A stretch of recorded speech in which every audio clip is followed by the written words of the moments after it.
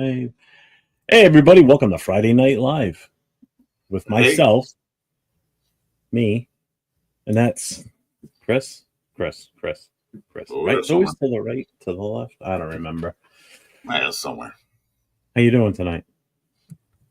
I'm well, man. Just got to this barbecue some mistakes, but yeah, I'm doing good. Well, my son's got a celebratory graduation dinner, so I'm doing good. Hey, Chris, you know what? Let's get it started.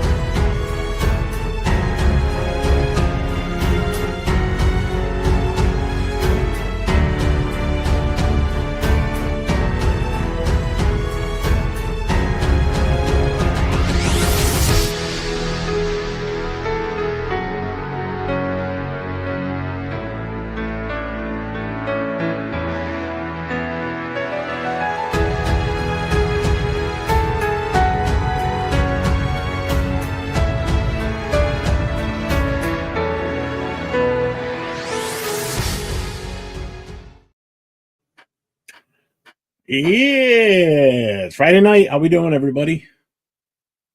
Good. All right. What? I'm doing good. What'd you say?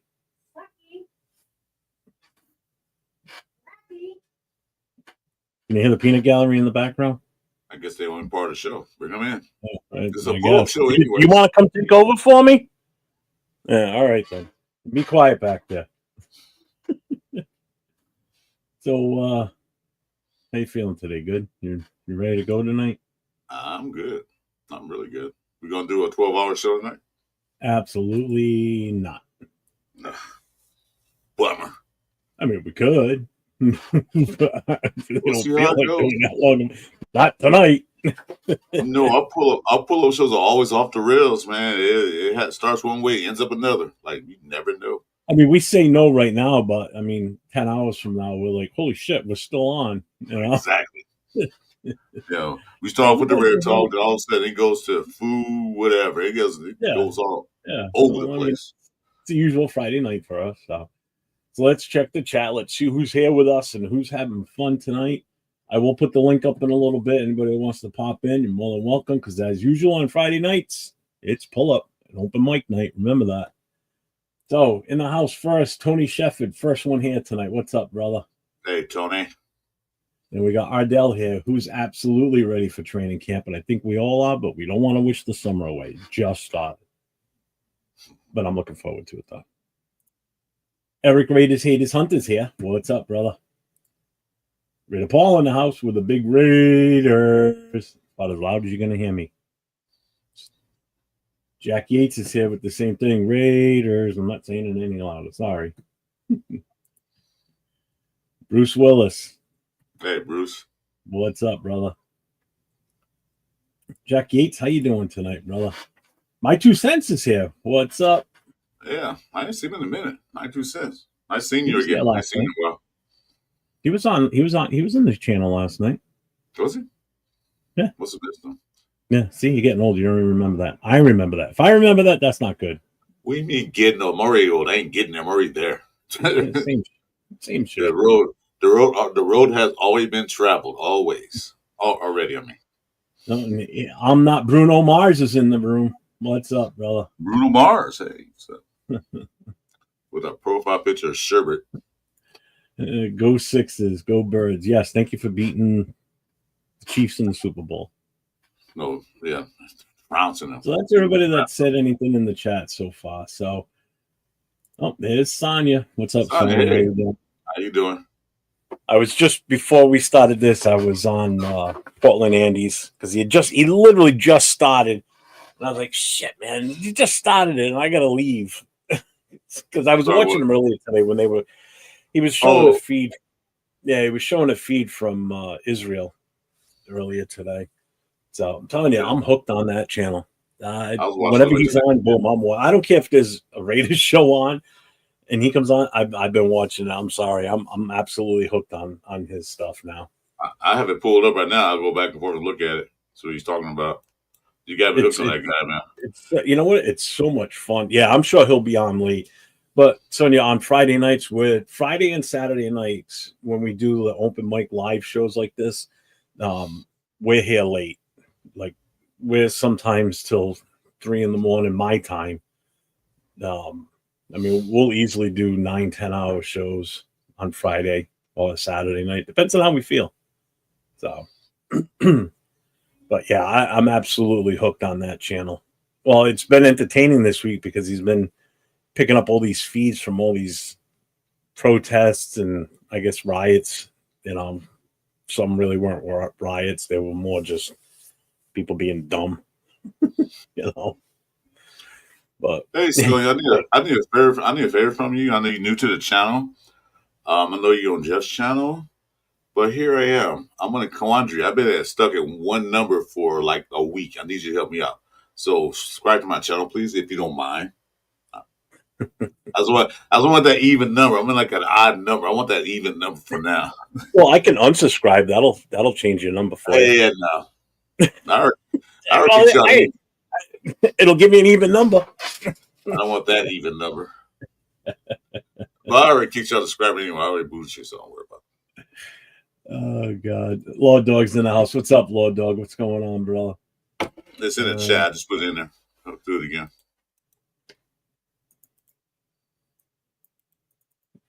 There it is. You ask, you shall receive. See, There you Sonia's go. good people. I like her. But she's a Brock Bauer fan, so am I. Glad we got I him. like her. She's awesome. Glad we got him. I told you, there were a couple thousand plus people in that chat, and she picked my name out. I had just put something up, and then she's like, "Hey, how do you like Brock Bowers?" And then we started talking. So it was actually pretty cool. Dixon Sight is here. What's up, Dixon? Hey, what's up, Dixon? The best. Thank you, Sonia. Appreciate it. The Thank you. I was surprised we even got that. I was surprised he fell to us. I was just like, what? Because I'm talking about him all year round as a top 5 pick. I was like, and then we picked him. I'm like, wow, okay. Because I know we had Myers, you know, the thing. And I thought, well, why are we getting a tight end? But shit, I see why we did. Thank God for him.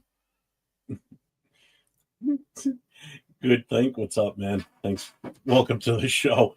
He goes, the last time the Cowboys won the Super Bowl, these two were teenagers wearing bell bottoms. Well, then that means we're younger than what we really are, then, if that's the case. Yeah, thank you for the compliment. A little older than that, though, but yeah, I know what you mean. I was already in my 20s at that point, so. Yeah, I was a young adult, yeah. Mid-20s, I think. So, again, another day, no big news, right? I didn't miss anything. I didn't see anything. And they cut a player today to make room for Pratt. It was a UDFA safety. Came from Penn State. So nobody. Not really. It was more of a camp body, so it wasn't no big loss. So nobody big then. Yeah, no big. Of course not. So Rafa. What's up, Rafa? Mike Larry, what's up, man? Welcome to the channel. Appreciate you. Thank you. Thank you, Law Dog. So I saw your post. Thank you. Go ahead. Let's get back to the cash. You guys have an amazing. Thank you. I appreciate you. And all right, thanks so much. If we're done earlier and he's still on, I will be there. I would have it up at the same time, but I'll get distracted because I'll start watching that instead of doing I this. know, right? It'll be counterproductive. I got the corner. I don't want to hear it, but I can't put it on. So I'm trying Well, right now I just got the TV to my right on, but I got the volume down so I can just kind of see what's going on. So I'm not What's up? paying attention to it. What's up, So, Lunatic? Come on, bro. Loon, Thanks what's for up, my man? thanks for that Raider Vision thing. I appreciate that. Appreciate it. Yeah, dude, that's awesome. He put my right logo on this time, but that wasn't his fault. That was because when he put mine on there, it still had the old Booster Club logo. So he Yeah, I took got care mine of up that. there. I saw yesterday. I said, yes, sir. Thank you. Yeah. As the days go by, I've convinced myself to like the Genti pick. Well, Dixon, you and I both were in the same boat. I mean, we weren't crazy about the pick. I kind of calmed down by Friday night of the draft weekend. I was not happy at first, but I'm liking it. I'm liking it now. Well, according to Pete Carroll, they're gonna have a running back by committee anyway, so he's not gonna get all the touches. He's gonna get a majority of them. So I don't know. Say I was just worried that he had so much running in college that he won't come in here and get beat up so bad as he's gonna be out the first year. I don't want to see that. That's what I'm worried about. I put the link in the chat. It's on yours already, Chris. I did it to both channels. We're gonna open it up early tonight. We're gonna get this ball rolling early tonight instead of waiting. So anybody that wants to pop in, spend some time with us, come on in. We're here all night. We'll talk Raiders football. We'll talk any other football you want to talk. Talk current events. I don't care. Like I said, me and Jeff Show are dedicated to the Raiders, but sometimes we go off topic, and it's all about you guys, all about the chat, all about you guys watching this. What do you want to talk about? We can talk about it. You want to talk about how to boil an egg? We can show you how to boil an egg if you want. It don't matter. Let's see. I put it. Hey, Bueno, if you want to really come in, I dropped it in Discord for you. Might be able to hang on. I know what I can do. Hold on. You're supposed to be not going to owe me. I can pin it to the top. If it's pinned to the top, it should work. It shouldn't work.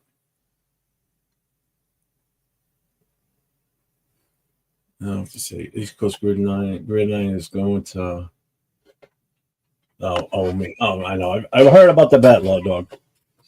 What bet was that? The bet is Jack Kenner with Otto, but in your case, it's about the bet with East Coast Gridiron.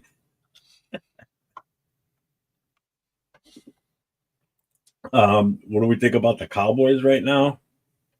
We don't Raiders think fans. But I only care about them the week we play them on a Monday night game. We beat their ass. That's all I'm looking forward to. Not for me, for anyone else. Yeah, I just got home from work and now. I'm all right. Well, the Cowboys going to be the Cowboys, in Jerry's world. So we'll do Cowboys every year is their year. So this year we're going. I'll say, okay. He said for the past 15 years and nothing happened. What are you disappointed about? I'm curious. Well, I could probably guess. I'm sure you're not crazy about the head coach choice. I don't blame you there. Because who's the head coach now? I forget who they didn't get now. Who they get? Schottenheimer's kid. Oh, right? Isn't that who that was? I don't know. Chopper, if you know the head coach name, then. Oh, wicked downgrade. You went from Mike McCarthy to that? Yeah. I don't know about that one. I guess he's another Jerry Jones yes man. Like, do as I say. Yeah. I'm curious to see what he. Oh, I'm from Dallas. Exactly, and just how they have been playing. Yeah. All right. I figured that would bum me out though too if I was a Cowboys fan, and that's the best you can do for a coach. Well, they waited forever. They were like one of the last teams to grab a head coach. Them in New Orleans. At least New Orleans got the right move, I think. Yeah, that's those two.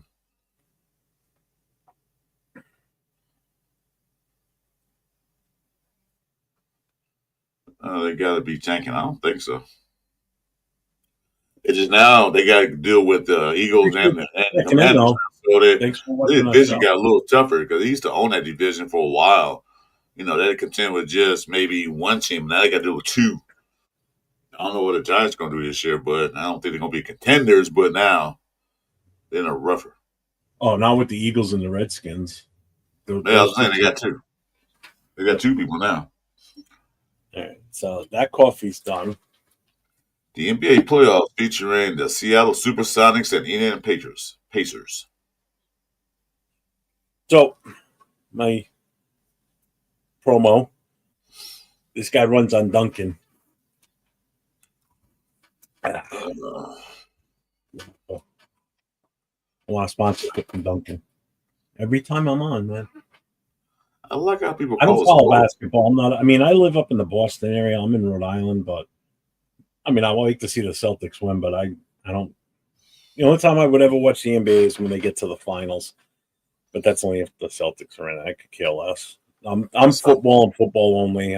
Baseball, hockey, it's football. It's the only sport I like. I'm a Laker fan. The last few years, I like whatever. Do what you want until they do something, get past the first round, see what happens. Yeah. Well, I like it. People call us old heads. You know, my thing is this. I don't know how young you are, how old you are, but you better hope you get to our age. The way things are going now. Yeah. We're well seasoned. Extremely. I'll get that damn fly net up. Dixon, it's large iced decaf cream and 6 sugars. That's the Jeff special. That's how I take it. Ooh, it works. I gotta deal with spiders and flies. Shit. I'm gonna go back inside.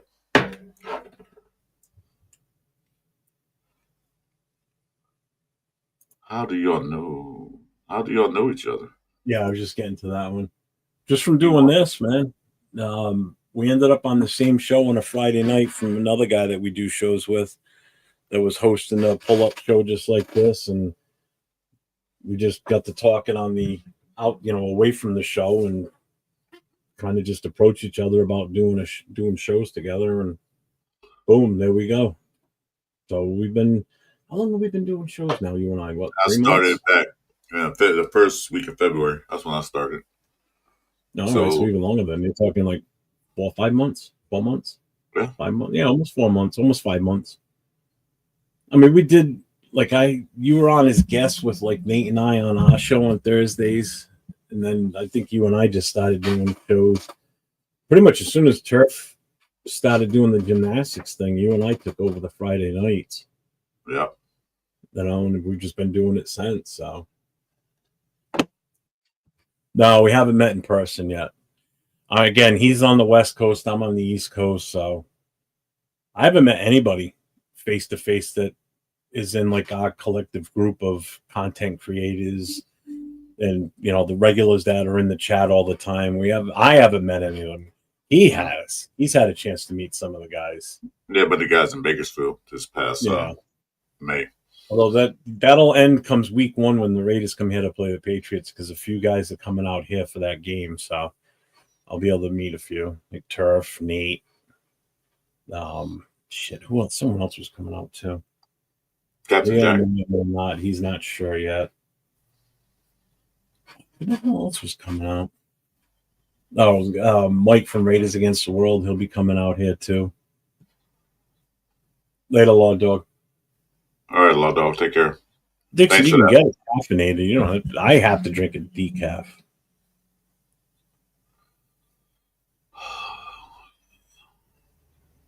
What was that sigh for? Huh? What was the sigh for? What's the matter? I'm tired of this damn fly. Keep buzzing around trying to get me the other night, man.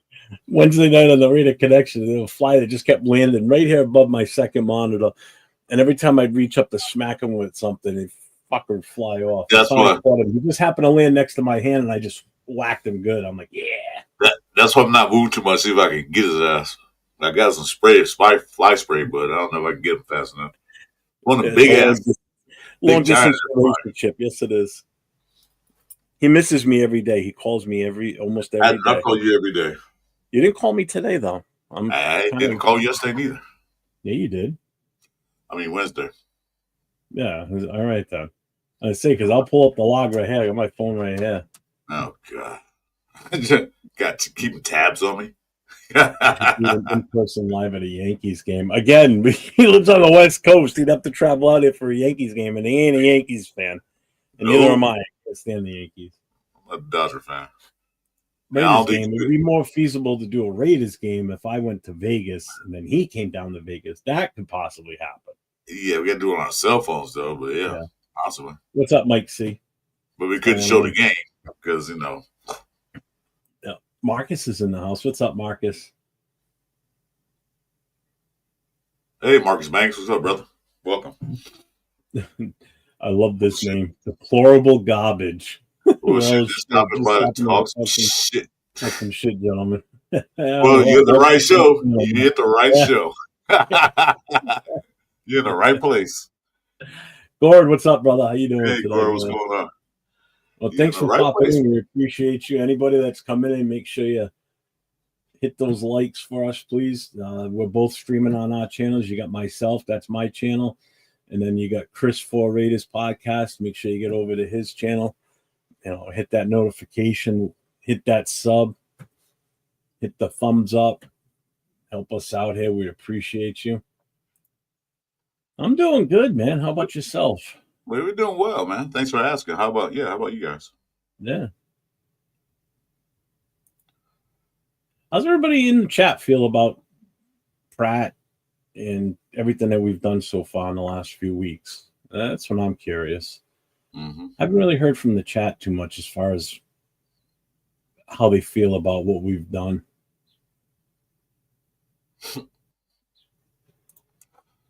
Be a lot better with some more work. Well, what time you working till, man?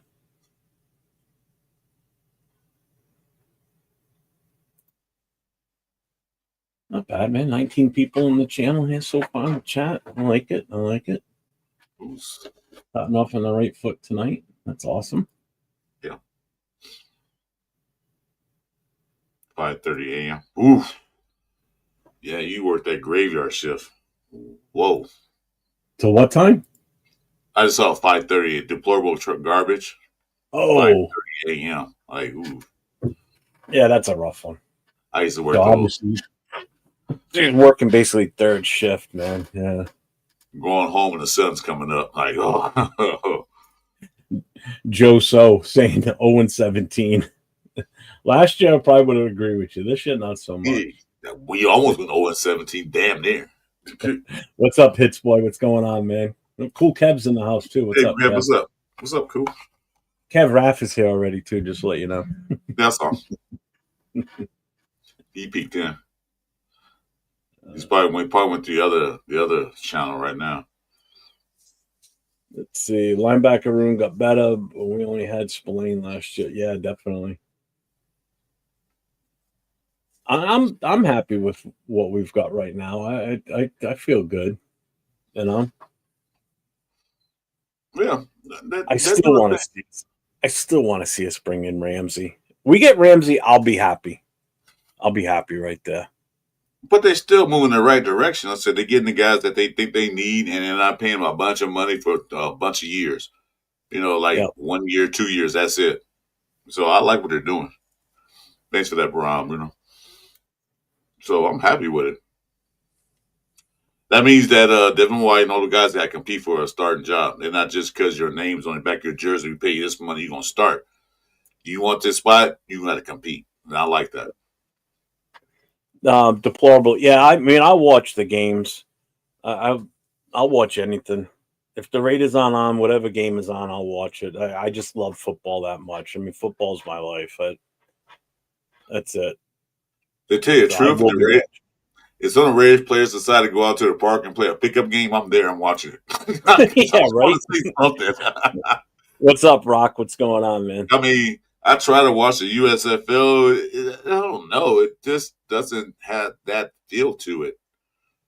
And I try to watch that arena football. Same thing. I'm like, no, it's not football to me. West Philly, the Chiefs, Broncos, Chargers all have top tier QBs except the Raiders. I mean, I can't really. All right, maybe take the Broncos out of that one for I now. would I say mean, take Bo the Nix, Broncos it's now. only his second year. He could fall into a slump this year. Yeah, I'll give you the Chiefs and the Chargers, though. You right.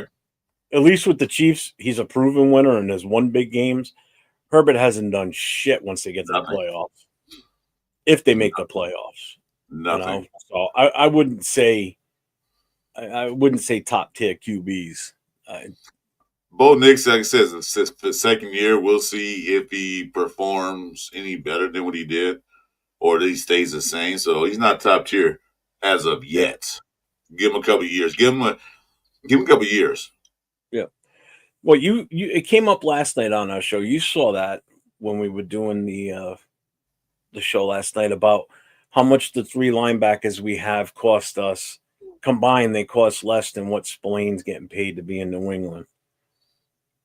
It was like 8.5 million, something like that. Yeah, You said, it's a right? ridiculous difference. If you think about what they're paying for one guy, we're getting three guys out of that, Yeah, and it's veterans even too. less than what he's getting. So it comes out to like eight and change mil versus 11 mil for him for this season. So we save money there, right there. We got three players for the price of for less than the price of one. Yeah, So they compete. can't be mad with that. I mean, talk about bang for your buck. You know, Yeah. There's one I thing have about that no we got. idea. One thing we got depth now. So if one goes down, we have someone to replace him. So we're good on that front. I have no idea what the Dolphins are asking for Ramsey either. They did not say anything. I don't think they're probably asking too much. That's why they get no offers. But Yeah, see, they, Bueno, I agree too. I would still put Herbert above Bo Nix and Gino right now. Until yeah, you see what Gino does in this system with the players around him, then I'll reassess that. Usually only watch Detroit games. Catch a couple of New Orleans Saints games just because I have a few close friends that like that team. And we trash talk each other back. That's the best part about it, man. You just bust balls. You got friends of yours that are fans of another team, especially when you got to play them. That's the best, man. You can't beat that. The trash talking just ensues after that. It's awesome. how long ago did Ramsey say he won't be a Raider? Was that 2, 3 years ago? He said that. Do you remember? I think he's He said, wanting to be one from when he first entered the league. yeah, From what I saw. because that might turn other teams off too. So you won't be a Raider, huh? Yep. You Yeah, know, like exactly, Dixon. Look at what Mac Jones did his rookie year, and then what did he do after that? He's on his second team, third team now. third team, yeah. Right? Third team. You There's a know. backup. The backup to the Yeah. backup. All due respect, what happened to the Raiders in your opinion? Do you think it's the ownership, the coaching, or just the players? Oh, it's definitely the ownership Ownership. It's a not top. making the right decisions for so long. Starts And from the it top. still goes back to Al Davis too. Al Davis towards the end of his tenure on this earth. I mean, he wasn't making some of the best decisions either. It I'll always argue starts. that with anybody. It always starts from the top. You got to make the right decisions, Yep. and they didn't for a few years have not made the right calls and right decisions. Hired the right people. You know, The so problem with hopefully, Mark Davis is the fact that he was never a football guy, and he's even openly admitted it. He doesn't yeah, know football. At least Al knew football, but Al got old and lost a little bit in his senses sometimes. yeah. So Towards the end, it's yeah, definitely the ownership, and not making right coaching moves either. That was the other thing. yeah. Well, anytime you got a man in your building that's supposed to be your financial director, and he's stealing money from you for Mm-hmm. 3 years, yeah, you got to take a look at that. See, that's how people that are fans of another team. That's how you show respect in a chat. You answer a question like that. It's a good, legit question, and nobody that does any type of shows like you and I do should be ashamed to answer that. You come out with an honest opinion, and it's definitely the ownership. You know, like some Don't come in fans, there and go, "Oh, you guys suck." You fucking owners are assholes. yeah. So I Let gonna it say out. some guys came in and said, "You guys suck." I said, "Yeah, you're right. Anything else you want to say? Yeah, you're right. We did suck last year. We were pretty bad. We were a bad team." But don't come here like disrespecting. I hate when they disrespect the people in the chat. That's what I really hate the most when they go at it. It's not called Broncos for. Broncos country edits. What's up, man? How you doing? Welcome to the Yeah, what's channel. up? Appreciate everybody that's in here tonight. Raider fan or not Raider fan, as long as you're respectful as a non-Raider fan, you're more than welcome to be in here with Chris and I. Chris and I are probably two of the most easygoing dudes that you want to come in and chat with. I mean, we've got Broncos fans that have pulled up and gotten on camera with us. Mm-hmm. You know, Randy Inch is supposed to be popping in tonight, I thought. Probably Right? tonight. Yeah. I ain't know it's from Canada, though. That's funny. I kind of. Nick's had 30 plus touchdowns with awful weapons. He's really good. Okay. Well, that's his first year. Let's see his second year when teams know what he does. Yeah, that was a great move. Michael Huff. So I used to be a fan in the 90s. They got the best colors and the coolest logo. Oh, yeah, man, this logo is the shit. I still think it's the best logo in the league. And yeah, I'm biased towards it. It is. You got the best colors, the best logo. Yeah. Except 30 plus TDs with awful weapons. He's really good. He's good. I'm not going to put him as a top tier quarterback. He's a second year quarterback. Let's see what he does his sophomore year. Let's see if he doesn't hit that slump. That's what happened because you see, Shroud had the same thing. This first time seeing his quarterbacks, the players don't know what he can do, how he plays. So when they start watching tape and film on him and say, we know what Bo Nix does if we do this to him. Let's see if he can handle that. And you're right there too, Bueno. They definitely do. Hey, Rorschach, what's up, brother? How you doing tonight, man? Hey, what's going on, brother?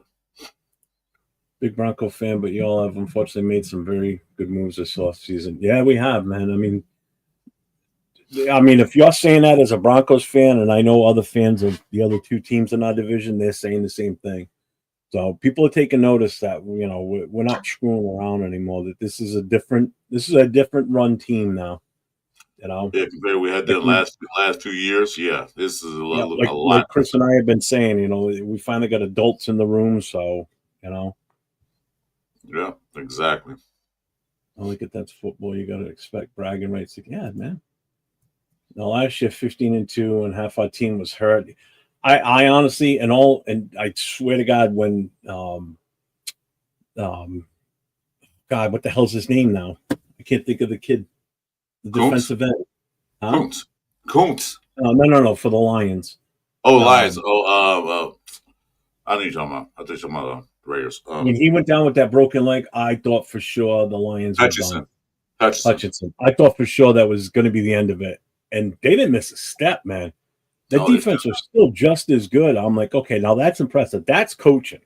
That's your coaching and putting guys in the right positions to step up and do what they need to do. So I was impressed with that. I thought this season, I thought the team would have just given up. But that'd be like if we lost Max Crosby last year, our defense would have been just complete trash because, but they had other guys that stepped up. We did lose them in the last 3 games. So what's up, Night Owl? Did you enjoy watching Joe Namath when you were growing up? Nah, I didn't watch. Was he still? I think he might have still been playing when I was born. I don't watch them.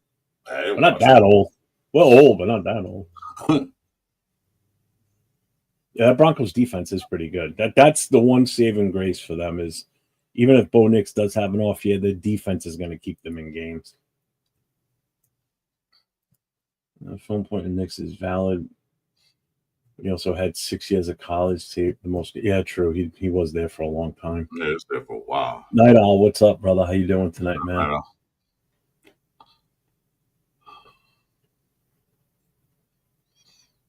That's going to be the interesting thing right there.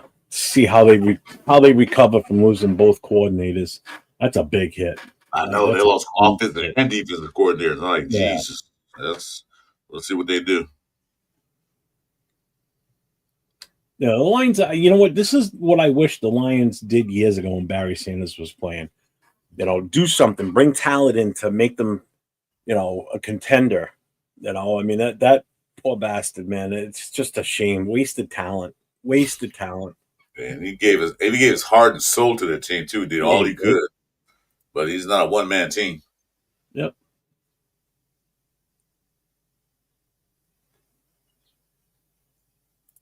Oh, I know you guys would have loved to have had Max. Good thing I'm not the GM because I would have traded him to Detroit. He would have been gone. I would have taken a couple 2-3 draft picks from you for sure. I'll take the first, second this year, and the first, second next year. Give me that. Oh yeah, I would have traded straight up. You want Max? We'll take Jameer Gibbs, or we'll take Amar St. Brown. Either one. I don't care. You choose.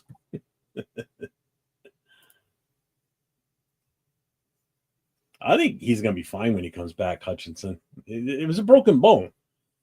It's not like it's ligament damage. There was no structural damage or no damage to any, blood vessels or anything. It was just a clean break. Yeah.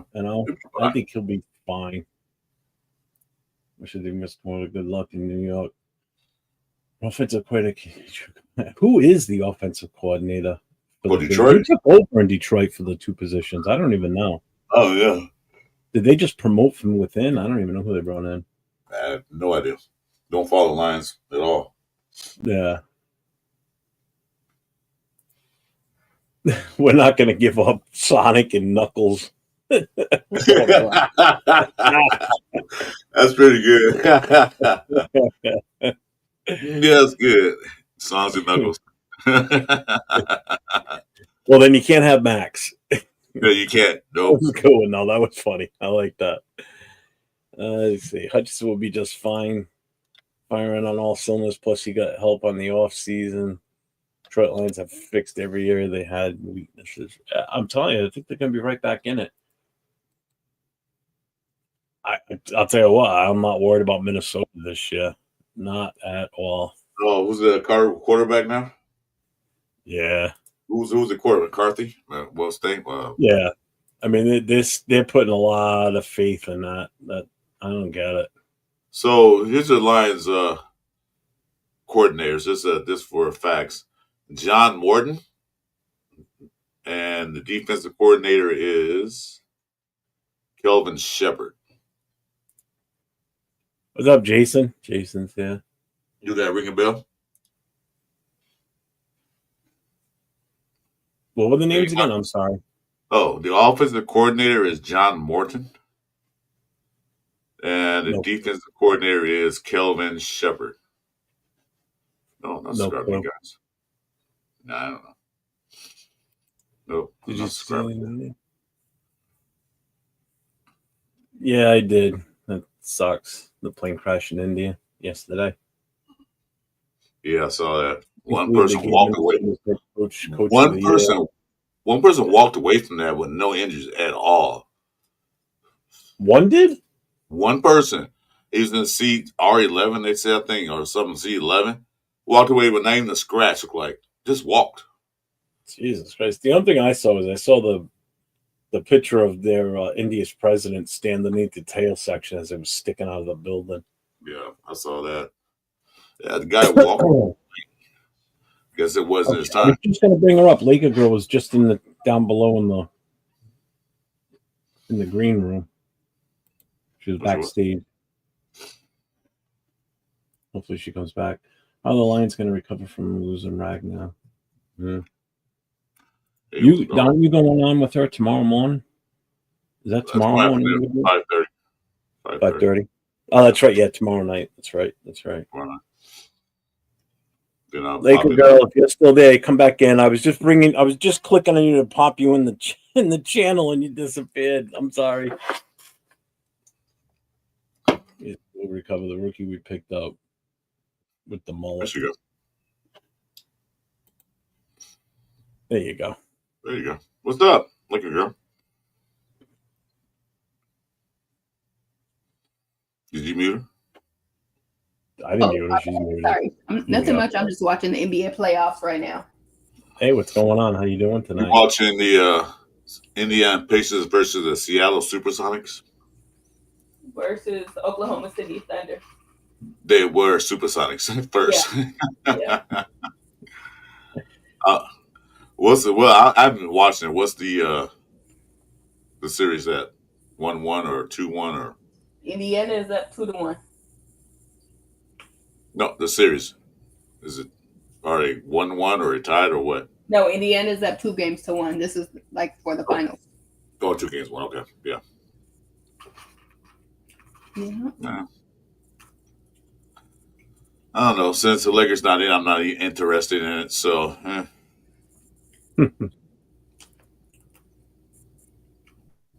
LeBron is a guest in Kobe's house. I can't stand LeBron James. LeBum. Well, this might be his last year in the house. He might be gone, or it might be in for him. I don't know. He should probably just retire. Seriously, how many championships has he won? 2 in his career. Miami 1, Cleveland 1, 3. He's won 3. Yeah, he didn't win one in Cleveland, right? He won one in Cleveland his last year. And then he came with the Lakers. Yeah, but the second time he went there, not the first time, right? The win went back. He didn't win one there when he started there. He went to the Heat, won one there with those guys, Dwayne Wade and Josh Bosh. Won one there. Then he went back to Cleveland, won one there, and came here, won one here in the bubble.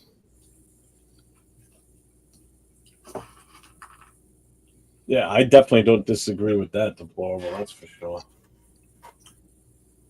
Not at all. God damn it! How did I get talking basketball? It's the one sport I probably know nothing. Well, not nothing, but because Laker girls in here. Good Laker girls in here. So and then some people asking questions. I get my interest peaked when someone mentions LeBron because I just don't think he's good. Sorry. Oh, he's good, but anybody can put up those stats when you play for 30 years. What the hell?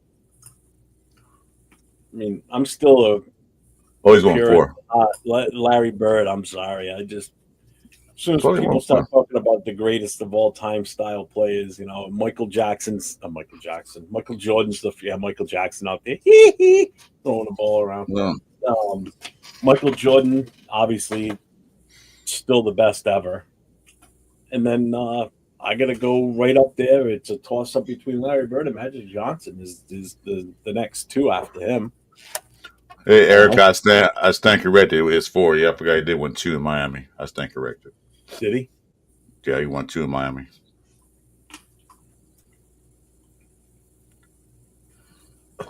Later, Dixon. Go have fun cutting your grass. I don't know. 6 beers and have fun. Gonna look like a maze. It's gonna be this. There's gonna be no pattern whatsoever to the grass. It's gonna be like everything with miscuts. Yeah, it looked like he sent out there to cut it when he was 6 years old, and just strips of grass this tall, then it's down short. My son used to do that when he used to cut the grass. He would just want to get it done so fast that he would basically run through the backyard. Well, you push it too fast, it's not going to cut the grass. It just blows right over it. Go out there and look afterwards. What the hell did you do? Well, I did it quick.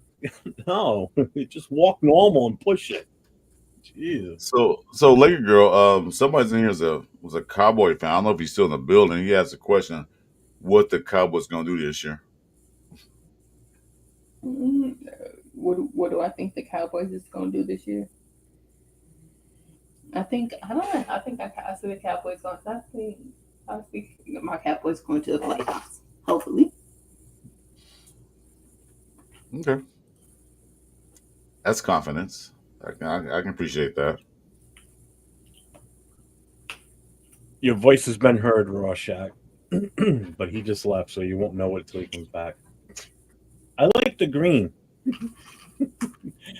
What's up, Billy? What's up, Billy? What's up,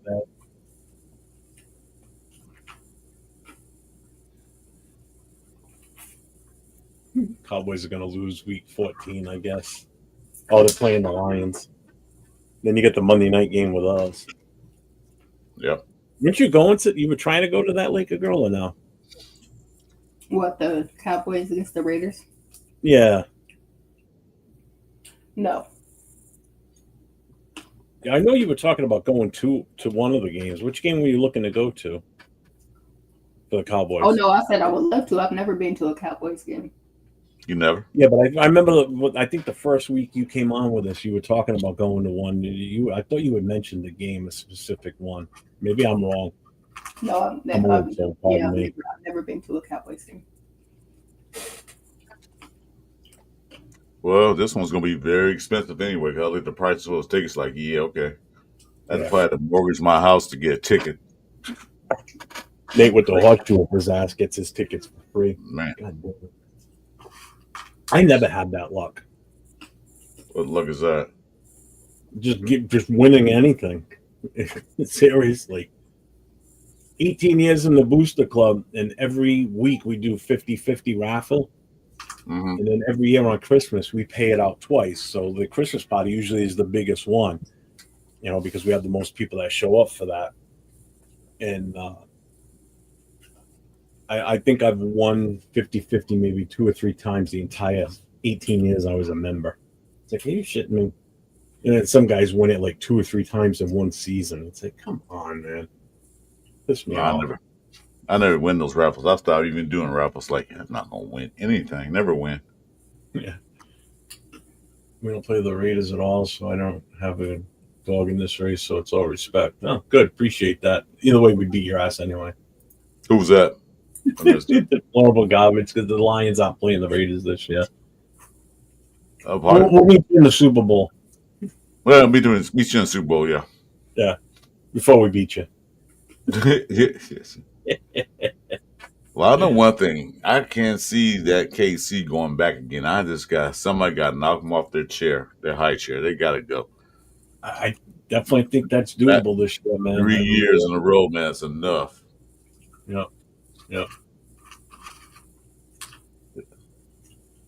I really think that's a I pick my serious. nose. I'm not picking my nose, dude. I got my mustache. She's sticking to my nose and it's tickling. I got to cut it down. Oh, SW. What's up, Yeah, SW? I'm just like trying to get the hair. I got to go shave my mustache now. Get that one hair that sticks all over the place. Oh, irritating. Oh, I I know. don't know. Shit. Lewis said he was gonna come on too. Okay. Who is? Yeah, Lewis. Oh, all right. Yeah, where's Detroit guy tonight, man? He's usually on. Well, he'll probably pop in a little bit. He's usually later to the show. Because he was on, he was in the chat last night. He was in the chat Thursday night. He's been in a lot of the chats lately with us. I think he was in the chat Wednesday night, too, on the Raider Connection show that we did. Yeah, he's been hanging around a lot, which is cool. It's nice to have, newer fans jump into the chat and, they just add so much to it. It's just fun, I like talking to him, actually. He came in with Twan, like you did, like a girl. That's like the night that you showed up, was like the first time I ever saw Detroit God in any of the chats, and he's been here pretty much since then, so it's cool. Paul says, "That's right. You guys have got you got Kansas City this year." Yeah, we played. The whole West plays the East this year. So, well, Detroit's not in the East. Yeah, they're in the North. Well, so AFC West playing the NFC East, the whole division, the whole thing. But the Lions are playing the. He's so he's got the Chiefs on week. Oh, I hope you guys beat the shit out of them. Oh, you like steamrolling. Oh, they got to play the Eagles again. They got to play the Commanders, and they got to play the Giants. The only thing I don't want you to do is knock Mahomes out of the game, because I want Max to be able to do that, or anybody on our team on the defense do it. So you can if they do, their backup is Minshew, so he'll be the backup quarterback, I think. That would be a drama right there. That would be so. Oh boy. No, but like I said, the Detroit guy is cool. He like I said, he's a big supporter of a lot of channels. He be on my podcast a lot too. Like I was saying during the NBA season, Detroit gets mad and breaks TVs when we talk about the Lakers.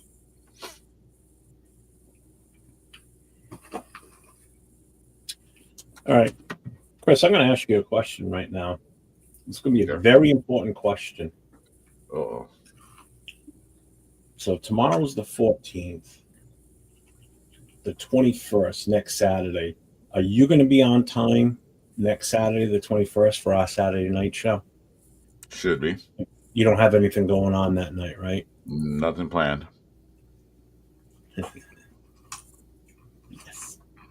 Why? What's going on that day? I'll let you know in 1 second. You take care of the show up in the chat. I'm working on something right now that I don't want to stop. I want to address it right now. Actually, I don't know why I'm doing it on my phone. I can do it on my computer.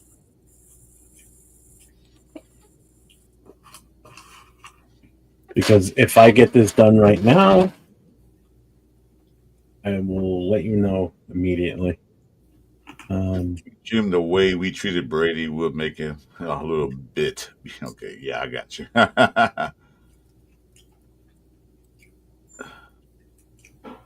There isn't be Giants and Cowboys. Washington, we good. Philly might be difficult. Yeah, I agree. And here's our birthday boy. What's up, Nate? Happy birthday, brother. Today is Friday the 13th. Apparently, the only one this year was the scariest thing the Raiders have never done. Have ever done. It's the scariest thing they ever done? I don't know. It's the scariest thing the Raiders have ever done. What you mean by scary? Scary good or scary bad? Happy birthday, buddy. Yep, happy birthday. What's the scariest thing that Raiders have ever done? Draft Jamarcus Russell Oh, instead of Megatron. yeah, that hit the core right there. And 20 years later, I'm still mad. I wouldn't say that's the scariest. I would say that's the dumbest, but yeah, I guess you can call it both ways. The scariest thing I've seen as far as pertaining to the Raiders is Napoleon McCollum's knee break on that game against the 49ers. The 49ers. That was brutal.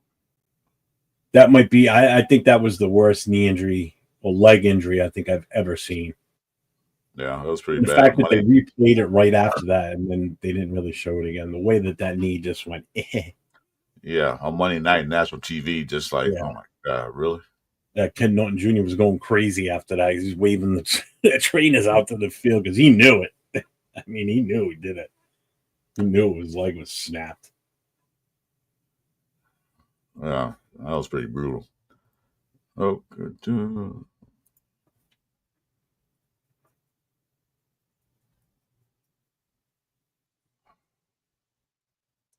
Oh, okay, Nate. I got you. It was during the Pete Carroll era, the USC game when they played Oregon. I was there at the game, and they came from behind and beat them. That was the best game I've ever seen.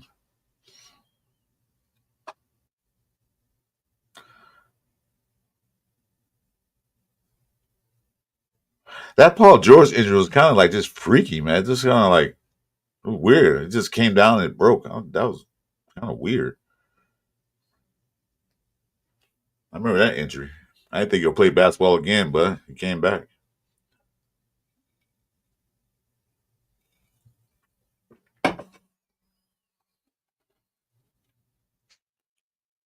Did you mute? I'm trying to set up a Did you mute Liquor Girl, or did I do by accident? Oh no, I'm here. I was just I just have a phone call. Oh, you mute yourself. Okay, no problem. Sorry.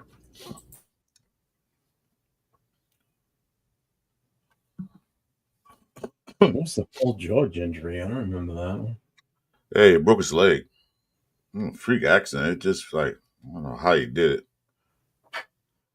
Although, you know, maybe also the scariest thing might be the Bo Jackson hip injury because he was obviously never the same after that. The thing is that he was injured. They got horse collared, and then he just walked off the field instead of like taking a stretcher. He just walked off like, dude. Who? Bo Jackson. After he got horse collared.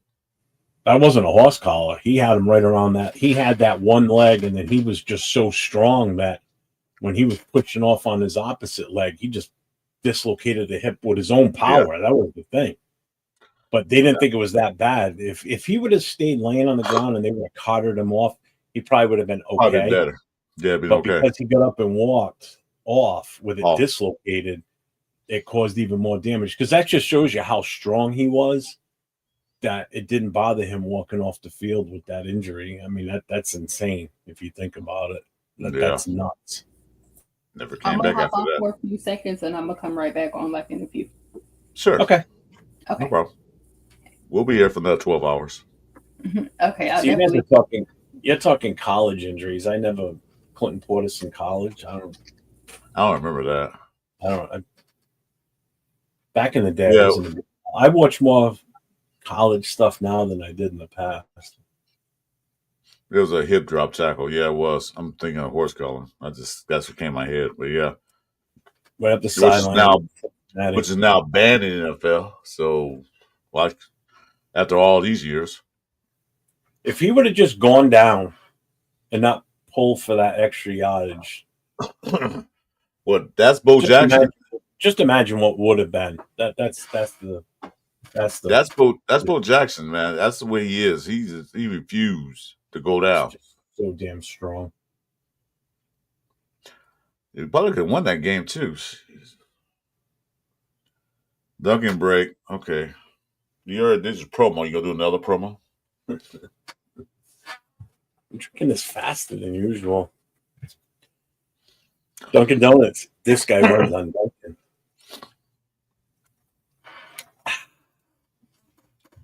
There you go.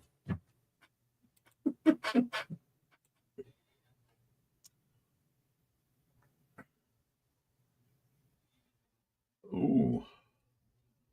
That guy, poorly Andy, man, got like 2,000 people watching him right now.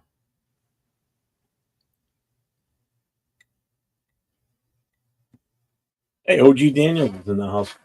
What's up, OG? How you doing, brother? Hey, what's going on, brother? You just want to pull up, man, you're welcome to. Yeah, the chat. The link's at the top of the chat. If you want to pop in, brother, you're more than welcome. You know that. Anytime you're on, we appreciate you coming in. Yeah, please do. You're always welcome. The door's always open for you. Yeah, that's just Chris's way of saying he doesn't want to be on the show with me. He'd rather be on with you. Exactly. I'm glad you read between the lines. Dang it, finally.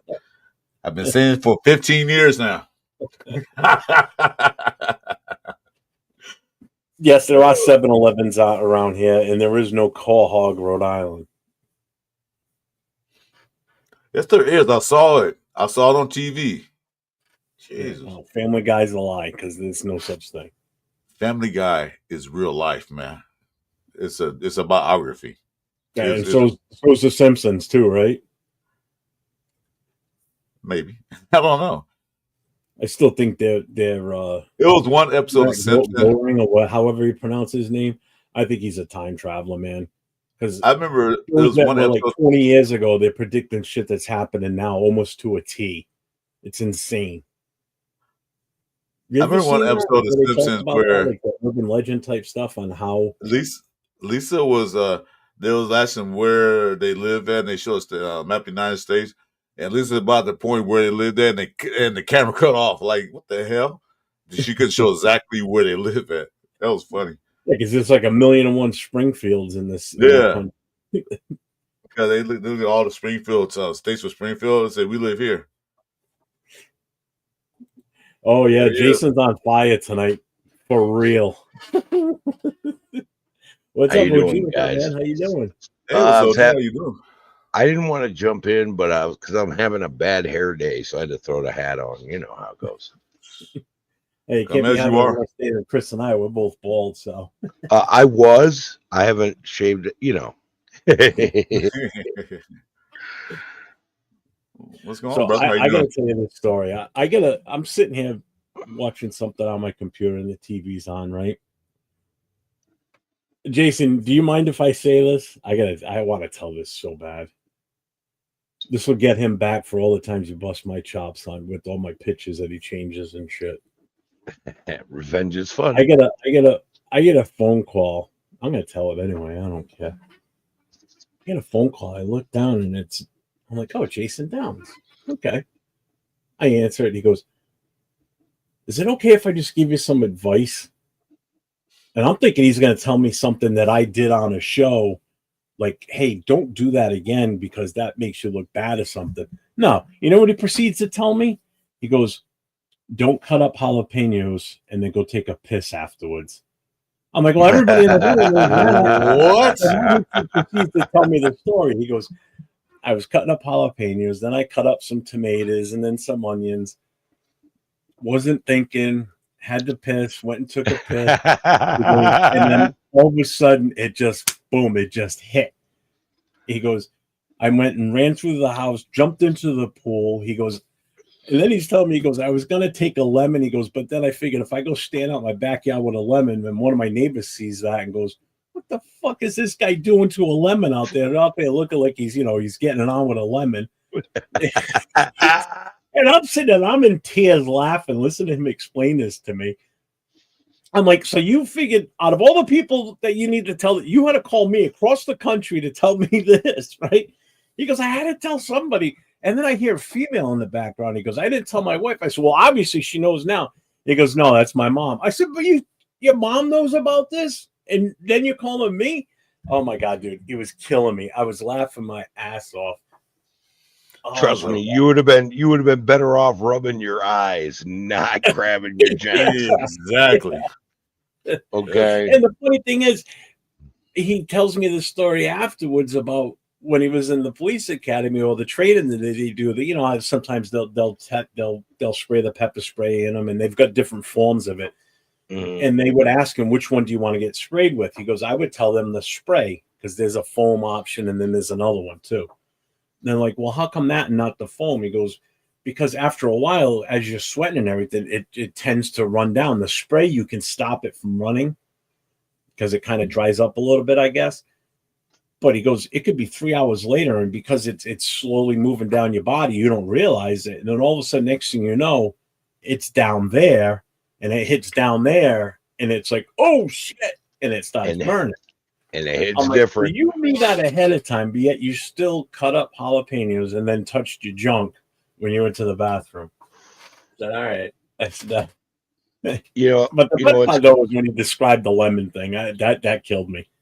Well, at least I got some advice for the day. So we know what, moving forward, I'll make sure I won't cut jalapenos up and go to the bathroom. I will wait. Wash my hands and wait. You cut them up and you wash your hands with cold water and dish liquid because the oils will soak into your skin. You don't want that with hot water. You got to use cold, and it rises to the surface and gets rid of it.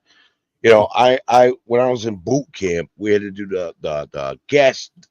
We called it the gas. Yeah, that's what he was talking about too. You had to do that. It was tear gas. Tear gas is just concentrated onion juice that burns. And you have to take off your mask and tell one of the 12 general orders and walk out.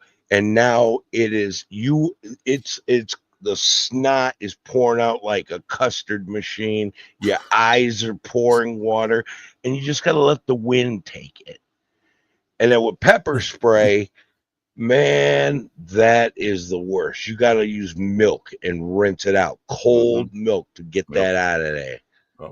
Because otherwise, man, that stuff will burn and burn and burn. I just I'm not laughing at you. OG, I'm laughing at Bruno and Rochelle, what they say about me. What? Okay. What was that? Okay, Rochelle said, wait. Oh, sorry. Go ahead, you do it. Damn, Chris, I don't see wrinkles on you, brother. What's your secret? Okay, well, genetics. But here's Bruno said, I inject myself with spider venom because I got bit in the eye about a few weeks ago on my right eye. His right eye swelled right up. It was swelled up. Calls me up. He goes, look at this. He goes, I got bit by a spider. You could see where he got bit. You could see the red spot, and then you could see it just like all swollen. Like, my eye damn it closed. Okay, I got a question. Where are you guys from? I'm from Rhode Island. I'm on the East Coast. I'm about an hour south of Boston. Okay. Yeah, I'm about 2 hours north of Los Angeles in the Antelope Valley. Okay. SoCal. No, that's all right. I know both areas. You were in the Navy, so you know Newport Naval Yard? Yeah, I know where it Yeah, is. that's the state I've I'm in. been there. But I know Yeah, Rhode I'm in Island, you that. guys got the crab cakes, you know?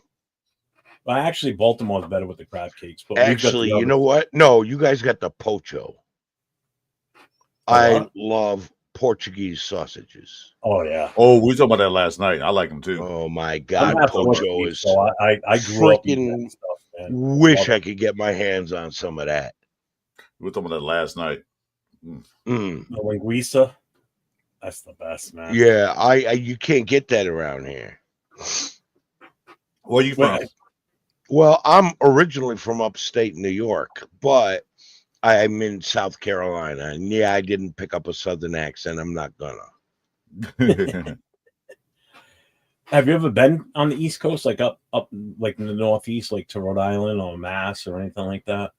I have cousins that we went and visited in one Easter in Mass. I've got family in Eastern New York in Gloversville. My grandfather was Cherokee and he settled there. He was one of those construction workers that built the New York skyline, windwalkers. And then my family's in upstate New York. They're all up there. I've been East Coast, South, Southern, Southeast, Southern Central, North Central. I lived in California for 20 years. I used to go up to your neck of the woods, Chris. Every time I got an extra day off, I was at Sequoia. Okay. I used to do a lot of backpacking, stuff like that when I was young and made of iron. Yeah, iron. Them days are gone. But yeah, I bet. But I used to go up to Sequoia National Park and Kings Canyon, all that, and do a lot of backpacking. I like doing outdoor adventure stuff. I still do. So I'm saving up to get myself all rigged with the canoe and the gear so I can paddle down some rivers in the South and do some multi-day camping trips. I love being outdoors, man. Yeah. I mean, I live in a place where I'm surrounded by 3 acres of woods. Can't see my neighbors even in the winter. It's nice. I like being outdoors. That's nice. They're real nice. I wish my neighbors didn't live. I wish I had space between me and my neighbors. Well, if you move to South Carolina, your property value versus down here, you could probably do that, retire, and have a few acres of land. Oh, I'll tell you right now, based on the value of my house and property right now, I could move somewhere and live like a king. Yeah, down here. All but LA, I say that for right now. You can't move to LA with that. I'll tell you that right now. I wouldn't be moving. No way would I be moving to Cali. No, I'm just saying though. You don't want to. Nope, wouldn't be able to live in LA again. I used to. My ultimate goal would be, because obviously I'm done working now, so I just have to wait and see what. My wife works from home like 99% of the time. So if she could do it, I would love to sell this house and buy like a Class A motorhome, tow the car behind the SUV behind it and take off and just drive around the country. Well, guess what? If she works from home, do this in the motorhome. You know what I mean? I could still do shows and everything with no problem. Okay, but $50 a month, you can get that Verizon internet and take it anywhere in the U.S. If you wanted to travel outside the U.S., you get you some Starlink. I'm not a fan of Elon, but hey, after you buy the gear, $100 a month, fastest internet out there. She could do her work from home. I work from home. I've looked into all this crap. You could do that. But realistically, if you sold your house today, what do you think it would get you in South Carolina or Arkansas or Missouri or someplace in the woods? If I were to sell it right now for what it's valued at, it's north of 500 right now. Okay, guess what? It's actually north. It's north of 550 right now. Okay, if you sold right now, you could probably go get you 10 acres of mountain land in Missouri with a stream or river flowing through it and still have 60 to 70% of the money left over for the house in your pocket. That's what I would love to do. You think I'm kidding? Oh, no, I believe it. No, I believe it. Well, the funny thing is, it's like a house like mine, if I were to go and buy the similar value house in say outside of Dallas somewhere, it's like a mansion compared to what I have, type of thing. Because Right.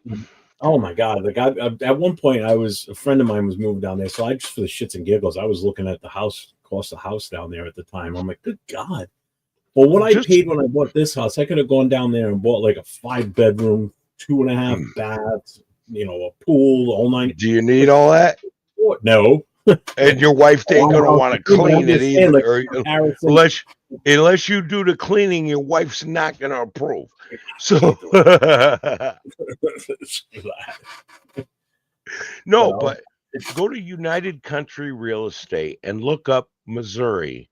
Look up the Ozarks. Look up West Virginia, Western West Virginia, or Eastern Kentucky. Look at the mountain land. You look at, I get 10 acres for what? What's crip walk mean? That's the thing to do now in LA. Cool Kev said he wants to see me crip walk. I'm like, what the hell is that? Yeah, it's the dance. Don't worry about him. It is a dance. Yeah. No, they cool. don't say things in the chat. It's one of those nights. Well, it's like that every night. No, I love Cool Kev. He's been on my show a few times. I love that guy. He's funnier than hell. But I'm like, what the hell is he talking about? Yeah, that's a dance they do. I think Serena Williams did it at the Super Bowl show. She did a crip walk. Yeah, I would do the cripple walk like I'm not Bruno says. I would do the cripple walk. There you go. I have no idea what a crip walk is. I know what a perp walk is, Cool Kev. Do you? Probably. Anyway. Like Rock said, it's like the gangster chicken dance. What? Okay. When I'm done here, I'm gonna have to Google that shit. I'm gonna have to check that out.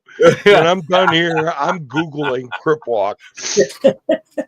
Hey, OG, when you come to these Friday night shows, man, anything you have to do, get ready for it. Wait, hey, I'm an old school B-boy. I used to break dance, so Oh, yeah. Me too. Yep, come on, Gen X. We are the motherfuckers. We're the last feral motherfuckers. These youngins don't know. They don't know. Walk the neighborhood carrying a big ass piece of cardboard or a rolled up sheet of aluminum, and a big ass radio, that big and that boombox. The boombox. You got to put like 20 batteries in. Yep. Back when you wore the jogging suits because it was better to spin on. Yeah, you had to have a shirt with the hoodie on top in the summer, and you had the baggy ass big pants, and you had to have the Puma, the thick white soled Puma blue suede Pumas. Used to go to a store named Chess King, and they would have all the laces on these big ass racks. And you would pick whatever color you wanted. And, most people pick black or the white color, but some adventurous ones went with like the multicolored stuff. And yeah. But you know what? Remember when you got dressed up back then? You got dressed up and you were rocking those thin ties, the thin leather tie or the thin silk tie with the brooch. Yep. At the top. Yep. Leather string tie with the brooch. Bang. That was just or actually go earlier where you wore the pink or blue golf shirt with the sweater tied around your neck. Sorry. Okay, that was on the polo shirts. That's for the wimps. That was for the wimps, the nerds. Yeah, I remember those. That was for the people in Providence up on the east side by Brown University. Somebody mentioned that earlier about the universities in Rhode Island, the Ivy League. So, Brown University is an Ivy League. Yeah, well, there were people named... When it gets cold outside, you got to bring a members-only jacket, too, with you. Right, but the pink and blue thing was more for people named Biff and Buffy. I never had a Kangol hat. Never did. Didn't have gazelles neither, huh? Nope. Ooh, you see who's downtown? Well, who's in the back? He's eating the carrots. Bring him on stage. Oh, what? It's Pepper Boy. There he is. What's up, Downs? How's the equipment down low? Is everything all cool now? What's up, Godfather? What's It's up, all Will? shaking. This is another Gen Xer. Yeah. Yeah. Just remember this. For all you young guys, don't mess with us. You don't want this smoke. Yeah. No. We're a different breed. We're different. Yeah, we're a different animal. You know what they say, we're the last generation to, go out play in the woods, before cell phones and all that other crap. Have your ass home before when the street lights come on. Yeah. Drink out of a hose. Hey, I'm building a cinder block plywood ramp, and I'm going to jump over 4 friends with my bike who are laying on the ground because I'm evil. And no helmet. With no helmets, no knee pads, no helmet. nothing. We did Nope. everything. Where Short and t-shirt. I'm evil Knievel today, baby. And we used to do our endos where we stick our foot in the front wheel to go flip up in the air. Oh yeah. No, yep. Yep.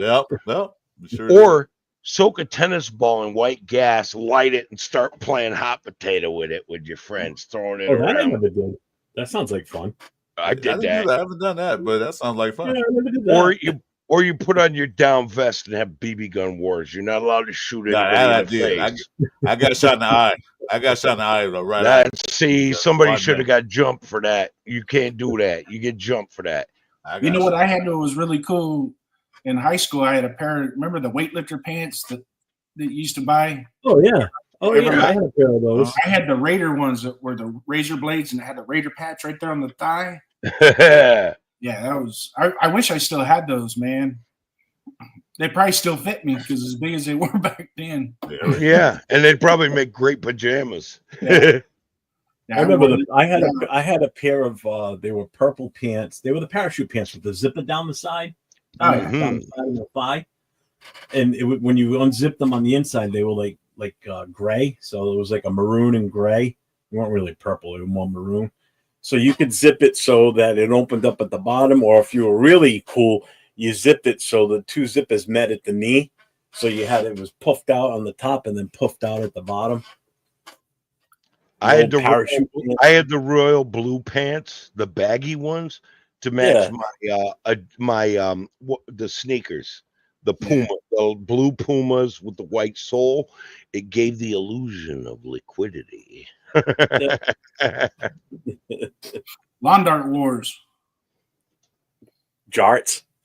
Lawn dart. Throw them up in the air and see if you get hit. Jarts, yeah.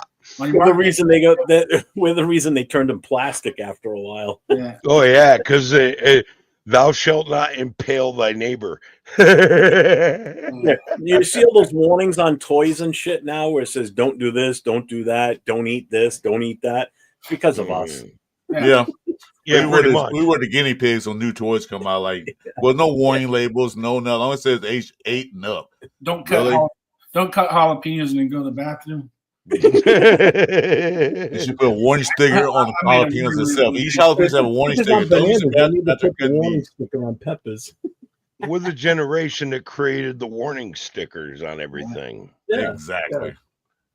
But the choking hazard things, the little stamp on there, it's a choking hazard. Boom. Hey, you know what's funny? You remember the atomic fireball, the candies? Oh yes. Okay. They went out of business a couple of years ago, right? They stopped making them. And I found out that they were going to stop making them. So I bought she loves them. Bought my wife a lifetime supply, 2 big canisters full that the stores would buy. And she has a lifetime supply. She loves them. And I gave a couple of them to my doctor for getting me into optometry to get my eyes fixed. And she's like, are you shitting me? You can't get these anymore. I'll bring you some more next time. I got to bring her some more in August. She loves them. The other night, me and my wife decided to have one each, at the dinner. I said, you realize we're probably the last 2 people on earth eating these. we are. They're gone. You can't get them no more. I didn't even notice. I bought her 2 huge tubs, a lifetime supply. We broke into one tub. She's only tapped into about a fifth of it. So she's got a lifetime supply. When we're 80 years old, we're going to be popping hot balls if I still live. Yeah. Although I wouldn't count on living to 80. I got too many bad habits.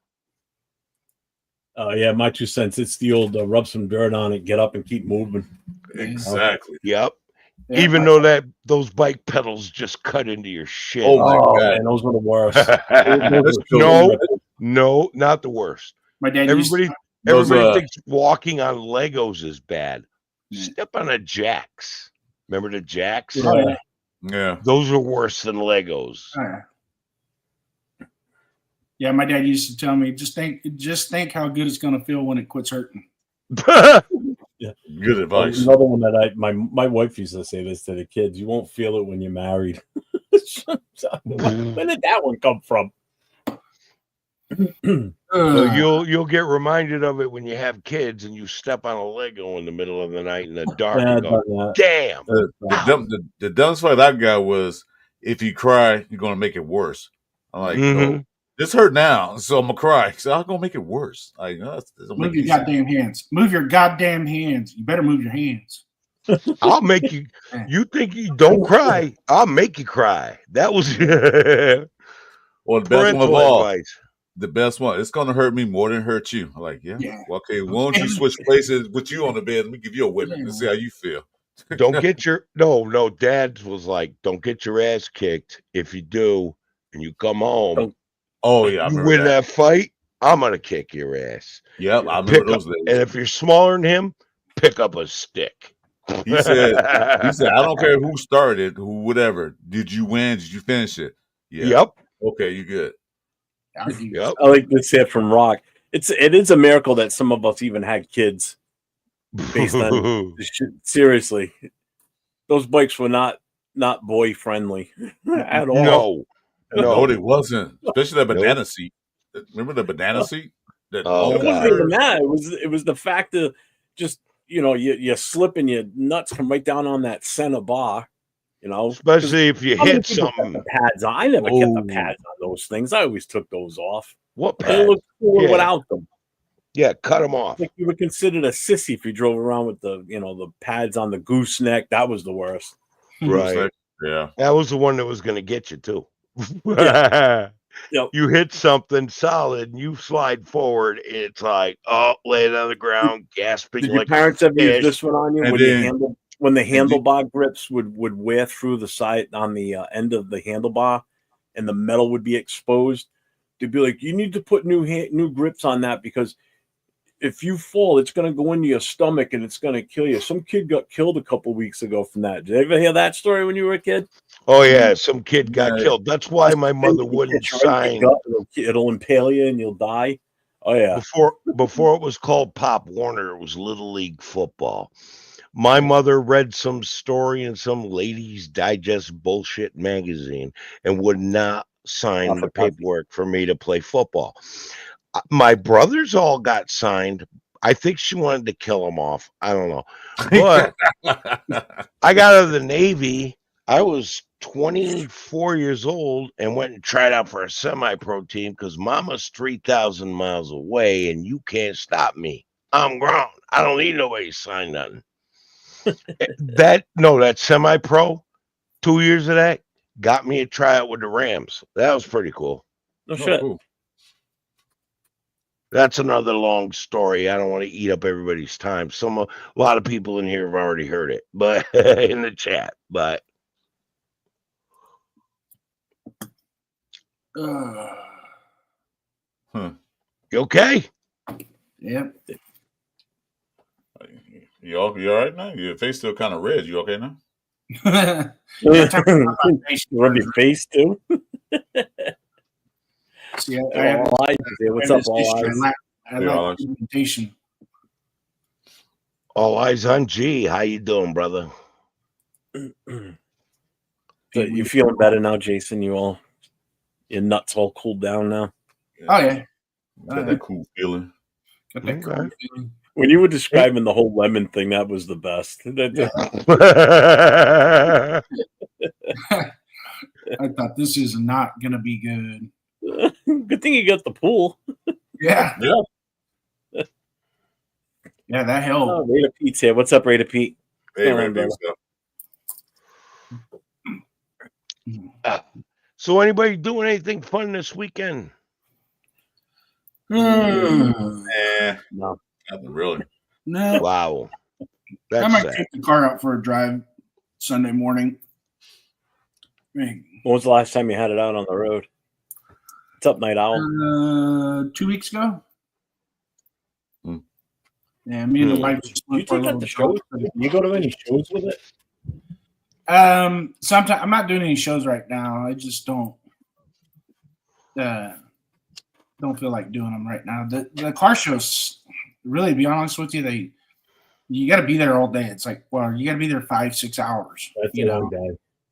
and I remember doing sit those as a there kid with my and dad. once you've seen all the cars, and a lot of the guys I already know that go to those car shows, you hang out BS for an hour and a half, 2 hours, and it's like, all right, well, I'm ready to go. And you can't leave, because they got the streets all blocked off or whatever. So what I usually do is I just people come by, and what's funny is that they'll stop, they'll look at the car, and they go, "Oh, that's a really nice car," and it's like, "Oh, that's a little motor in there." So, well, that's a little angry motor. Want to hear it run? And What kind of car you got? And as soon as I start that thing up, man, there's like 20 people will be surrounding that car, going, "Oh my god!" What kind of car you got? Yeah, 71 Chevelle. Ooh, okay. Yeah, it's got a 434 cubic inch small block in it, so it's a small motor that acts like a big motor. 440. Yeah, that's not. No, 434. 434. Okay. Yeah, it's a 400 small block. It's got a 4 3/4 inch stroke in it. Board 30 over. It's got a massive cam in it. When I started up in the garage, it just shakes. I have a 2-story house. It just shakes the whole freaking house, knocks pictures off the wall and shit. Wow. So a lot of times I have to back it out in the driveway and start it, and then I have cutouts on it. I put cutouts on it.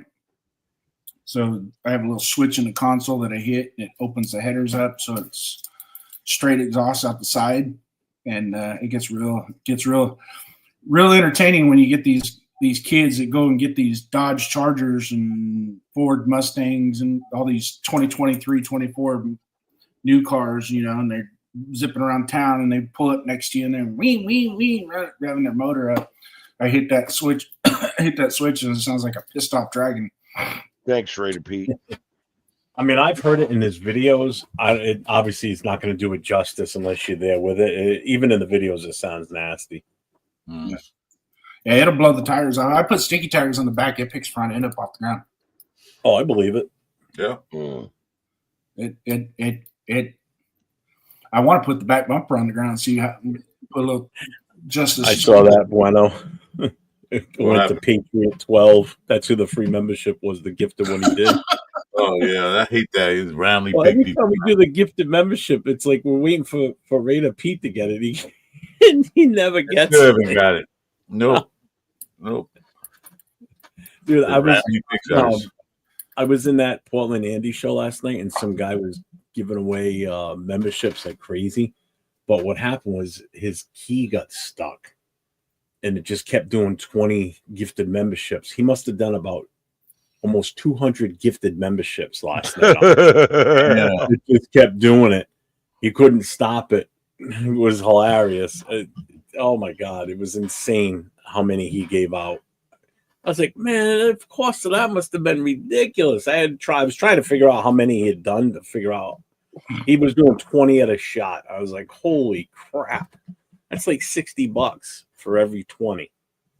Pete's I was on. like, good Lord. Everybody thought he was just being generous, but that wasn't it. His button was He wanted stuck. to do 20 and then stop. It's like the drunk guy at the bar that wants to buy everybody around and realizes there's Yeah, then he gets the car. He's like, oh, shit. Yo, I was at a bar one time, and some guy came in and brought these bottles, and he had to pay an opening fee because the bar didn't have the bottles. And he brought in 3 bottles of 100-year-old Grand Marnier and was handing out the shots till they were done. I looked up the price. This guy went and dropped $375 on those shots for everybody in the bar.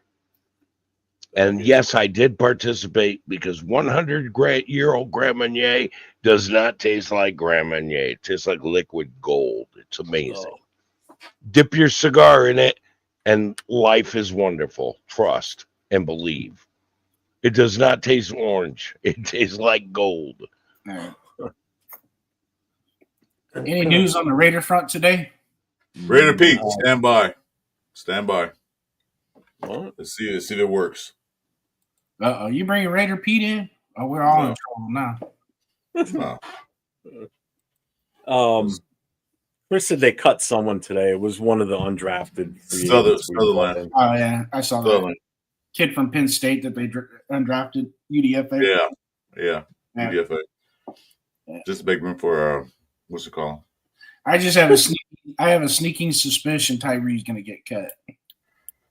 I don't know about that one. I don't think so. Let me tell you, he's been working on his footwork with Max Crosby in the offseason. Yeah, he did last year, too. Yeah, but he will elevate his game this year, or I hope his so. career's over. He's the number 7 pick in the draft. I mean, we used the seventh pick in the first round on him, you know. I want him to stick around. I like the kid. I think he will upgrade this year because he knows he has to. In the presser, he even said, I need to step up my game. This is the year. This is the year. This is the make or break it right here. And he knows that. He knows that. Yeah. It's not working. All right. Why is it not working? Yep.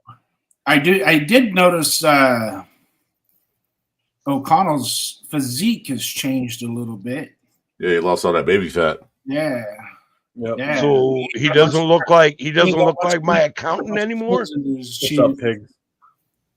So Aiden doesn't look like my insurance agent anymore. No, actually, he looks like a legitimate NFL football player now. He doesn't look like Fava anymore from Super Kids. Yeah. That's stash, but he doesn't have that chunkiness to his face anymore. What's going on, Shopkey? Why is it not working? I gotta tell you, there's one player I'm a little concerned about. And people may go, oh, gee, what's your problem? But Max Crosby, I know he's been doing rehab because of his ankle and knee last year, but he does not look like he did in tip-top shape like last year before the season. And I'm a little concerned, like, hey, man, you put in the work to get rehab, but are you putting in the work to get into football shape? Yeah. But, you know, this next 5 weeks can change a lot of that, too. Well, you better eat a lot of red meat and avocados and crank that weight. Why avocados? And wash your jalapenos, man. You cut them up. Avocados? Hey, why don't we just... okay. I lived when I was trying out for the Rams. I pumped up to 286. Okay. I ate 2 avocados a day. They're 960 calories, good, healthy fats, and used to work out 6 hours a day and then come home and push my brother-in-law's dually around the block at the fullest speed I could run. I was trying to get in that kind of shape. You need the avocados to beef up along with red meat, lean protein. Mm-hmm. Didn't think of it that way, I guess. Well, no, they put that weight on. I won't eat them any other way. Dude, my father's from Puerto Rico. We would cut them some bitches open, slice them, salt them, and just eat them right out of the skin. They're good like that. And, yeah, if you want to make guacamole, how hard is it? Not really a big, difficult task. If you need them to be guacamole, make them guacamole. Yeah. But you need to knock down 2 avocados a day for that weight gain and the lean red meat for the protein, and your workout will be easier, and you have the calories to burn with that. Yeah. Just you stay do that with in the morning, 2 eggs and an avocado. Slice up an avocado. Yep. Breakfast. Yeah, see, I used to, when I was trying out for the Rams, I got 3 eggs, an avocado, and a small amount of potato, Hash browns, no, home fries, home fries. just to give me a little bit of energy. And then I'd have a snack, which would be one of those power bars. And then for lunch, I'm eating 3 cans of tuna fish and a bunch of crackers because I needed the carbs. And then avocado between then and dinner. And at dinner, come home and have steak and eggs and a salad. Like OG was eating avocados with Roman Gabriel, LOL, and Eric Dickerson, LOL. No, man, I'm telling you, you want to gain weight, you want to strengthen up, that's the route to go.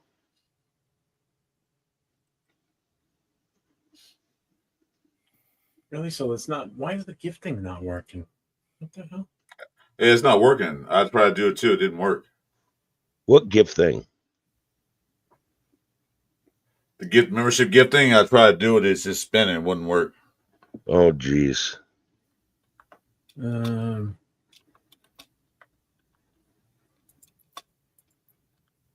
know what? I wonder if it's because I made changes the other day to something. Hang on. Anybody see Piano Man lately? Hey, speaking of that, I need a moderator on my channel just in case he pop in. Yeah, So I don't know he's if a you mod- guys he's pop a in my mod- channel, be a moderator, please.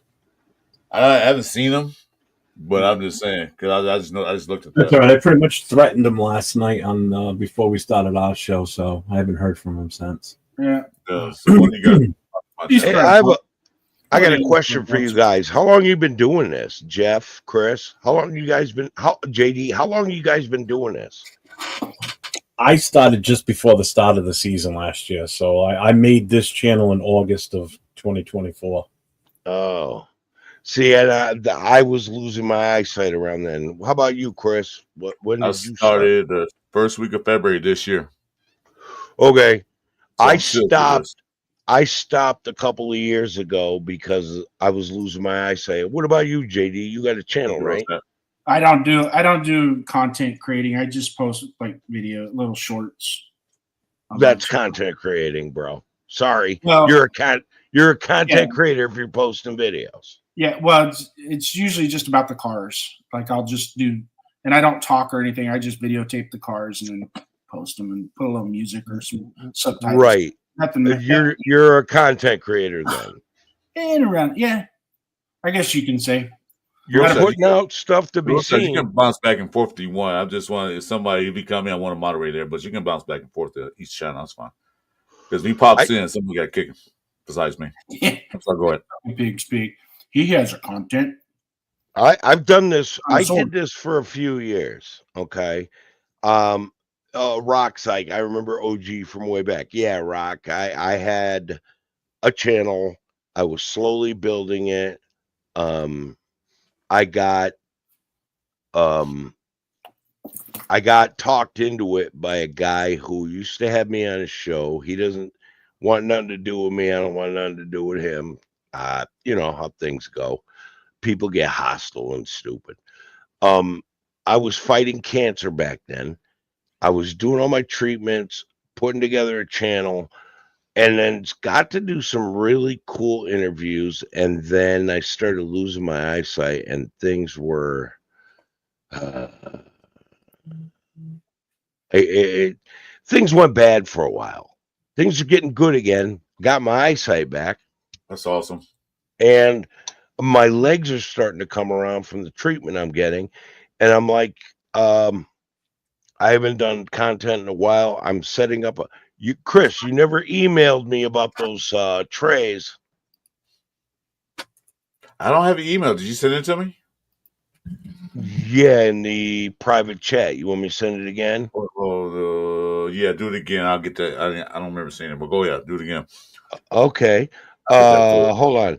Okay, it's gonna be my name, DM Hernandez.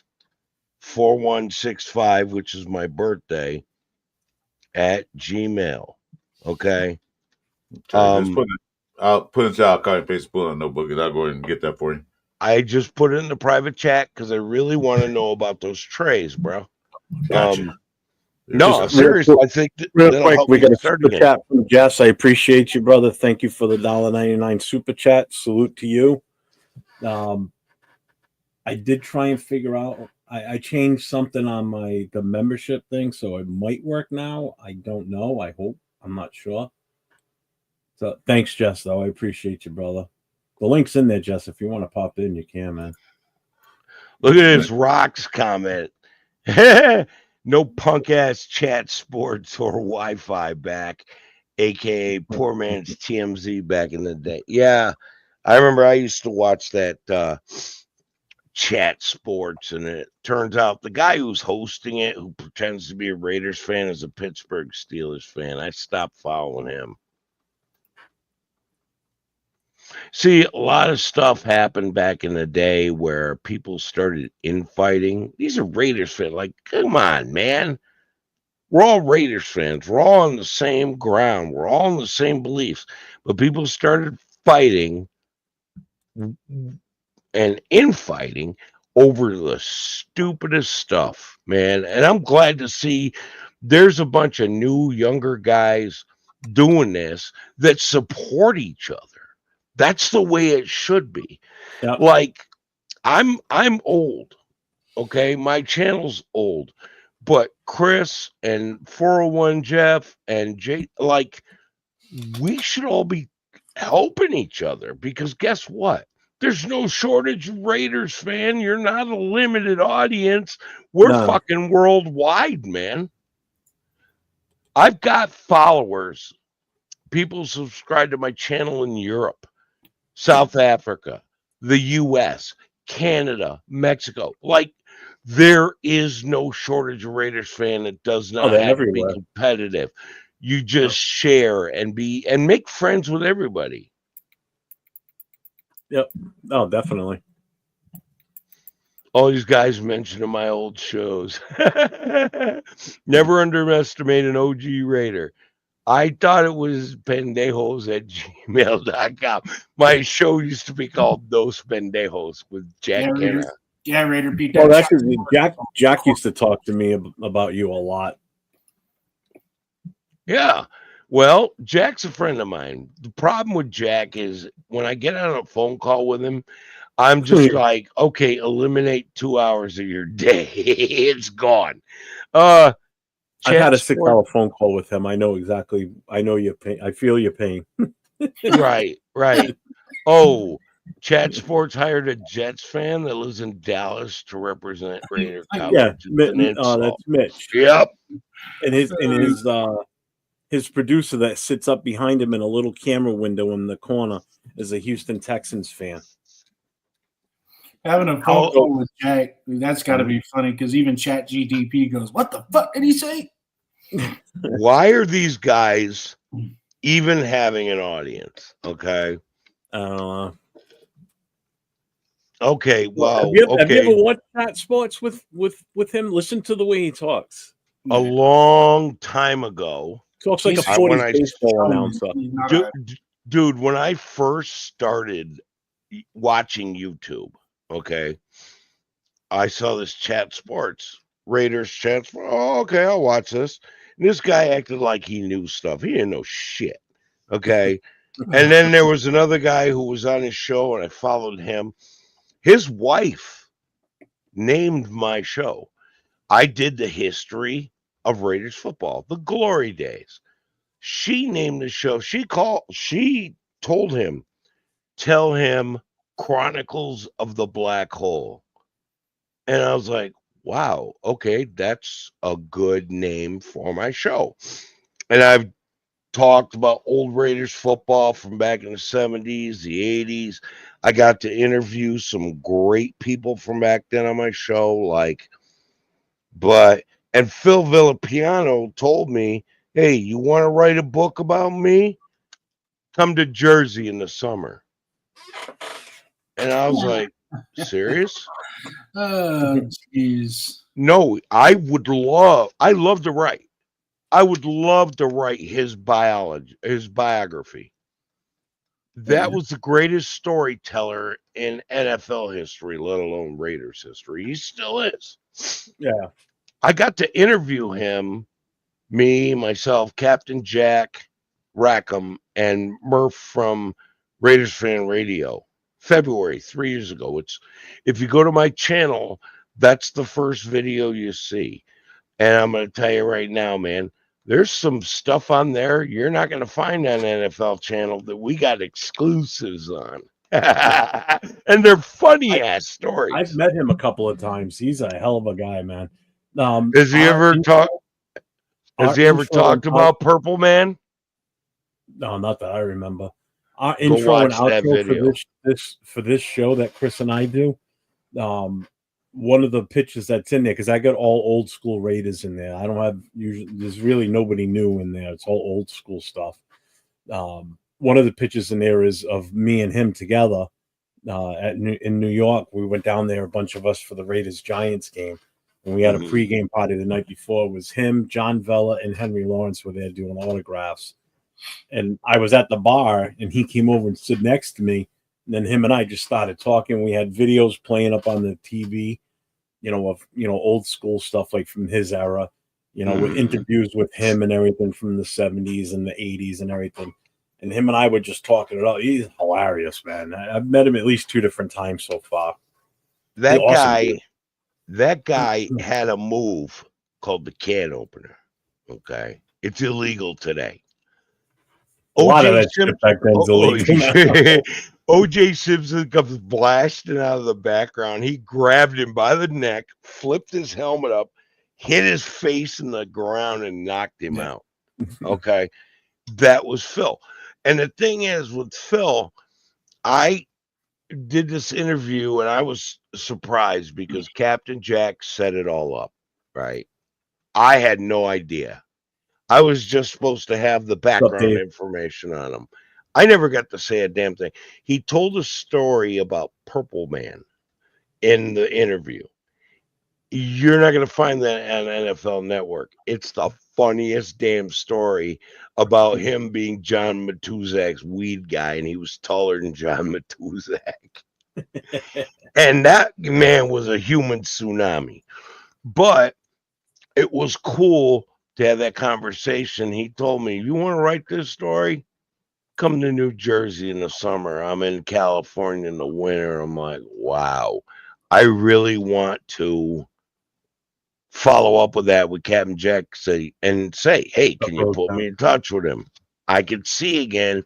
I would love to retire and sit and write that story, because that man is intriguing. His storytelling is the best there is. I don't want his storytelling. I want to know about him. Yeah. I remember. He's a great guy. It's funny because what you're talking about, the description that you do. Now, I never saw any of your shows in the past. I have recently, just looking up stuff.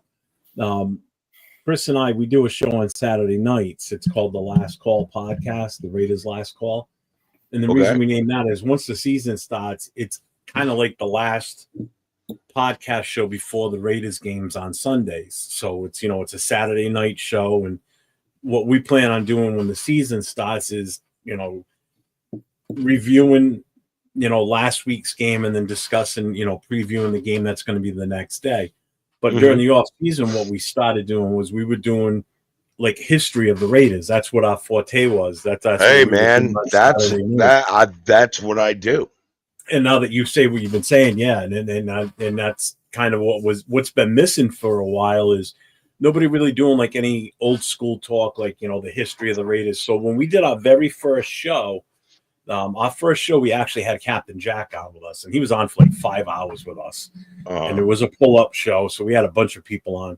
But then the following week, what we did was when we started covering the history of the team, we started obviously with a number one top dog. We spent an hour or two just talking about Al Davis. and we had Peggy Holmes on with us. So she was our special guest because she had some personal stories, you know, when she met Al Davis and everything. So we had her on with us. You know, and then we did Al Davis, we did head coaches. And before the draft, we talked about draft classes that we've had through the years. We didn't talk anything current, like no current history about the team, like, you know, like this current season.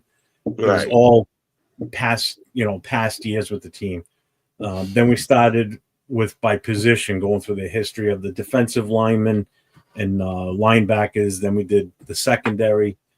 We've done the offensive linemen. So now what's left is quarterback, running back, wide receiver, tight ends, and then special teams. But we also want to do the week of the Hall of Fame game. We want to do a special on, you know, all the Hall of Famers that we've had through the years. You know, we've talked about them sporadically as we cover different positions, but we want to do a special that's strictly just Hall of Fame. Okay, well, if you're going to do a Hall of Fame on the Raiders, you better ready to have a Jerry Lewis telethon that's 24 hours long because there's a lot of them. A lot of them. Oh, yeah. There's still a lot of them that needs to be in the Hall of Fame, too. Yeah. Before they Oh, yeah. Phil Villapiano, Lester Hayes. There's a lot of guys. I'm sorry, the one guy who told the fucking truth when everyone else lied. Lyle Alzado. Sorry, my favorite Raider. I got to meet him. I spent time hanging out with him for a few hours. You talk about hanging out with Phil Villapiano. I understand that. Al Davis had a right-hand man the whole time he was there. His top agent, right? He wrote books about bad and good decisions Al Davis made. Okay. We got to interview this guy, and nobody knew who he was. We had to keep explaining it. He wrote a book the year that we grabbed Todd Marinovich in the draft. Okay. Another great we passed on Brett Favre and grabbed Todd Marinovich. This guy was fighting with Al like, no, we're making a mistake here. Big mistake. Toddy M, he's a good guy now. He's an artist. His dad messed him up. Marv Marinovich messed him up. Yeah, he did. But we passed on Brett Favre to grab this guy. 6 months later, he's getting busted with cocaine, shit like that. Like, oh my God, here we go. You know, it's a sad story, but yeah, Al made a lot of mistakes in his last 20 years. He was getting senile. And Raiders fans, everybody who worships Al, great. But the last 20 years, he screwed this team up for decades to come for a while because he was losing it. Okay. Because some guy could throw a long 80-yard ball from his knees. We grab him up, pay him $80 million in his rookie contract, and he shows up to camp looking like Jabba the Hutt. 400 pounds. Jesus Christ. Mm-hmm. Hey, right quick on the table. So I think she's out of town because she ain't got back yet. So that she said she was going on vacation. So hopefully she'll be back tomorrow, Monday, and I'll hit you up as soon as I find out.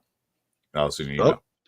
Okay, well, I'm subscribed to you, so I see notification. I'm clicking on notify me. So okay, I got you. I got you covered, man. Oh, Dave Salsona, thank you.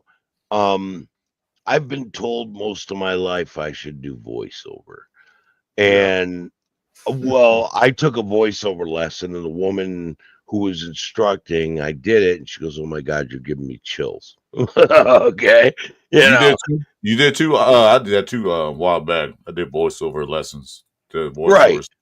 That was before all the big actors started doing the voiceovers. Before it was just regular people. And then all the big actors started doing this, and I just got bumped out the way. I forget it. Right, but here's the thing: the marketing you have to do. I'm 60 years old. I'm not up for that bullshit marketing stuff that you have to do. But I can tell you one thing. There was one guy who they called the voice of God. And the Lord help me, I forgot his name. He did a Seinfeld movie preview. In a world where laughter was king.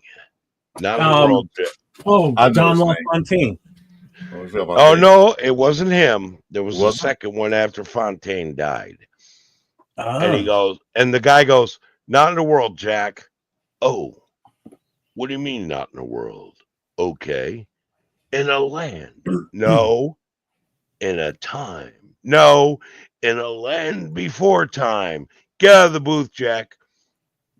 Get out of the booth. And then he goes, Jack, you're fired. I'm fired. No, you're really fired. Get out of the booth. No, I like it in here. It was fucking hilarious. It was called The Comedian Voiceover. It's still on YouTube. It's funnier than hell. But I got that kind of voice. When I took my voiceover lesson, huh? I'm gonna ask you a question. OJ. Sure. The name, I think I know who you're talking about when you said, when you were talking about Al Davis's right hand man. Were you talking about Al Locasal? Yep. No. Oh, you weren't? No. Al Locasal was the freaking asshole that the Raiders had to sue to move to Los Angeles. He was the league what the hell was his name? Oh, we're in trouble now. Look who showed up. Well, Al Locasal was his right hand man. He came over from Cincinnati. As Al Davis brought him over to be an assistant, executive assistant to Al Davis. He was Al Davis's right hand man, Al Locasal. Al Locasal was the one that leaked a lot of information behind Al Davis's back. Right. Including the move to Oakland. He was the one that was chirping away at that when Al Davis was trying to keep it away from the NFL. Really? Yeah, Al Locasal was a traitor. Yeah. Hi, OG. Yeah, I'm trying to look it up myself. What the hell? Hey, Afakazi, how are you, man? I was waiting for you to notice. How are you, dude? Been a while. I was on Google trying to look something up. Jeff? So that's no good, dude. That rat bastard. I'm gonna tell you right now, Afakazi, I've been working on my Australian accent. Just saying. Oh Jesus! All right, go. Hang on. All right, go ahead. Shoot. Say good day, mate. Can I have some shrimp on the barbie? No. Give it to me. Good day, mate. We're out looking for some bush tucker out in the outback. We're looking for and keeping your eyes open for the brown steaks because they can bite through leather and wood and stone. That's pretty That's good. probably one of the better ones that you've asked someone to do. That was the best one I've heard from any content creator I've shared the panel with. I've got one more. I've got one more. Well he did kind of transition into like an English accent at the very end. I didn't. No, I didn't. Kind of went, no. No, look, I'm the one who has the best opinion when it comes to the matter, and I thought I don't think so. I think I get the best opinion. Says the guy from New England. Says the guy from New England. Right. The crab cake eater. Okay. I got Can I do my Australian voice? You want to hear my in person? Wait, I got one more. Afakazi, when you gonna get your life together, mate? That was a little quasi English in there, but still, it was. I'll give it a 7. But your first I want to hear Jason. Hopefully, I'm in trouble if your Australian accent impersonation is as good as your knowledge on my shows the other night. You're actually pretty good when it comes to the questions. So go ahead. Love you, brother. I ain't doing no Australian. I was just kidding, man. You think I can't even do it? I have a hard time speaking English, man. So let me ask you this: Are you going to have Jason on as a contestant? Jason, are you on computer? I am right now. No, but you've got one and you've got a mic, right? Yeah. I'll get you on a future episode. Hey, Afakazi, I considered the game show, but being 60 years old, you get a little addle-minded and you forget names. You can remember faces, but you don't remember names. And I watched your show and went, damn, I missed 30% of these wrong. I missed this last one. This last one you did, I missed a bunch. Look, it's all good. It's supposed to be challenging. That's what the challenge is. It's supposed to be a challenge. Like, it's not supposed to be easy, right? But anyways, this is Jeff's show. I'm not here to. Cheeto's head's getting big. You do what you want, man. I have no problem with you guys talking up whatever you want to talk about. Yeah. Cheeto's head's getting big. Right. But I did notice you in the chat feed whenever I was putting up like the questions or the pictures of anybody I saw you were getting them right. So I'd like to acknowledge you. I thought you did quite well. The only problem I have with your show is I have not seen Aunt Six wearing a purple tux yet, like in your ads. I'm in your fingernails. He needs to wear his Tom Jones purple tuxedo on the show. Just need to see it. I'll boss on the word. Boy, he's stepping out this weekend. It's going to be Critique who's going to be my co-host. I love Aunt Six. He's cool as hell. I love you, brother. Much love, IG. It's good to see you. Oh, that's okay. I didn't want to be a guest. You know, I help you host it, but that's okay. You've already been on. You were my first guest. What are you complaining about? Oh no, I mean helping you host the show. At least I can pronounce the names right, unlike Aunt Six. Koofman, Napoleon Koofman. Talk about a disheveled prom queen. Good Lord, Jeff. That was bad. All right, I'm going to go out for a cigarette, and I'm just going to let everybody know when I come back, I got a special announcement of a special guest that we are going to have on Saturday night, the 28th of June. Chris and I on the Last Call podcast. We're not going to do the format we do normally on Saturday nights. We're going to have a special guest, but I will not tell you till I come back. So I'll be back in a few moments. So just wait, because you're going to like it. And if he doesn't come back, means there ain't no show on the 28th. Hey, That's right. Hey, what do you think about Genty European call play? Well, I don't know what that means. Sorry. I don't understand the question. You see it? Sorry, I don't understand either. I don't understand. Yeah. Let me rephrase that. Is that something that came about on social media? Like, is he like, I don't know. I haven't heard of it. I don't know. Sorry, that's the first I've seen of it. Special guest. Yeah, I don't think so. He might be talking about when he in high school, because he played overseas in high school. The difference in the way they called plays versus how it's done in the United States. That's why he did play in Italy, was it? I think Italy. Yeah.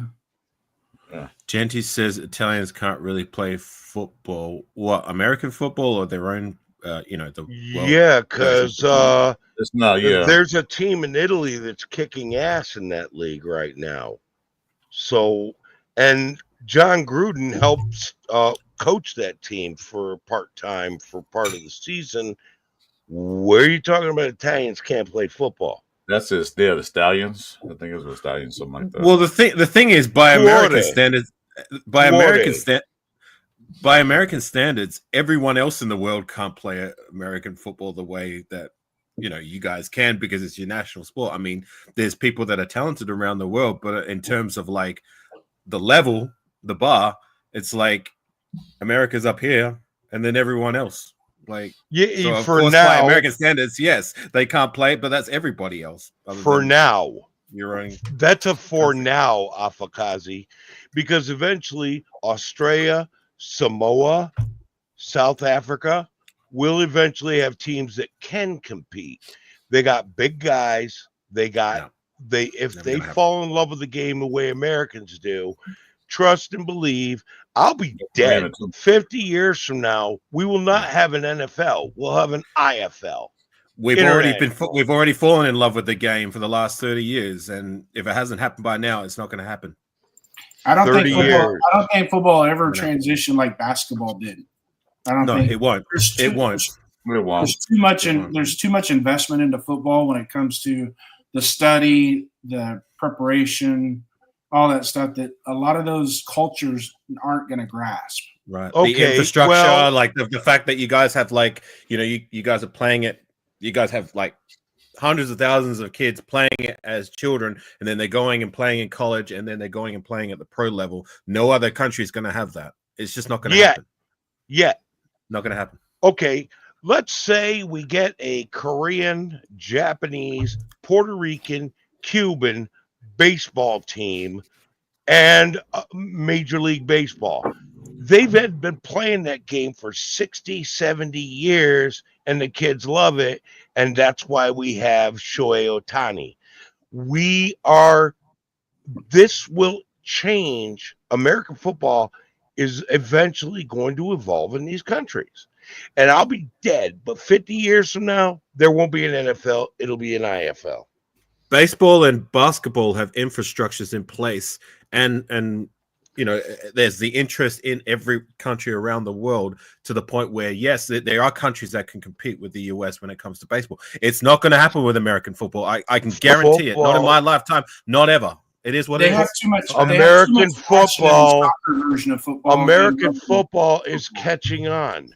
There are Finland leagues. There are leagues all over Europe that, yeah, they're not as good yet, but give it time, man. Give it time, and a bunch of military kids from the U.S. who are going to improve the game as they're playing against competition overseas. It will. Look, never say never and never say always. It will happen eventually. Respectfully, I can appreciate your way of thinking, but it's not going to happen. Do I think they'll have? Yeah, they already tried. They already tried that with that Worley they had before. They had those teams from England, France, Germany, all that stuff. That didn't take on popularity in Europe as you thought it would. I mean, it didn't. It didn't then. It will in the future because it's happening again now. Finland has their own league with 8 teams. Okay, Germany's got teams. Spain's got teams. Look, let it evolve. That's all I'm saying. Let it evolve. Times will change. All sports will be worldwide eventually because what human being doesn't like sports? Well, it's been going on since ancient Rome and Greece. Sports will catch on in different places at different times, and American football will catch on. What I don't get is why rugby hasn't caught on here as much as it should. That's the best play in football, a busted running play. I love rugby. What's the main theme of this show, OG? What do we talk about? What? What's the main theme of this show? To answer your question, what's the main theme of this show? It's not my show. Yes, I know that. That's not the question. What is the main theme? Why are we all here? What brings us all together? Easy. Raiders football. Football. And what and what do the Raiders play? American football. And that's the answer to your question. Why is okay? That doesn't make sense because the best play in the NFL is a busted running play. Rugby is a 60-minute busted running play. I love rugby. You got to record shit to watch it because it comes on at like 4 to 6 in the morning here. I'm a New Zealand All Blacks fan. Okay, I've been watching rugby for 8 years. Why are not more Americans watching it? Because it's a fucking fun ass game. I just gave you the answer. American football. Because your country is more interested and there's more investment in American football than there is rugby. That's why rugby hasn't taken off as much as it could if there was the interest there and there was the infrastructure that they have in American football. Then you guys would be out. You guys would beat everybody. That's why I said what I said. Rugby. Why? Hang on, OG. You said what? You asked the question. Why isn't rugby taking off? And I gave you the answer. American football. There's more investment there. There's more infrastructure there in the States in American football. That's why you guys will always be the top tier when it comes to American football. And you guys could, if you spent even half as much interest or had the infrastructure in place, which there is some, and they can compete. But if it was even close to how much they put into American football, then you guys would be world beaters. Okay, well, the Raiders picked up a what do they call the overseas players that learn the game elsewhere? A Samoan rugby player. Yeah, so you get the international player that Thank can you. put on the roster. And it doesn't hurt the roster. We picked up a Samoan rugby player who is a monster. He don't know shit about American football. He's learning. Could he be an asset? Was John Carney an asset? You remember him off Kazi's from Australia? No, I don't. He was a kicker for the San Diego Chargers who would run down the field after a kickoff and throw his elbow into your fucking throat. Wasn't that Bennett? John Carney. Bennett. That was Bennett. John Bennett? What was his name? Okay. Australian rugby player who Americans were like, oh, that's a badass. Okay. Things change. Never say always and never say never, because things do change in our universe. And will I be alive when there's an international football league? No. Historically, there has been a lot of international players that have come over as kickers and punters because the scope of that position relates to their natural sport that they played in their home country.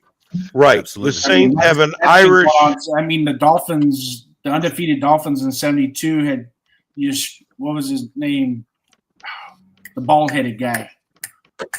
That he was their field goal kicker. He was one of the first ones to introduce the soccer-style field goal kicking. Right.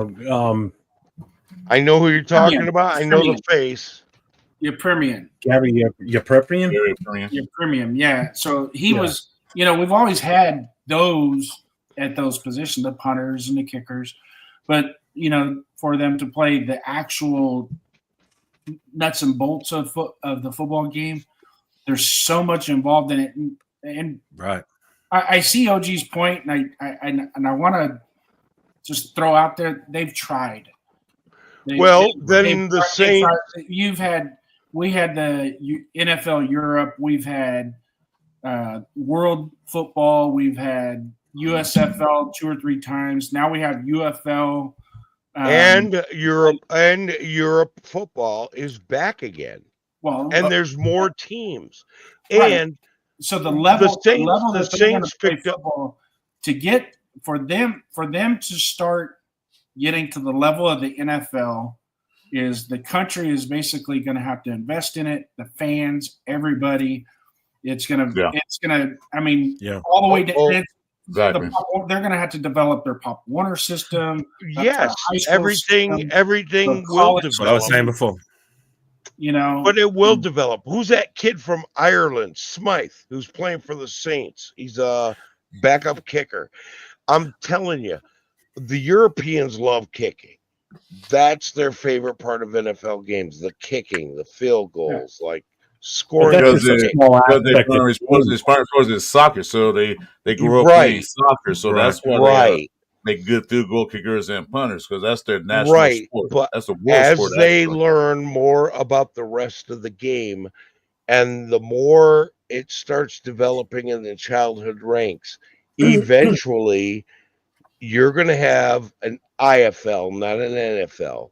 It'll be an international. I get what you're saying, but remember, this sport's been around for a long time. It's been around for 100 years. If it was going to happen, it would have happened already. Yeah, If it going to happen, no, Europe just started grabbing onto U.S. football in the late 80s. Okay, let's be real. It hasn't had time to evolve yet to them. And now you're finding more and more fans. They get more in depth in it. Oh, let's talk about that. You got to look at one thing.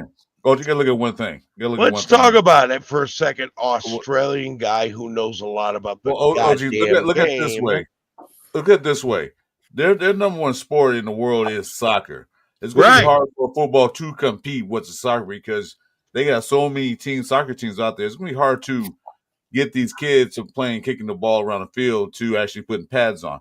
It's going to be not about rough. competing. Wait. They are doing it now, but it's going to be a while before they even get close to happening. Yeah, in 2050, okay, I can see this happening. It evolves more and more overseas. Australians are getting involved now. Now you got freaking Samoans getting involved. You got European fans coming out wearing all kinds of crazy shit, rooting for American football. They love the kicks, but they're starting to get more in depth. As that love of the game transitions, eventually we will evolve to an IFL. And I'm telling you, I'm going to be dead. And you're going to have a gray ass beard and be an old man like me, Afakazi, when you go, oh shit, OG was right. OG, That you were old talking bastard. OG, you were giving examples of like the punters and the kicking side of thing. Yes, there are players that come from overseas that have come into the league and done very well. I'm not denying that. With the punting and kicking, the reason why you see a lot of Australians come into through the college ranks now and even into the NFL level, there's quite a few of them. With punting and kicking, like it's an acquired skill set. It's just one skill. That's all you need to do. When you get on when you get on an NFL field, if you get on an American football field, you've got one job. Maybe make a tackle, but it's to kick a ball. If you try your hand at the other positions, there's a lot more complexities to be able to compete at the NFL level against the top, 0.001%. The best of the best have been playing the game their whole lives. Like I forgot who it was. I'm just going to scroll up a little bit. Raider Nation just gave a great example. Jared Hayne, a guy who was at the time one of the elite rugby players at two different in both codes, both forms of the game. He tried his hand at American football back at 2017. He scraped onto the 49ers roster as a returner / running back, and then did nothing. He was out of the league halfway through the season. All I'm saying is that, like, yes, there are players that will come through and be able to play at that level. What I'm saying is that, like, in terms of other countries being able to compete and having like a world league, as you say, it's not going to happen. You said it's only been, you were saying before, like, it's only been around since the 1980s that it started to grow. That was 45 years ago. Right. So if it hasn't happened by now, it's not going to happen at all. Oh, okay. Basketball and baseball started long before that. 1. 2, John Carney. I just Googled American football player from Australia who was one of the most brutal kickers in the world, not on the kicks, but on the kick return. Okay. John Carney in the 80s from Australia was a bad man, a scary bad man. He played for the Chargers. Okay. Then you're talking about Bennett. You're talking about okay. Eventually, all these other positions, other than kickers and punters, people are going to take more interest in. Okay, I'm telling you right now. Polish guy. Let me tell you about a Polish guy named Sebastian Janikowski. Drafted #1 overall by the Raiders. Played 18 years and is still their highest scorer. He almost got deported 3 times. Al Davis had to step in because he liked to fight with cops. On 6. What? Oh my God. Okay. I'm telling you, eventually the rest of the game will evolve in 35 years from now. Okay. Or 25 years from now. I'll be dust in the ground. And the IFL will rule the world as far as one of the competitive games. And you can sit there and doubt it. You can sit there and call that. But in 2050 you're still going to be doing this. I'll be dead. Oh, geez. I'll be dead.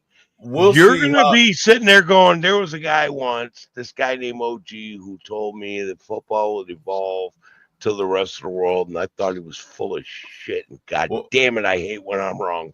Well, gee, we'll see. We'll see how the rest of the world plays football with us, because in the Olympics they are going to play flag football, which is not really tackle football. No. Will they gain more? Will they gain more interest? Well, we're going to see where the rest of the world is stacked up against our players. So, all right, real quick, time out here. I got a super chat we got to announce. So I got a super chat for $10 from Aunt 6. He goes, "Hi Jeff, Chris, AR, OG, JD. Question." I gotta go back. Question: do you think we're going to regret passing on two-way superstar Dustin from USC that played halfback and strong safety? The Death Star report. R.I.P. would use him if use him. F Dustin Ozzy. Thanks, Aunt Six. Appreciate you, man. Somebody look up who he's talking about. See if we got an idea. If anybody can figure out who he is. I can figure it out, but I just want to give a quick shout out to Aunt Six because he's actually gone on a road trip. Shout out to his little brother who is graduating from university this weekend, and he's the first one in his family to be able to do so. So nice. That's awesome. Congrats, man. Congrats. Golf clap. Awesome. Yeah. So before we get back on the International League again, I wanna just let everybody know who our special guest is going to be in 2 weeks from this coming Saturday. So the 28th of June. You're not going to want to miss this. We're gonna have a special guest. I'm gonna ask a few questions or give some hints. See if you guys can pick out who I'm talking about. Okay. So first of all, he's not a Raider player. He's a fan. That's only down to like 10 million people. No, I'm not done. I can agree with the OG. He does wear a game jersey when he is out and about, and it's number 57. Okay, Violator. Thank you. God damn it. Yeah, Dave got it right away. I got an autographed book of his. I just spent some time talking to him tonight on Instagram. I've been talking to him for a while. I've been trying to work something out with him. So finally was able to confirm it. So next more popular than 2 weeks from this, interviews, tomorrow, June 28th. Hey, can you hear me? I'm talking. No. June 28th, we will have Wayne Marbury, otherwise known as Violator, on the show with myself and Chris. And it'll be a little bit of Q&A with him, and a chance for people that follow us to actually be in the chat and interact with him and ask him questions. So I got to interview him a couple of years ago. Man. I thought I was all ready for it's gonna be Piano Man. Yeah, you killed it, man. I was hoping Piano Man was coming in. That's what I thought. Jeff, is this? Hang on, is this Jeff? Is this going to be a one-on-one show? So it's just going to be you and him. It's going to be Chris and I and him. Okay. But anybody that's in the chat, they want to ask questions or whatever. If they want to send me questions ahead of time, I'll type them up and I'll have them all set and ready to go. We'll figure something out. But I want to have some fun with this too. So I'm looking forward. I got to interview him. He's probably going to be one of the most interesting interviews I think that Chris and I could come up with, because he's cut from the same mold we are. We're all lifelong fans, basically. We've been through the great years and the bad years. Or bad and great. It's a chance to talk to somebody that's like-minded, that's an OG. I'm excited. I'm like a little kid right now. I can't wait. Chris had no idea I was doing this. So this is as much of a surprise to him as it is everybody else. That's how it's going to be Piano Man. So I was like, okay. I did an interview with Violator a few years ago. He sent me his autograph book. The man has a great book about his journey. You should all read. I don't have it right. It's in the next room. I'd have to go pull it out. But this guy has been there and done that. Before the black hole, okay, Violator used to go to the LA Raiders games. He would dress up he would put on his business suit, Violator. Okay, that's what he calls it. Okay. I used to dress up as Beetlejuice back in the day before there was a black hole. But I remember sitting next to him, high-fiving him. Whole game we took on Minnesota and whipped their asses in the LA Coliseum. Now, I have to take off my headset because I'm an old man with old man bladder. I'll be right back. All right, man. Him and Gorilla would be your two most prominent. OG, you're not the oldest man in the building right now, so I'm taking that honor away from you. Violator and Gorilla would be your two most prominent. The only one here that's got a chapter in the Bible named after him. Jesus. Hey, I was talking. Shut up. I love you, dude. I'm gonna fucking Those- mute you all. Go ahead, Hey, can I AI. talk now, Dad? Hey, Dad, is it okay if I talk now? No, poor AI's been trying to say something for the last minute and a half. No, Shut he up. told me to shut up. He wasn't even talking. He was drinking his soda pop. Go ahead, AI. Go ahead, Forget Aaron. it. No, Forget you're it. good. No, No, forget yeah, it. it's all you. No, go ahead. What were you No, go saying? ahead. I was just saying, Violator and Gorilla really are your two most prominent Raider super fans that we've had. Like they're the most well known. I'm from Australia. Even I knew about Gorilla and Violator in my early days. That's all I wanted to say. Thank you for allowing me to say that. Appreciate You're it. welcome. Thank you. That was nice. Some people just have no respect. What? Jason froze. Jason froze. Oh, there he is. There he is. He was just showing his hands that had the pepper on it today before he touched his junk. This guy, he cuts up a freaking jalapeno, then goes and takes a piss, and then he's wondering why he's in pain. You're pointing at me, Jeff. I know I'm kind of going on the angle, or whatever angle. Hey, It was Leo. You remember Yeah, the schedule announcement video? That was awesome, man. I love what they Okay, did. the best part of that video was Ashton Genty stepping in the elevator with Violator and Gorilla, Mhm. and Violator saying, "Welcome to the dark side." That was my favorite part of that That was video. cool. He was on Graphics show today. He interviewed him for about an hour, and he does talk about that. So we will be bringing that up too. So See, Graphic is the one who talked me into doing this. His wife named my channel. She's the one that said Chronicles of the Black Hole. And I was like, wow, that was so cool. But Phil Villapiano in the interview changed my name from OG Daniel to OG Jack Daniel. He insisted. When Phil Villapiano gives you a nickname, you don't argue it, you know? You interviewed Phil Villapiano? Yeah. Oh wow, that's awesome. I love If you go Villapiano. if you go to my channel and you see the opening video on the homepage, it's Phil Villapiano, me, Captain Jack, and Murph from Raiders Fan Radio interview. And Phil told us a story that was an exclusive that he didn't tell on NFL channel. He's the best storyteller there is. Very well spoken.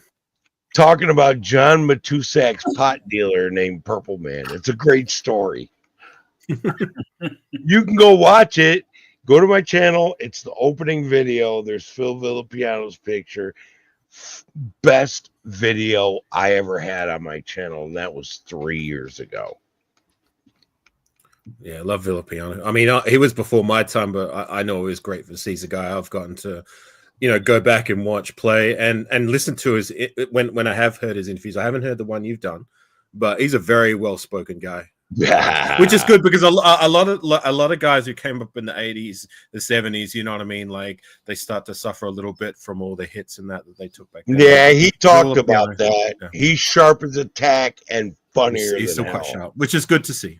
Villapiano, yeah, I love it. Hey, what's the bonfire? What? I feel like I meant to say bonfire. I didn't even notice that when I clicked on it. Oh, here he is. James Furpo's in the house. Raiders. Bonfire. Thank you, now. I know there was. It was just funny. Hey, so what's up, James?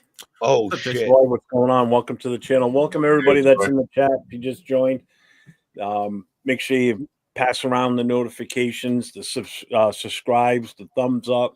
You got myself. You've got Chris 4 Raiders next to me.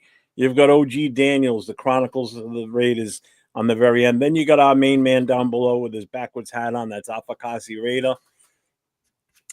Make sure you guys show some love to these gentlemen. Jason has a channel. He just kind of comes on the panels like this sometimes. He is an old school Raider fan like myself and Chris and OG. So he does have a channel. So if you want to check it out, he doesn't really publicize it. You know, he's got, if you like Chevelle's, there's your guy. Go check out his comment. It's pretty freaking awesome. Yeah. Okay, I'm going to tell you right now, y'all need to hit them damn thumbs up, man.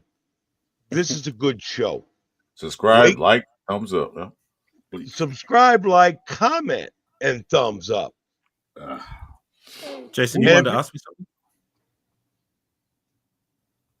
something? Huh? Jason wanted to ask me something. You said, "Hey, Oh, yeah. Earlier, I didn't mean to upset you. If I upset you, no, man, you didn't, man. Don't worry about it. It's all good. You didn't want to lose this spot on your game show. I got a question for you. I got a question for you. I can still jump in the chat and fuck all kinds of shit up. So, Yeah, you can. Hey, That's part about me being right here is I don't get no fuck you Jasons out of it. No, you're good, Jason. Sorry, OG, what's up? Jason's the man. I got a question for you, Afakazi, and this is some serious shit. Ooh, Where do babies come from? Yeah, jeez. Well,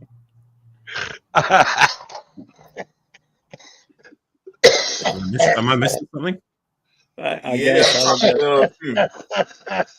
That's one of the great questions of the universe, man. That's one of them top tier questions, man. Where do babies come? Where do babies come Watch me on that one. Yeah, that blew me out the water, man. It's a trap. Don't fall for it. It's a trap. It's a trick question, man. Watch it. Next question. Next question. Next question.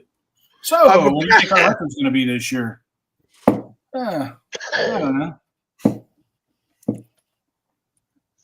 Yeah, I'll go with All Eyes' question. Answer. In Australia, they come from kangaroo pouches. Yeah. Hey, Jason, let me ask you this question. It's related to the football and the Raiders. What do you feel about them putting Mumford as a left guard? If you can do it, do it. You know, Because according to reports that Jeff's favorite player is hurt right now, supposedly. Who? What? Where? Who's? You hurt? know Jeff's favorite player is for the Raiders. Number one. Oh, Jeff's favorite player. Oh, okay. Yeah, Jeff's favorite Good player. old Parham. He's a killer out there. Yeah, he's hurt. So It might be Dylan Parham for the now, but he's no Robert Gallery, right, Jeff? How the hell did he get hurt playing in fucking underwear? I don't. He'll I find don't know. the way, obviously. Yeah, I don't know. Gallery, They said he was hurt, quote unquote hurt. So they put Mumford to compete with Meredith. Rub some dirt in it and walk it off. Get your ass back out there. No, I really don't want him out there. I'll have somebody else. although playing left guard in between Colton Miller and JPJ is not a bad gig. Nah, but still. Look at G-Fam's message. Is it me or does JD look like Andy Reid's younger brother? I would say Jason looks more like our former head coach Tom Cable. Hey, how many people are in the chat? 23. Yeah, 23 badasses, and 22 of them call me fucking sir. Okay, and we got 11 likes. You punk ass son of a bitches. Hit them like buttons. Stop being a bunch of pussies. 11. I'm showing 37. Wow. 23 and only 11 likes. Yeah, that's horrible. If you're on the vertical stream, all you need to do is just double tap the screen. Yeah, double tap the screen. Yeah. Hit them likes. Stop being like, come on, man. We're supposed to support each other, yeah? Yep. I wanted to say something. I can't think of Is it me or does JD look like Andy Reid's younger brother? I was saying I think you look more like Tom Cable than anything else. Yeah, I would go with that. Tom Cable could whoop ass. Yeah, I would go with Tom Cable too. Hey, on a good note, you don't look like either of the Ryan brothers, so that's a bonus. Nah. But we do know you have a foot fetish, obviously, from your OnlyFans page. So Rock says it's hard to get like buzz when you're drunk. So I guess that's an excuse everybody's using. What? Yeah, just double it. If you're on your phone, just whack it twice with your finger. Just pop, pop. When you're on the vertical stream, it takes the whole screen up. There's no like thumb like there is when it's on the horizontal. Yeah. Whereas It's like actually, you've got to go to the top. Yeah, the top right. But most people don't know that. So the easiest way to do it when you're on vertical streams, you just double tap the screen, and that'll like the Hey, Bueno, don't be talking shit, Bueno. I stick up for you all the time. You know. So this gentleman here, Dave, right? Just want to give you a little background on this gentleman. He's actually moving out east. He's in Arizona, so he's moving back in my area. He's going to be part of my chapter here for the Black Hole in the New England area. He does video editing and such on his Facebook page. That's why he wanted me to share some of his videos, but it's going to be tougher for me to do it off of Facebook. I'm trying to figure out how I can get them to pop up. I mean, I could share the screen, but in this version, it's not going to come over as good. I'm going to see if he can get them to me in a different format. But he's got a lot of Raider content on his Facebook page. I told him, I said, you should start a YouTube channel and just post those up there for now. It'll drive some interest to him. But he's got some pretty decent videos, a lot of old school stuff too with the Raiders. Yeah, so if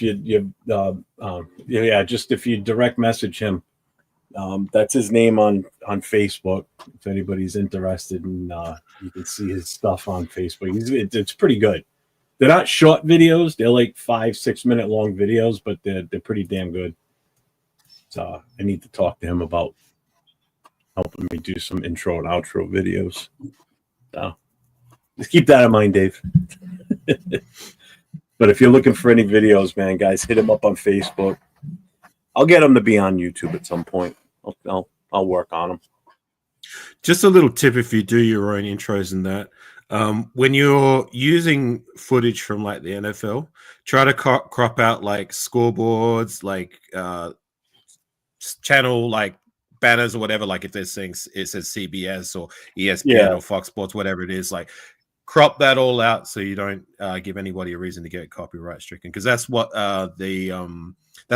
gets picked up when people are like sharing footage. Is that like, because there's like an automated system that picks that stuff up and gets your channel copyright stricken. So just a little tip if you do it yourself, just like crop it so all that stuff's out of it, and keep your game footage, try and keep it audio free, as well as I think that there's a 10 to 15 second limit to how much you can share of like copyright stuff.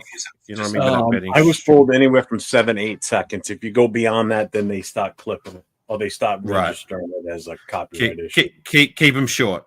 Keep them short. Yeah. Audio off, and get rid of like crop it out, like scoreboard, channel, whatever, all that stuff. I think that happened to when you was on me and Jason. That happened to us. Avocado. We was showing our car highlights. They had just kicked us out. Yeah, that's why I said, because the system picks up when it's got like ESPN and all the scoreboard stuff, and you were playing it over a longer duration than just 15. You know what I don't understand about that copyright shit with YouTube though, is if somebody publishes it on YouTube, which is open to everybody, and you clip it and use it on your platform, not monetized, they still come after you with copyright. Am I correct? What's that? Say that again? All right. So if somebody publishes on YouTube, okay, let's say ESPN published their footage on YouTube, you go and clip it and post it on your channel, right, and show it in a live version on your channel, but you're not monetized, so you're not making any money off it, which is what the copyright laws pertain to. It pertains to using other people's material for the purposes of monetary gain. Okay, if you use it for personal use, there's no copyright violation. You see what I'm saying? I kind of get Yeah. the gist of what you're saying. Yeah. I get what you're saying, but I will tell you, if you do it before you go through the review process for monetization, and it's still up on your channel, they will nail you for it, because that will stop you from going through the rest of the process. Because that video now, when you become monetized, that video will now have monetary value. There's channels out there that are uploading old school games and that aren't ESPN or whatever may be related, but those channels are not monetized, and they don't really care. You know what I mean? They're just sharing out the content, but they're not live stream channels. You know what I mean? Whereas if you're doing these stuff live, especially live, that's when they strike you. Which is what happened with, I just asked Jeff. Chris brought it up before. I was on your panel. I warned you before we did that. I was like, yeah, you did. Might not be. Obviously, it's YouTube's rules. You got to play by their rules. If you want to be on their platform, you got to play by their rules. I get that, but they kind of take the copyright, what the actual copyright laws are. So, like, if I put Chris would know. You put a VHS tape in the recorder and you record the game off NBC, and they tell you any broadcast of this telecast without unwritten permission of the NFL or the CBS, okay, that's fine.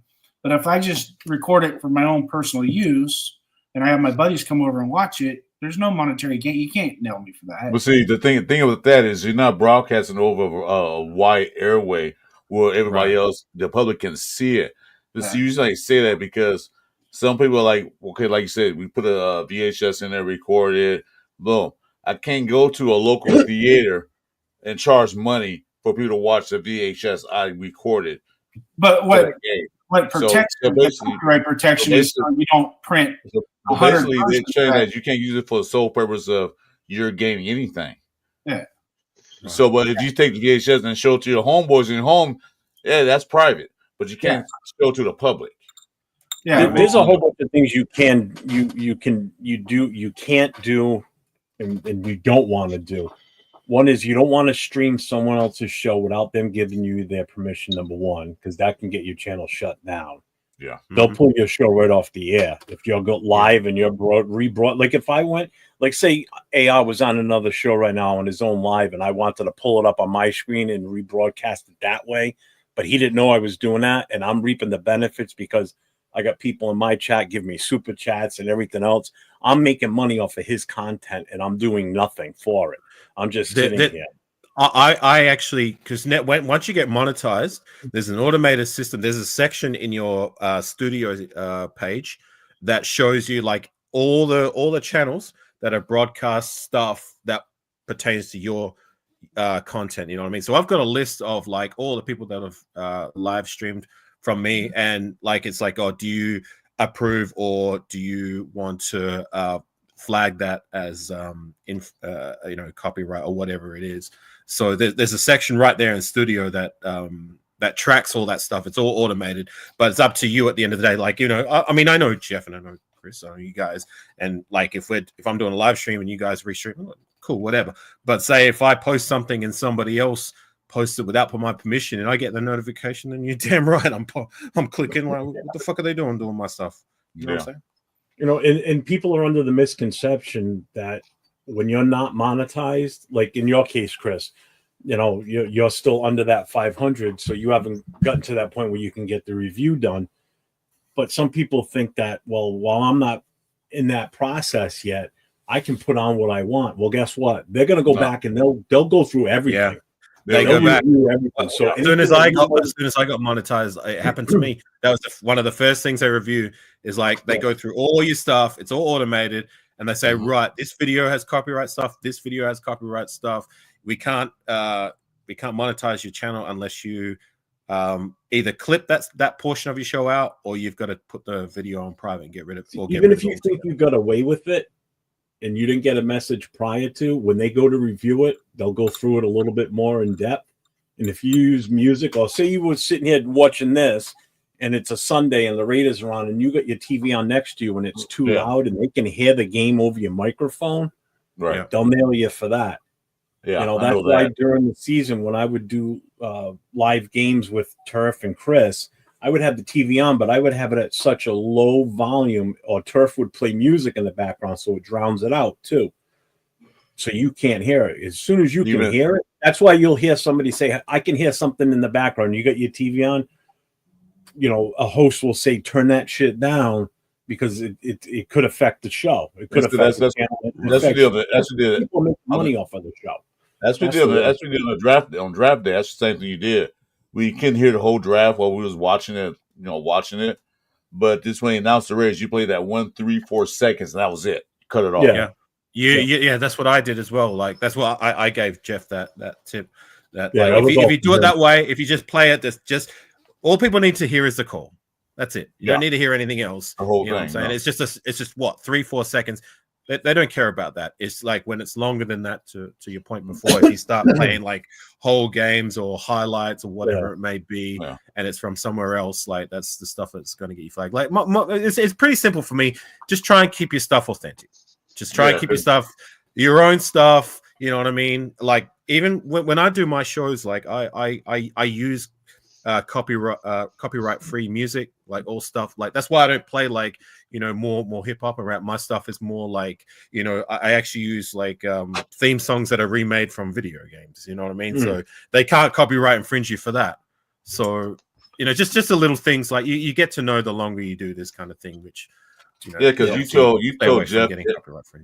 Thanks, Eric. Because you told Jeff, and Jeff is telling me the same thing you told him. So he's teaching me like, don't do that, don't do this. Because I think the first show me and Jeff did, I had the TV was on real loud. It was our channel. It was our channel. I said, Chris, I heard us talking in the background. I said, was that a problem? I said, yeah. And I turned it off. Well, I turned the volume down. Although it was our show. With the audio was the big thing, but yeah, that too. But still, if it was somebody else's channel I was doing that, I could see what you're saying. Hey guys. I'm going to check out. We're getting thunderstorms through here, and I keep losing power. And I'm just like, you know what? Screw it. It's 11:30. I'm going to bed.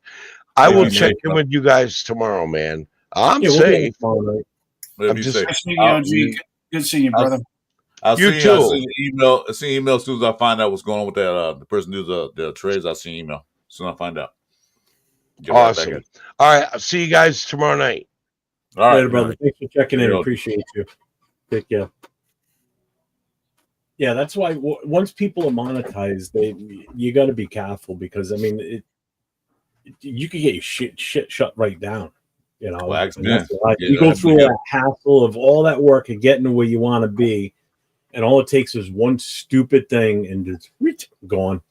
Well, get ready to pin. Ask him what happened. Shit, he got shut down real quick. Like I said, just keep it simple. Keep your stuff authentic. And you won't have to worry. The good thing is this isn't copyrighted, so you're good, Jeff. You're not going to get busted.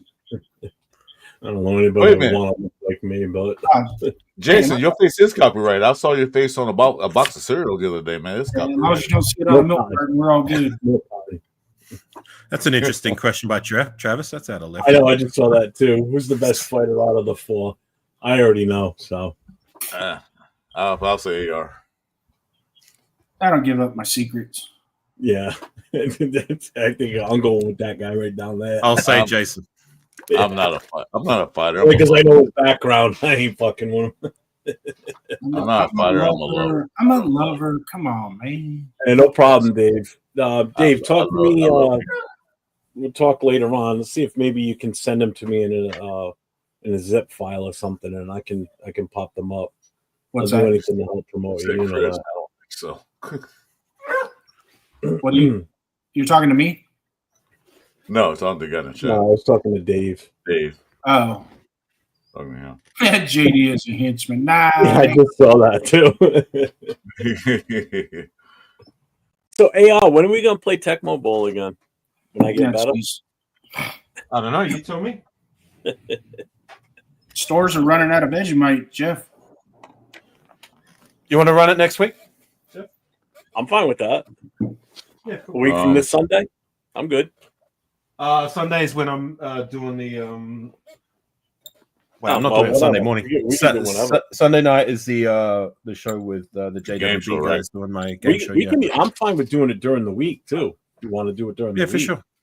Let's do it. Nighttime for you at that point. Like if we do like 11 o'clock, that's 11 your time at night. You cool with that? Or if you do morning your time. Yeah. Yeah, man, I'm down with that. We'll do it next week. All right. We'll just pick a day during the week. I'm fine with that. That'll be fun. Yeah, I'm down. Oh yeah, I'll see if Critique is available too. The only one I know won't be available during the day during the week would be Nate. So it'll just be the three of us. So I'll get my ass kicked by both of you. Hey, Night Owl, take it easy, man. Have a good one. Later, Night Owl. Thanks for popping Stay in, man. I safe. appreciate you guys. Raiders. Travis has got another interesting question. Who pulls the most cooch out of the four? That's Jason. Hands down. What? Hands down. Three of us are married, so I can put my money on AR on that one. Yeah. Why is the answer always me? Well, Jason got the Jason has an OF. He's an OF guy, so you must pull him in because he has an OF challenge. So come on. Yeah.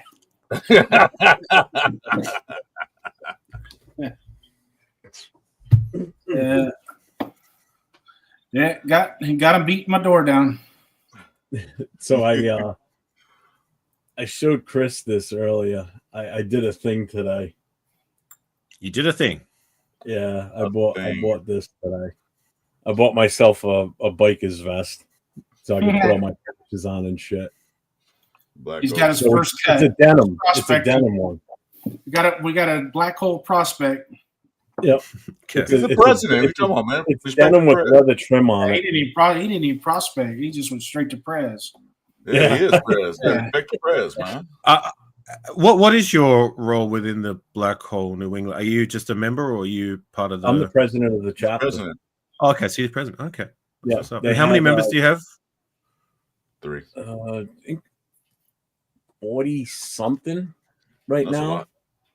There's going to be even more because there's a few that were Are you that are coaching? from the Booster Club that are becoming Black Hole members that are going to be part of that chapter. That's what I thought. Some that are actually not going to be staying with the Booster Club, from what I gather.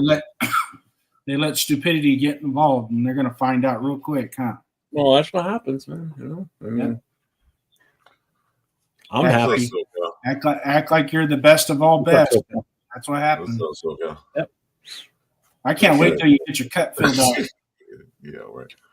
I mean, I had a good thing lined up for the Booster Club for a pregame party, but everybody wanted to jump the gun and go and do their own thing and go and get information on this and that. If they would have just waited, I just needed some confirmation on some stuff. I wasn't going to put any false hope out there. And guess what? It's now going to be a Black Hole party instead. So I'm sorry. Oh, well. No. They're lost. I got a place that's going to close their business for 4 hours from 5 o'clock to 9 o'clock at night. And don't worry about where you were. Worry about where you're going now. Exactly. Yeah, that's what I mean. So, I mean, we're getting a location that's going to shut down for 4 hours. She's going to close to the public. It'll hold up to 300 people. And when 9 o'clock comes, she's going to open it up to the public, but she's not throwing us out. So if we want to stay there, we can stay. She'll only allow X amount in based on how many of us leave. So it's absolutely perfect. Right in downtown Providence, which is where the team stays. They're a couple of blocks away from where we're going to be. So I'm kind of hoping we might be able to get a player or two to show up. That would be nice. It'll be early enough where curfew won't be a problem. Because I've been to some pregame parties where players have shown up. So, hey, Jeff, I just sent you a message on your phone. I heard Matthew, you hate the Raiders? That's fine. Hey, everybody but the Raiders. I hate all 31 teams. Maybe that's one of them. More so than the Rams and the Cowboys. That's great insight, Matthew. Great comment. Great grammar. Nice one. Oh, what did he say? I hate Raider. I hate Raider. Good thing nobody in here named Raider. Yeah. Hey, Raider, you didn't hear me? You better get out because Matthew hates you.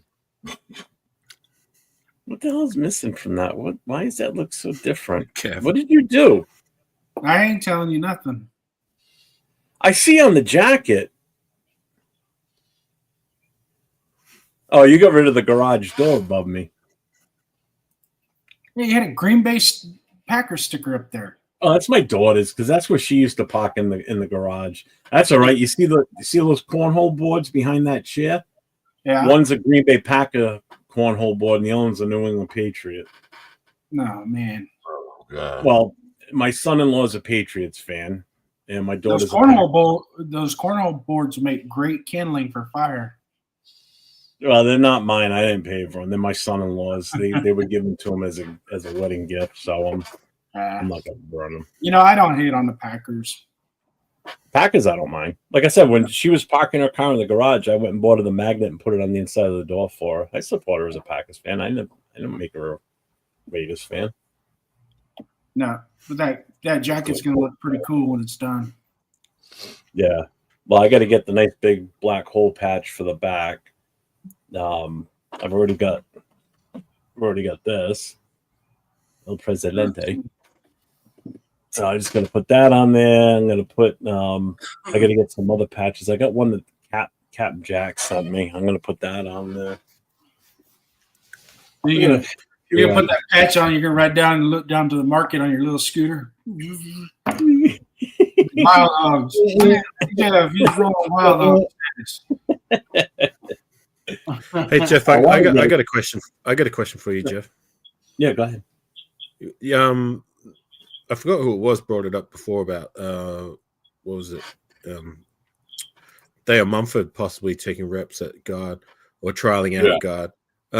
What say you? Healthy, all available. Who do you think's starting at our guard positions come week 1? Well, I think it's right now. If the season were to start today, I think it's going to be Mumford and Kappa. But I have a feeling that Rodgers is going to supplant either Kappa or Mumford probably right around the bye week. I'm thinking when we come out of the bye week, there's probably a good chance that kid's going to be starting instead in either one of those sides, left or right. I'd rather have him on the left, especially as a rookie. I'd rather put him between JPJ and Colton Miller. At least get 2 anchors on either side of him and keep Capper on the right. See, Capper I don't have a problem with because he's got that veteran presence.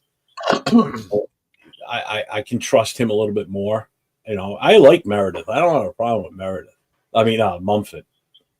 You know, it's Parham that just bugs the shit out of me. And I think the only reason that he's still here is because he's the only viable backup we have for a center right now because he's the good size for a center.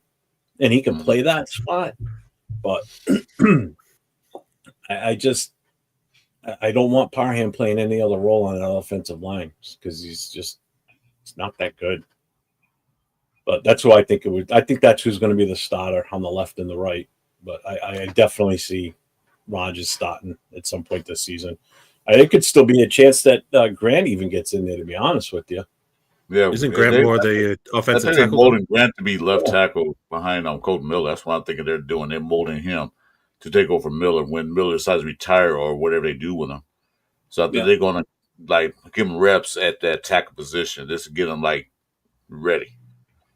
Either way, I feel a hell of a lot more comfortable with what we're going into this season with the offensive line than what we had last year. Yeah. Definitely.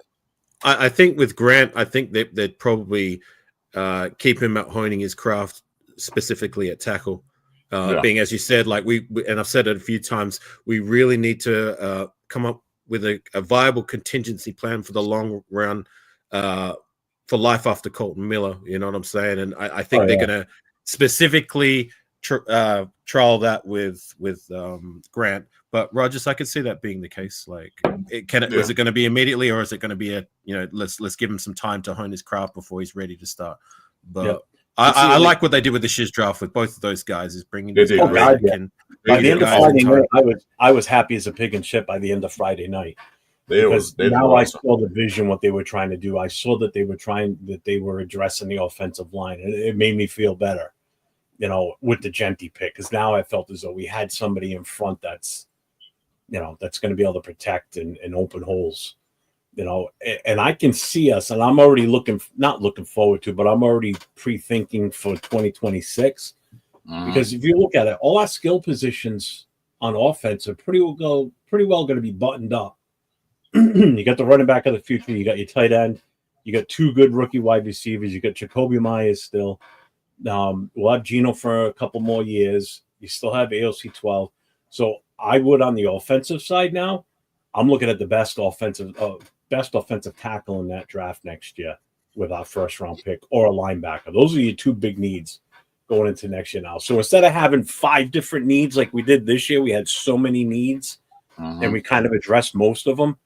Next year, now you got it narrowed down, I believe, down to 2 positions, or 2 spots, a linebacker or an offensive tackle, because you need. Well, next year we can start drafting. Oh yeah, you just said it. Next year we can start drafting instead of for needs. We can start for we need depth now. That's what the Eagles do every year. That's why they're so good. But I think, but now we're not desperate for. We have to draft this now. Yeah. Well, if Grant progresses to be good enough by year 2 to be a viable starter, then we won't need to go that route, Jeff. I mean, we'd have 2 young tackles starting on either side, on both sides. So yeah, but you still gonna all right. So you move. So if he is the future at left tackle, you still gonna get somebody that's going to move in for guard too. So you're still going to need an offensive lineman to fill that other void that's been created. Maybe that's why they moved Mumford, kicked Mumford in, start working him. And that's why I would still go for the best overall guard or tackle or someone that can play both type positions, for the future too. That's how I'm looking at it. Because at that point, that would be your 2 main weaknesses is linebacker and, additional offensive linemen, especially early picked offensive linemen, because they have the potential to be a more immediate starter at that spot. Maybe not right from the get-go unless they're a phenom, or at least by bye week they're taking over. It's something we just haven't done for the longest time. Well, like, say what you will about the tackle and guard position, Jeff, but we've tried bringing guys in early via the draft process to mix results. With linebacker, we don't even try. When we do try, it's like round 3, like these project guys we're trying to transition from safety to linebacker. We just haven't tried swinging on a linebacker, a true linebacker, between rounds 1 and 3. Like the last time we tried to draft a true linebacker, I'm not talking about Khalil Mack because we transitioned him more as an end, and he was a great one at that. Like by thinking of it, I mean, like C.O. Moore is the last one that was 2013. Yeah, so you're talking 13 years ago, well, 14 right. years ago. That's how long it's been since we've tried to bring in specifically a true linebacker. You know what I'm saying? And that's why that's why we're having the problems that we've had for the last 2-3 years with we're having to rely on bringing in free agent talent, which has been good. We found guys like Denzel Perryman was around for a while. Robert Spillane was good when he was here. You know what I'm saying? But we're having to rely on that rather than our own homegrown young talent. We just haven't had anybody at that position. Nobody. I in all honesty, I would like to see us next year. I know we're already talking about next year, but you got to think about this stuff. I would go for the top linebacker with our first pick in that first round. That's what I would do. I just hope he's better than the last guy we took as a true linebacker in the first round. God. I mean, here's an interesting. I'm sure you've probably already seen this. Did you see the 3 linebackers that we have right now? So how much their salary is for the 3 combined? It's less than what Spillane's getting from New England. So we basically got a 3-for-1 type of deal on the money that we saved. That's what you call being a good GM, though, too, because you brought in guys that you only brought them in for 1 year. You're not on for big money with them.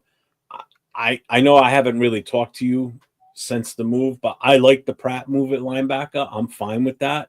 I think it was a great move. So that's what you think the same thing too.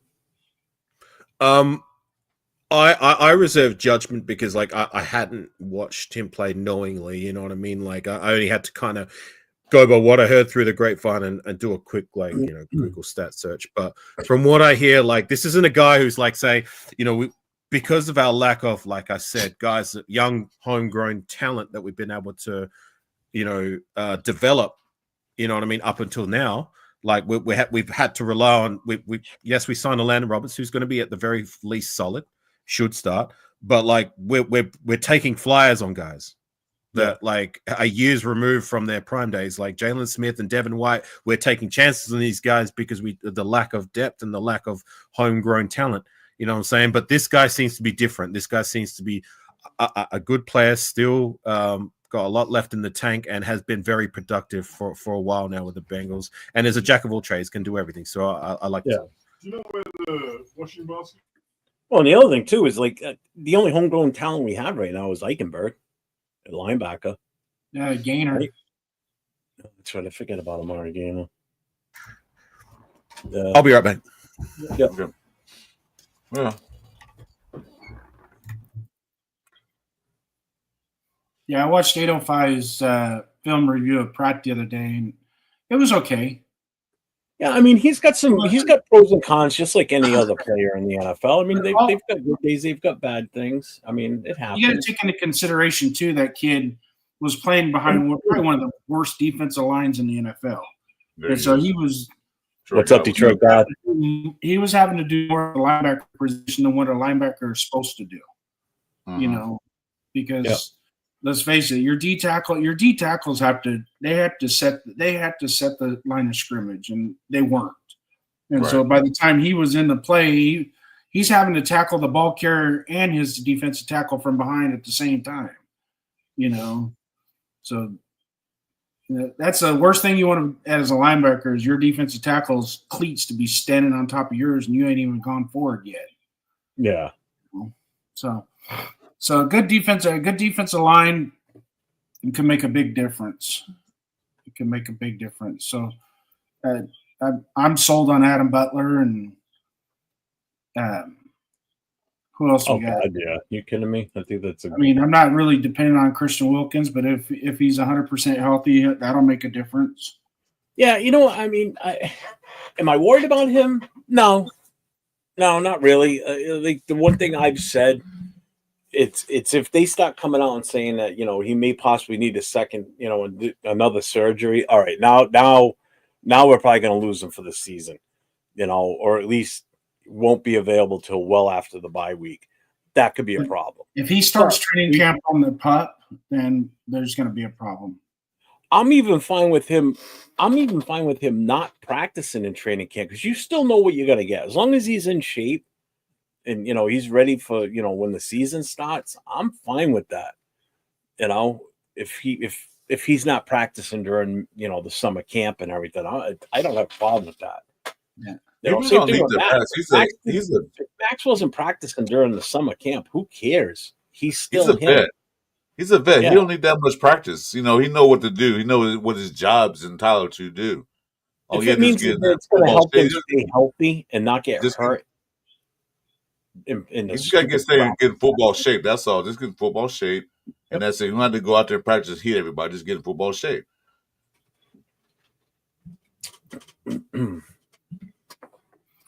I think that's about all football we got to talk about, huh? Well, hell, WNB. Oh, he got blasted already.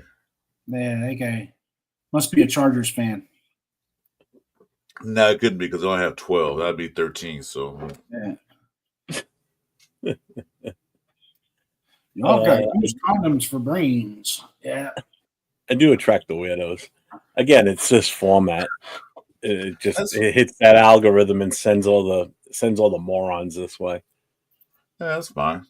But whatever, it is what it is. What are you gonna do? I mean, we're already I'm at 1,000 views already in 3 hours. Yeah, I'll take it. If I can get Chris up to that, then we'll be rock and roll. Although you got quite a few on your channel tonight, Chris, I've noticed. Yeah, what's up with you, bro? I got 9 hours to reach 1,000, so that's pretty good. That's not bad. You're getting there. I mean, I'm trying to get people to direct over to your channel. I like I said, if they come in and they're on my channel and we, you know, they scoot over to yours, I have no problem with that. I've already hit those thresholds. You know, I want to get you up there now. Well, we're doing the same channel, exact same thing, so it don't matter. You know, making my algorithm back up. Or hire some bot. Next time the Raiders have a press conference, go and spam your channel in there. How long that lasts. Yeah, I'm not doing that. That's when they have to go, man. So you guys are pretty. If AR is on doing a live, I'll chat with him until he says subscribe to Christopher Raiders. Then I'll put my link in there. I want to do it when I get in there. That's disrespectful. Like now, I'm not gonna promote me until AR see me in the chat. Say, hey, Christopher Raiders, hey, welcome, man. Hey, make sure you go join Christopher Raiders. Yeah, they'll put my thing in. Because some guys just put their channel up there, regardless, without even getting permission. Well, if you get good moderators, your moderators will do it automatically for you. You know, like right now, if we're on like there's 4 of us on this screen, you know, mods should be putting up like your channel, Afakasi's channel. Yeah. You know, that's if you watch other shows that's what they do. You know, if I go sit in the chat on AI's channel and he's got other people on the channel with him, I'll go. What's up, Ben? I'll go and I'll post his channel. I'll put it in there, and then I'll put like say you're on the show with him, Chris. I'll post your link in there too. Yeah. You know, like I do that for you and Jason on Sundays. If you notice when I'm in there, I'll post your links on both channels. Yeah. I respect. I just want to go in there and just post my in there because I watch a lot of content creators. I don't post my channel. They say something. I guess everyone's different. I mean, I personally don't mind as long as you're not some Johnny come lately who puts in no time and no effort. It doesn't give you the time of day in terms of supporting your show. You know what I mean? Like you've come in and out of my chat feed. You're very active, so I don't mind if you just come in right off the rip and share your channel. I don't mind that. I just don't like. I've never seen you before, and then all of a sudden you just come in and you start plugging your shit. It's like, well, you know what I'm saying? Like, come on. Yeah, okay. I understand. It's a matter of respect for me. I just I appreciate the respect. I don't I won't go in there like it's me. Hey Jeff, I'm gonna check out for the night. I will see you guys later. Happy Father's Day. Don't see any of you guys for the weekend. Oh, that's right. It's Father's Day. Hopefully, Jason. Hopefully, I see you in the chat feed. Dropping your knowledge in that in the chat feed. You seem to be the champion of the chat feed. Cheeto might be the champion on the panel, somebody needs to squelch Cheeto. His head's getting too big. Pretty soon we're gonna have to get an extra monitor just for his head. Right. Salute you, Jason. Take care, man. All right, guys. You guys have a good night. Thanks, man. I was going to ask, because I heard you guys talking about Amari Gainer before I dipped off. What's your confidence level in him taking that next step and doing something? I mean, if he can be more than just a situational depth guy. Well, I'm thinking this. Just pick up that guy Pratt and you got Devin White and then what you call him. I think Smith. He can sit and learn behind these guys. You know, they have 1-year deals and all that stuff, so he can sit and learn. He played well last year towards the end, but I think he's still kind of raw a little bit. So bringing these guys in, he can sit behind them, maybe go in now on occasions and just kind of learn. See, the Raiders they brought new players in, they put them out there like, oh, that's it. Don't know nothing about the pro football level. College they do, but not pro. So maybe with these new additions to the linebacker room, maybe he can, get some knowledge from these guys. So hopefully he can get better. Isn't that a sad state of affairs? And to my point, like that the guy that you're confident in being homegrown talent, whether it be drafted or undrafted, I'm not talking about free agents, is a UDFA from last season compared to all the draft picks that we've had at the linebacker position. Yeah. It's pretty sad state of affairs, right? Yeah, you're right. You were 1,000% right about that. It just, well, that only shows the people we had in the building the last few years. Now we got, like me and Jeff keep saying, we got adults now. They see the talent. They see what they want. So hopefully everybody they picked up this year, we say just 3 starters out of this, 4. Well, we know we got 1, possibly 2, maybe 3. Might get 4 starters out this draft. That's a win. Great. That's a big win. If we can, and I want to stress, not starters due to lack of talent that's able to start at a position. Only a starter by default kind of deal because they're good enough, because they've earned it, and they're going to be good enough when it comes to other teams. Not just because we've got a hole to fill, like we've got no one else. We'll just have to throw him out to the wolves, and he's just not ready yet. You know what I'm saying? Like I want them to be there starting because they're going to be productive and good enough. Well, look at it this way. So Genty's 1, Thornton's going to be the other. Who? Porter's going to be the third Oh, one. I thought you said Button. Did you say Button? Yeah, no, he said Thornton. Thornton. Oh, Thornton. Thornton, You the mean, right do receiver. you think? Do you Porter's mean gonna be- Besh? Porter's going to be that one on the defense. Betch is probably going to be the other one. So there's 4 right there. That's already 4 guys. I don't think So that's Betch will be already a better starter. than what we did last year. You know, and they all I don't good think- players. I don't think Betch I will don't be a think- starter. I think he'll be a rotational piece for day one. I think he'll rotate in and out. I think Besh is going to be. I don't think Besh and Thornton are going to be your 2 starters because I mean we've got Jacoby Myers starting on one side. He definitely is going to be It's starting. going to be either one of the Brock two. Bowers is going to be right. It's going to be one of the two. I don't see it like it'll be situational when you see both of those 2 guys, barring injury to Jacoby Myers, seeing the field of starters because Brock Bowers has got to be in there at tight end. We got to have a running back, and that's going to be Ashton Genty. So you're not going to see both of them on the field at the same time unless they're in like your 3 wide receiver sets. Yeah, right. So for me, it's going to be situational. With my money's going to be on Thornton, even though I really like his intangibles and from what I hear in camp. But I think Jack Besh for the now seems to be the guy who's the more ready guy to start alongside Jacoby Myers. But to your point, like that's 2 Genty and our first. That's what you want from your first 2 draft picks. You know what I mean? Round 1, round 2. Not these project guys that are sitting for seasons and you're waiting for them to to even do something. Come year 3, like that's not what you're looking for. Yeah. Well, especially when you got guys like Sincere McCormick. Turf's not in the room, is he? No. Sincere McCormick. He's been there 3 years now. Every year he gets injured. He comes in, he looks great for a game or 2, and then he's out. Lobby, how long are we going to stick around with him now? Is this going to be another project guy? It doesn't work out. But those guys that look, the Lobby's a 6th rounder. You know what I'm saying? Like these 6th, 7th round guys, like, look, if they do anything, that's a win. Sincere McCormick is a guy that I've been critical of over the years, but like again, he's a UDFA. So if we get anything out of him, cool. If we don't, it's no biggie. You know what I'm saying? I'm talking about your early draft picks, like your round 1, round 2. You want these Ashton Genties and Jack Beshes who should be able to start and be good enough come day 1, not these guys like Tyree Wilson and Michael Mayer type picks where we're still waiting for them to do something. Look at this kid. You can't even spell Genty right, you moron. It's with a J. But according to the report, they haven't lobbied doing punt returns. So I don't know if that's a good thing and a bad thing. So they're going to focus more on the special teams. So maybe that'd be good for him. Coming out of a small college like that, getting to the pros probably was too much for him at that time. That's why he probably fumbled so much. Probably was nervous. I don't know. Yeah. But they're showing him the guy doing punt returns. And what I was looking at, he probably be a better punt return than anything else. He's not like your favorite character, your favorite guy of all time. You know what it is. Like AR, say his name. Your punt return. My favorite Jacoby Ford. Yeah. You're not going to be Jacoby Ford. But he's shifty, and he has those moves that he probably could be a great punt return. We'll see. I don't think he'll be in the backfield as a running back.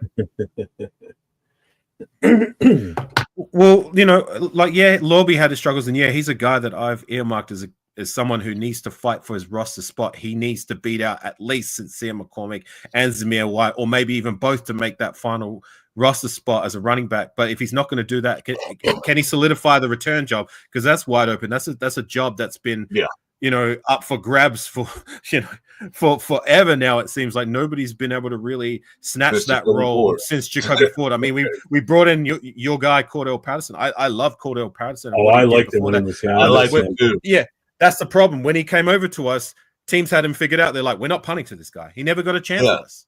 It was always like they either cough and kick their punts or kicked it out of the end zone when it was kickoff or after a touchdown or a scoring play. Like he never got a chance. You know what I'm saying? And never. Yeah, like ever since then, like it's just been like, I mean, Dwayne Harris had that one return for a touchdown, but it's just, Hunter Renfro did okay. He did okay in punt return situations, but we hadn't had a solidified guy since the days of Jacoby Ford. And it's starting to get frustrating. Facts. Yeah, like I said, and then they're talking about a lot might be doing the same thing. So we'll see how they branch out because they had tried. Yeah, I guess this is practice, so you really can't read into it. This is like helmets and t-shirts or helmets and shorts. They had Jinty out there. Underwear Olympics. We had taking punts and kickoff returns. I said, no. Don't put him out there on punts or kickoff returns because he's a running back. Let him be the running back. Don't have him do that. I mean, he might be great at it, but I don't see him out there doing punt returns and getting hurt. Right. You know. Me neither. But who knows? I mean, Napoleon Kaufman did that to great effect. I don't mind if he does that once every often, like Kaufman did back in the day. But I'd rather look. Can we get somebody who's Lobby? Like, if that's his primary role and he can be great at it, then if he can fill that void, cool. Please, one of these guys, Mallet, Lobby, or whoever it is, not just get the job, but do well at it, please. Yeah, get the job and dedicate that job to him, and you dedicate doing that job. That's what we want to say. He's on paper. He's a dedicated punt return, kickoff return, whatever. Leave it at that. Remember Johnny Lee Higgins? Remember him? Yeah, remember him? He was lights out in punt returns. You know what I'm saying? Not so great as a wide receiver, but punt returns, he was. Couldn't catch a lick, but he can run. He could run. He could run. Yeah, you can run. Okay, who was awesome? It was Tim Brown when he was returning punts, man. I always thought that was crazy that we used him to return punts. Yeah, because that was back when you could really tee off and smash somebody. Yeah. How he never got hurt returning punts is beyond me. I don't get it. Thank God it wasn't kickoffs, because kickoffs back then, that's when you could still hold hands down the field and do a chain gang and just decapitate people. Yeah, to your point, they didn't want him out there, even though he was great at it. Like they didn't want him doing that full time because we don't want to risk you getting hurt. But to my point, Lee Higgins actually had more punt return touchdowns than Tim Brown, I believe. Lee Higgins had 3. Yeah, I think they tried Woodson one time at that. I think they said, "Nah, no more of that." You're great at corner. We need you to be great there. They got nailed one time. Say, yeah, that's it. No more punt returns for you, buddy. That's when we put Ishmael out there. Let him do it. He wasn't going to see much chance at all at wide receiver, so let him. Oh, you talking about the bottle rocket Ishmael? Yeah. Yeah, the bottle rocket. Yeah, the rocket and the missile. Him and his brother. That was a joke. I thought he had something there. James Jett, man, he was fast. Yeah, he was fast. But... Of course he was fast. He's an Olympic gold medalist. Yeah, he was fast, all right. But I mean, nothing. You can't catch the ball, run routes, so what good are you? He was good that year when we had Jeff George. Yeah, I've gone back and watched the tape. He was pretty good. He was better than a lot of these other speedsters that we've had that we've tried to turn from being track stars to NFL players. Put some respect to my guy James Jett's name. That was Al Davis. That was Al Davis' thing. Speed. Which he was right. He wasn't Cliff Branch, but he was decent enough, and he was here for a while. James Jett. James Jett. Oh, no, I like James Jett. I like how fast he get out on the field. Not the greatest hands in the world, but he didn't have Trey to throw on the ball. We did catch the ball. He was gone. Yeah. I got a question, an interesting one. Do you think in their primes, I'm not necessarily talking about the NFL level, but like in their athletic primes, do you think Bo Jackson was faster than James Jett? I mean, when you think about it, James Jett was an Olympic gold medalist. So that would have you being not just the fastest in the sport, but the fastest, or one of the fastest in the world. Like, that's an interesting one. Who would be faster? What was the top 40s for both of them? I don't think they really measured 40-yard dashes back then officially like they do now. I don't know, man. Bo had that. I think James Jett was faster than Bo Jackson. Go on. But I think Jett is faster than Bo Jackson, but Bo Jackson had better breakaway speed. You know what I mean? He can accelerate quickly. Because, when you saw Bo Jackson run, he's moving slow. All of a sudden, boom, he's gone. James Jett had one straight speed. He was straight ahead. Kind of hard to explain. I think I know where you're getting at. Yeah, I think Jett was faster on a straight line, run, just go bam. But Bo Jackson, then once he accelerated and hit that second gear, he's gone.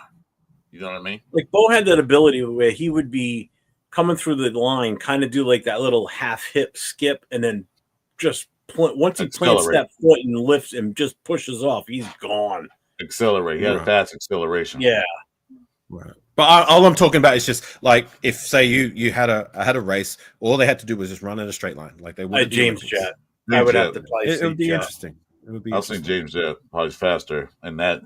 Look, I know from an overall perspective, athletically, NFL play standpoint, you know what I mean? Like it's chalk and cheese. Like Bo Jackson is, you know what I mean? Bo is Bo and James is James. But I was just talking specifically speed. Like I would have told them both run in a straight line, who'd be faster. I'll say. I think what blows your mind though is just the pure size of Bo Jackson and how fast he ran. It made him look faster than what you really thought, you know. But he was, I don't know, man. I still would have to say a straight on, just take off running. Who can?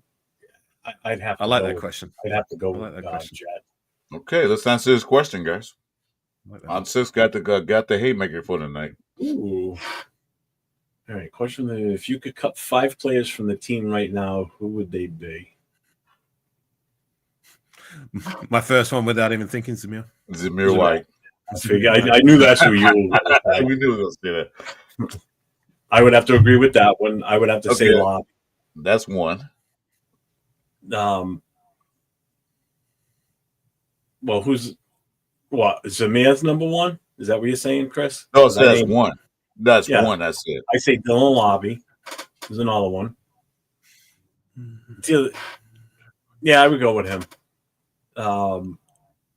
I think Bradley's gone. He's going to be number 4 on the depth chart for QB, so he'd be gone. So that's 3. Shit. Parham. I would cut him in a heartbeat. That's 4. I mean, of the names that like standout names per se, not necessarily by their talent. And I'm not talking about like these depth bubble guys that are either like you know, these guys that are no names, you know what I mean, like Zamir White. On the field. That comes to mind first and foremost. Oh, that 5th one. That's hard to say right now because I want to see training camp. I want to see what they do in training camp because, like I said, this is helmets and shorts. I mean, the easy one would be anybody can come in there as a camp body, and all of a sudden UDFA just takes over. So it was hard to say. Right. Sorry, Jeffrey. I mean, I would want to say Tyree, but maybe one more year with him. Right. Yeah. Look, as critical as I am of Tyree, I wouldn't necessarily cut him now. No. At least you have to see what you got come year 3 and possibly year 4. If he's not all the way terrible, he's going to stick around till at least year 4. You know what I'm saying? Yeah. At the very least, as a rotational guy, that like I have never been critical of the fact that he's at least a rotational guy. You know what I'm saying?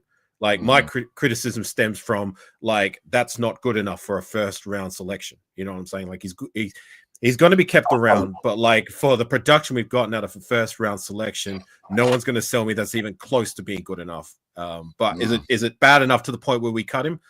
Not to the length it was with, say, Alex Leatherwood. Remember, he was a first round draft investment. Like he wasn't even decent as a rotation. He was just all the way terrible, and he was all the way terrible in preseason. You know what I'm saying? He was getting beaten really badly on consecutive plays by guys who were fighting for roster spots. As a first-round draft selection, that is just we talk about Tyree being unacceptable. That was all the way unacceptable to the point where they didn't even give him a second season. They cut him after his second preseason. They cut him. Cut him. As much as I give Parham shit, if I had to pick between him and Leatherwood, oh hell yeah, I'm taking Parham. At least I know Parham can go out there and play somewhat effective. You know, he went to the Chargers. Didn't he go to Chargers and they cut him too?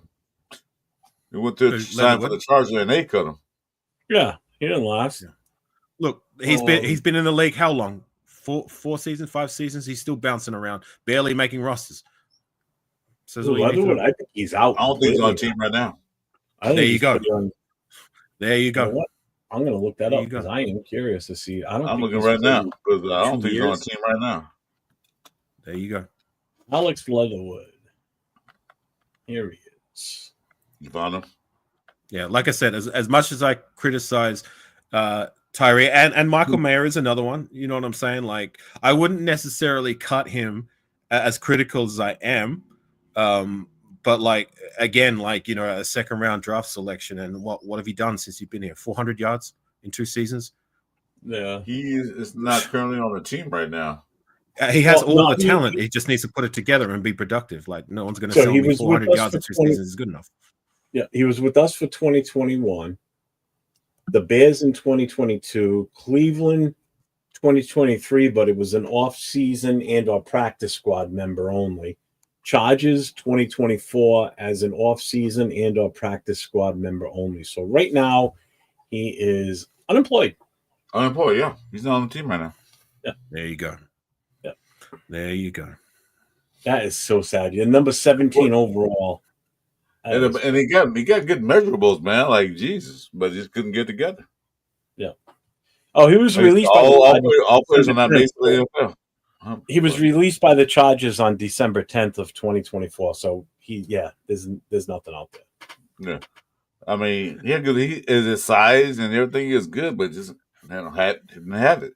Like I said, all players, just because you're big and strong and fast, don't mean you can play NFL, and he proved that. Right. Mm-hmm. Unbelievable. And he's still so young. He's only 26. You know, I mean, that is so bad. Oh no, we whiffed bad on that one, and next year's first rounder too, Damon Arnett. Oh, don't even mention him, Mr. Gun, total idiot. Right. But as it's like I keep highlighting, as I'm the loudest in the room to criticize his time as a Raider, but it's nice to see he's turning his life around on it. Yeah, I heard about that. Yeah, he's starting to change. I can appreciate that. I think he went up for the USFL. Yeah, who's he playing in? The USFL? Playing in the XFL. UFL. It's a UFL. So they combine the XFL and USFL. Now it's called the UFL. He's UFL, playing there. okay, He looks different now. He's cut his hair. You know what I mean? Like I did when I saw his play picture, I was like, "That's Damon Arnett." I was like, "Oh wow." Okay. Yeah. Like you can. It seems to me like he's trying to change, and I can appreciate that. You know what I mean? Yeah. I can always appreciate when somebody takes time away from football, when everything's burning around them, and then they can try and come back and be a better person. Like Seamus not with us, but, I can appreciate. I don't want him on our team though. I don't want him on our team either. I want back here, but at least he's trying. I can always appreciate anybody who tries to better themselves. You know what I'm saying? Who royally fucked up. I can appreciate it. Who said Zimas? I just saw that in the chat. Oh, Raider. There was someone Zimas earlier. Zima. Raider God. I remember Zima. I just worked for that company. I know what Zimas are. That was such a horrible drink back then. Oh my God. I worked for that company a while back and delivered that crap. Really? Oh, that shit was so nasty. What was Zimas was nasty, but the thing about Zimas, it didn't show up on a breathalyzer. You can drink as many as you want. Really? I didn't know that. What's up, Frank Weber? It canceled out. For some reason, it canceled it out. I don't know what it did, but it did. But I guess they fixed it now where they can detect that shit was so nasty. That's what the chicks drank, and they didn't even like it. We all drunk that shit because we can get drunk off of it after a while. Then you have to worry about get pulled over. Like, you been drinking? No, give me breathalyzer. 0, 0, 0, 0, 0. This shit was so bad. Yeah, a white man, poor man's White Claw before they were White Claws. That's about as famous as. Remember the old Bottles and James? The wine coolers. Oh, I hate You used to be able to pound those in the past, and after like about a 4 or 6 pack of those, you'd be like, "Ooh." It's be something called California Cooler. I don't know if you guys had it back on the East Coast, but yeah, California Cooler. That was a shit. I remember those. Probably not. Oh God, I just can't wait for the season to stop, man. I am so. Oh my God. I'm anxious. Now I'm glad I'm going to be there for the whole start of this, with the first game being here in my territory. I'm going to get to see it firsthand, the first game of the season. Is it our week 1 opponents? Are we playing New England? Are we playing New England? New England, week 1, baby. Oh, okay, cool. Week 1. I'm so excited for that. You're right there on ground level, man. When this all starts this season, you're right there. That was Billy D's drink. That's the smallest liquor. Billy Williams. I'm probably the only one. Like, you know, a lot of people took an interest and did live shows and used that as a topic of interest. The schedule per se, but for me, like, I guess because I'm hearing the show, I didn't care. That's why I didn't know that they were their first round. They were the first week one opponents. I don't care who they play or where they play. You know what I mean? Hopefully everyone can get it. That's all I care about. Well, for me, it was a big deal because I knew we were coming here to play the Patriots. It was just a matter of when. I was hoping it wasn't going to be in like November, December, or January because it's going to be freezing fucking cold. And that would have had a big impact on how many people were going to come out here for this game. You know, with it being the first week, the weather's still going to be good.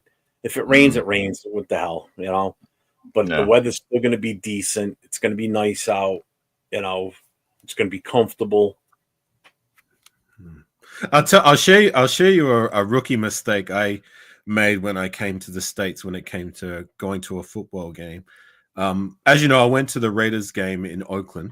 It was like a summer day there. Like, it was beautiful. Like, you know, the sun was out.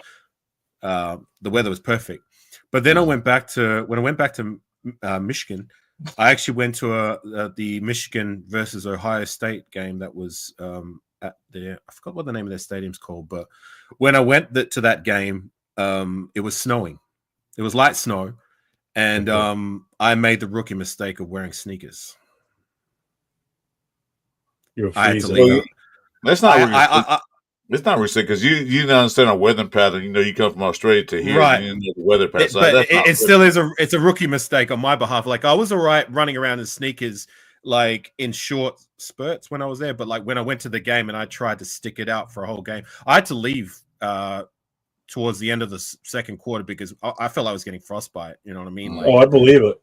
Oh yeah, and the game, it was already a blowout. And to be honest, like if it was my Raiders playing, I would have stuck it out. I don't care frostbite or not; it's a once in a lifetime opportunity. But because it was like two teams, I was just there for the novelty of it. I didn't really care. I was just like, yeah, because I mean, you're basically sitting still or you're standing up in one spot for so long. If you were moving around constantly, that'd be different. But when you're in a stadium like that, you're on cold ass concrete. The snow's accumulating. Your feet are getting wet to begin with because you're wearing sneakers. Yeah. You know, so that's a bad. I know rookie mistake. I know. Detroit God. You're from Detroit, so you would know. What is it? Ann Arbor. That's where the Ann Arbor. I believe. I got the same thing happen to me because I was a little kid. First time I went to the snow, you know, I didn't know anything about snow. I saw it on TV, and I had Chuck Taylors on, man, trying to throw snowball fights. My feet were frozen off, so I know how you felt. I was like, no, I never want to see snow again. I'm out of here. So I actually appreciated snow. I liked because I'd never seen snow in my life. Never prepared for it. So never prepared for it. No. At the time I used to work on a mine site out in the desert, right? So I went out. I went literally for spending 2 weeks in 110-degree weather every day. I flew back to the city where I'm based, and then I flew the next day. I did a 32-hour bender to the States, and then when I got to the States, my first stop was my second stop was Chicago, because I think I stopped by LA for a little bit, and then I went to Chicago. And when I was in Chicago, that was my first time touching snow and like experiencing it. And then when I went to Dearborn, it was still Michigan. It was still snowing. So like I appreciated it. Being like from where I came from and what I'm used to here. Yeah, I get you. Yeah, if you're not prepared for it, then yeah. But that's right. The big house. Yeah, I was there. Detroit. 2019. They got their butts kicked by Ohio State that year.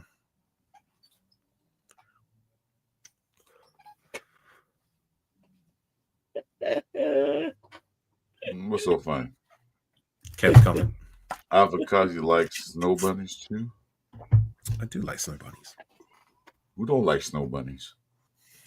Bueno just sent me this. Why does it say Detroit? Yeah. Hey, how you send it to you? I'm gonna save it to my phone right now. I like Send it that. to me. That's Send it what's to up. me. I want to see that. I That's like pretty that. cool. That's cool. That is cool. Yeah, I like that. That's funny. Got my name wrong, but Yeah. Hey, I like that. that is cool. That's what's up. Where are you? Here you are. I just check your Instagram AI. I just sent it to you. No worries. Well, I just saw it, so yeah, that's what's up. It's this malt liquor. Hey, I'm gonna use that, man. No problem. Put it up on the screen. Got Chris. a little more hair on my face in the picture, but they got it right. Because you know when AI does pictures, like usually it's not very accurate at all. You know what I'm saying? That one was close. I can appreciate it. That is pretty good. Good job, Bueno. He sent It was me one AI. the other day. Oh, I didn't show you this one yet, Chris. Oh shit, I gotta show you this one. You're gonna love this one. What was that AI thumbnail where I think they put like you guys try to put the greatest connection through AI? I think one of you was a girl. I did that one. I did that one on AI. That's how it came up. Right. I really like that one. I think I'm gonna use that, but I can't use those ARs on with us. I go the old fashioned route. Like I prefer doing everything with my own personal touch when it comes to editing, rather than having to resort to AI. But each to their own. Oh, he called you Troy. I'm God, horrible with editing shit like that. Nah. Let me see here. Let me send that to myself. Wait till you see this. This is awesome.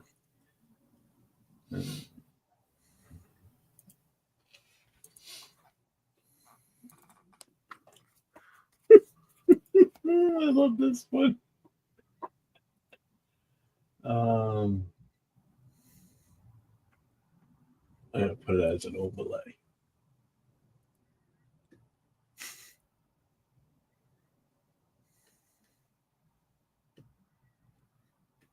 It's uploading. Give me a second. Do do do do do do do do do do do do.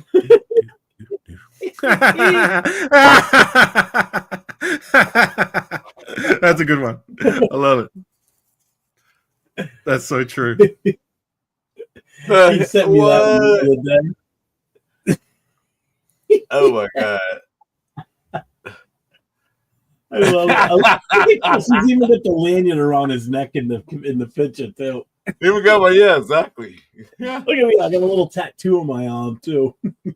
Hey, Jess, send that to my IG, man. I want that too. That's great. We do that. Two old grumpy babies. The one small detail they got wrong is you're doing it right now, Jeff. Like you know how you're going like this with your face, like they got you going like this instead. Yeah. He just took a screenshot of our show the other night and just sent that to me. I'm like, oh my god, dude, that is hilarious. That is I just funny. Oh man. I wanted to use it as on a show as a thumbnail, and I forgot. I wanted to use it tonight, and I totally forgot about it till just now. We do it for tomorrow night. I could. That's awesome, man. Yeah, I can't wait for a couple of weeks from now. Oh my god! Later on here, that's going to be a good night, man. I'm gonna promo the shit out of that too. Man, that is so funny. Jeff's arms got them turkey gravy. Yeah, man, I got wicked baby fat arms in that picture too. Oh man. Oh, AI is nuts, man. It's so much fun to do stuff with it. I mean, that's where I came up with this.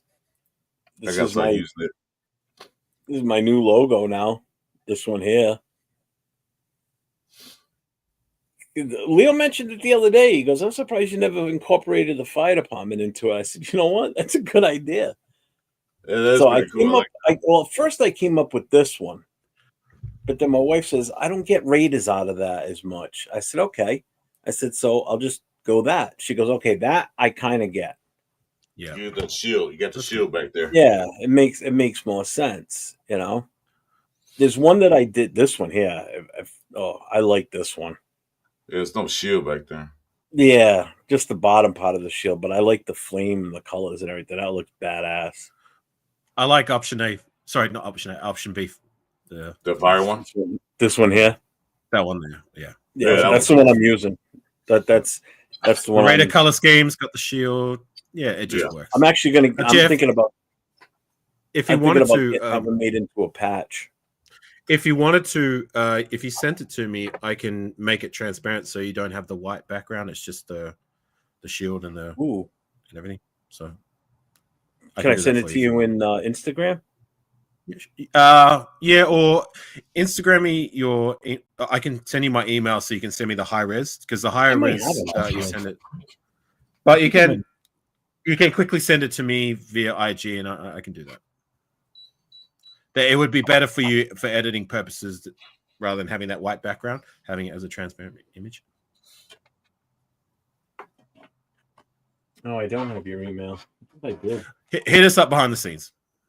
Yeah, doing perfect that later. Yeah, I'm not going to do a Jack Kenner and put my email is this. Reach out to me. My mobile is this. Reach out. They're gonna post it around the chat like, geez. But I think that logo, I think I want to, because I went and bought that vest today, and she does patches there. So if she turns that into a patch, it's a charge of $100 for her to digitize it, and then if I want to order just one patch, I can order just one. Like, so I want to get that made into a patch. I want to put that on the vest also. But then if I want to see about how much it would cost to do 25 of them and put those up, if people want to buy one, as part of like a merchandise thing for me, because people always want to buy patches to put on their shit, so because the patches are huge again now, because everybody's going with those vests, whether it's leather or denim. Like, I wanted the denim because it's a little bit lighter. The leather one I tried on today, holy crap. Heavy. Oh my God, dude. It weighed a ton. She goes, well, it's big because a lot of times you wear. I said, I'm not wearing jackets under this. I said, I got a sleeveless shirt on now. That's exactly what I'm going to wear under this. Wow. I said, I'm not wearing jackets underneath this or sweatshirts. How you see me wearing this right now is how I'm going to wear it. Sleeveless shirt with the vest. That's it. Because that's what I'm going to wear to the bar on Sundays to go watch the game. That's what I'm going to wear. I want to get the patches on it before the first game of the season, so I'll be having that on. For the pregame party, I'll wear it to the game too. So a 401 onesie. When you go to the game, you're not going to be doing any content while the game is live, right? I might. I got a battery backup for my phone, so and I got the earbuds with the mic. I mean, I've got microphones, the little lapel mics. I got all the shit to do it. Internet is usually trash at games. It's so bad. I'll just use my 5G. It won't even phase me. My phone, I got a good connection with my phone, so I'm not worried about that. Right. I am seriously thinking about the night of the pregame party. Bringing my laptop with me and doing something there that night, like go live during the party for a little bit. It's an interesting question by Lordo. If I say podcast is this the same question except for you guys. How many yards is it? You asked this the other night.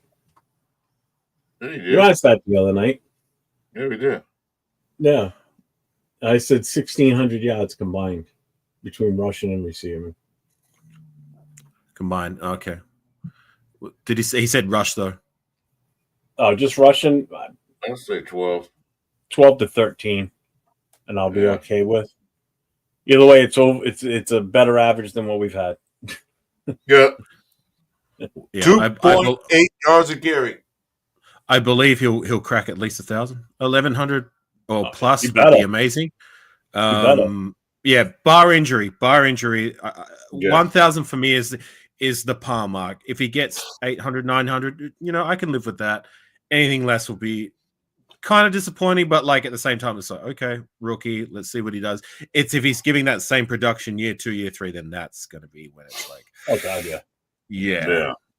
But ideally, drafting a running back that high, you really want him to be cracking at least 1,000 yards right from the rip. So hopefully that is the case. 16 to 800 yards. Yes, that's a high benchmark right there. Yeah, 1,600 yards. Like that's a high benchmark, and that's. I mean, if he can do that, that would be amazing. That'd be great. But yeah, when's the last time a rookie rushed for 1,600 yards? Not just for the Raiders, for any team. Any team, yeah. Did Barry Sanders do that? I'd have to go back and look. I couldn't tell you. Look at that. I don't think so. But... Yeah, to my point. I hope it happens. I really do, but you know, it might be. Trust me, I'd be ecstatic if that was the case. But again, can he do that in time? Absolutely, but from the rip, if he doesn't crack 1,000 yards, being the number 6 overall pick, then that's not good. He's coming in being the guy. He's what you expect him to be, is what I'm thinking. Right. Under 1,000 would be I sent you the link in Discord, Jess, if you want to pop in. I know you don't have social media stuff. If Genty stays healthy and he doesn't rush for at least 1,000, or at the very least, my benchmark for him might not be so much the yards total. Because we have other options as well, but like 4 yards, at least 4 yards per carry is the very bare minimum you got to expect. Sorry, go ahead. There we go. Hold on a minute. I'm not sure. I'm pulling pull up right now. Just a second. Well, at 850 yards, that's 50 yards a game. That's not good.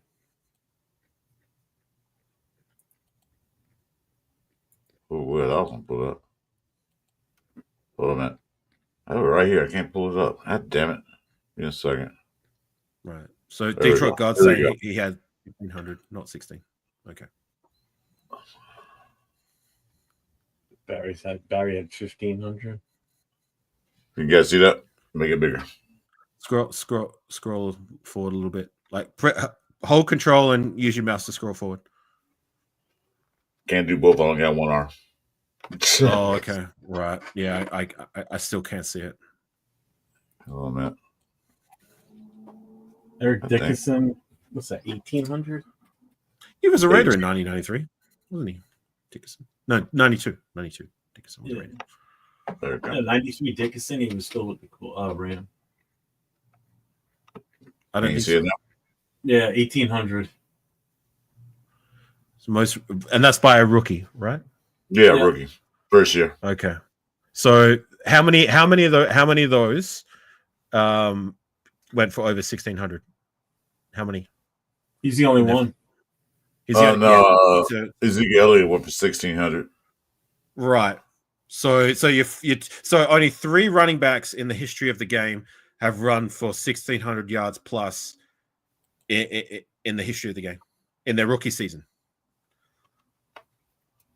Oh, wait a minute. Can it be done? Yes, but like that's it. Like my point is that it's a very tough task, and like I said, not even Barry Sanders did that. See who else did? A. Morris. Who was A. Morris? Ahmed Morris. Adrian Peterson didn't even do that, and he had a game where he rushed for 200 plus. Ezekiel Elliott did. Elliott did 1631.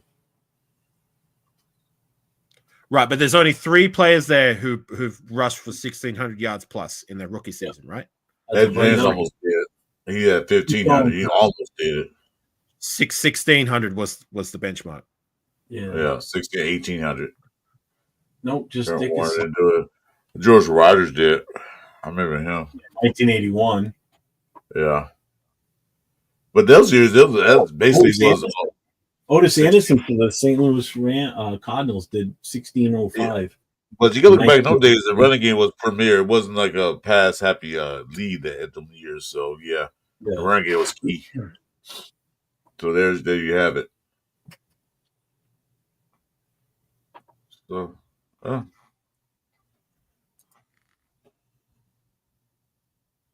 those are the guys. Only one Raiders ever done it, period, right? Not even as a rookie, but like Josh Jacobs is the only running back. Did Marcus Allen ever rush for 1,600 yards plus? That's a good question. Oh, that's an excellent question. Huh. Raider Pete. Yeah, right.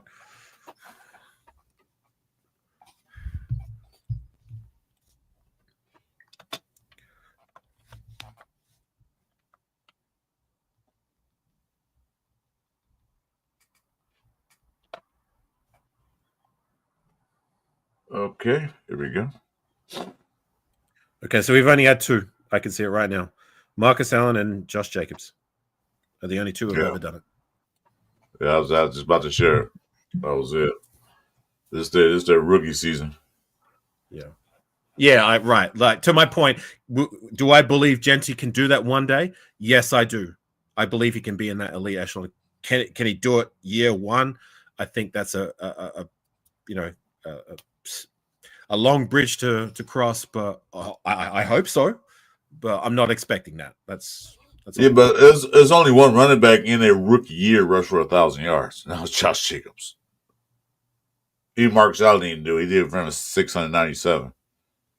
So there's only been one Raider rookie that's rushed for one Red rookie. Only Josh Jacobs, the only rookie that rushed for 1,000 yards.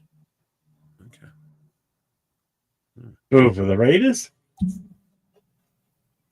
Yeah, for the Raiders. All right, here we go. I thought I had it. I didn't have it.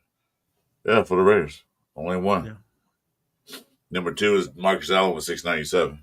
Then he goes out from there. That's it. Wow. Yeah, you think there'd be more, but in a rookie year. What about Kaufman? Didn't he rush for more than a K in his rookie season? Let's see.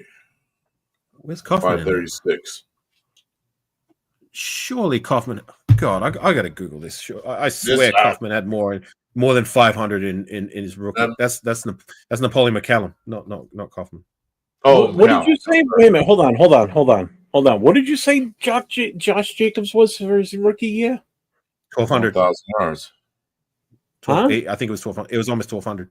Yeah, it was 1,150. All right, never mind. I thought you said 1,600. I'm like, no, that was no. He did that year. Year 4. Yeah, the golf guy ran for 490. So what I'm saying, I believe he can do it in time, but not right from the rip. Okay, Kaufman had 490 his rookie season. Okay. Yeah, maybe he can do. Maybe not this year, but years to come. Yeah, but years to come. But that's been my point the whole time. Like right from the rookie season, I think 1,600 yards is too much of a long bridge to cross. Rookie season. Do I believe he can do that in time? I believe so. Yes. So there it is.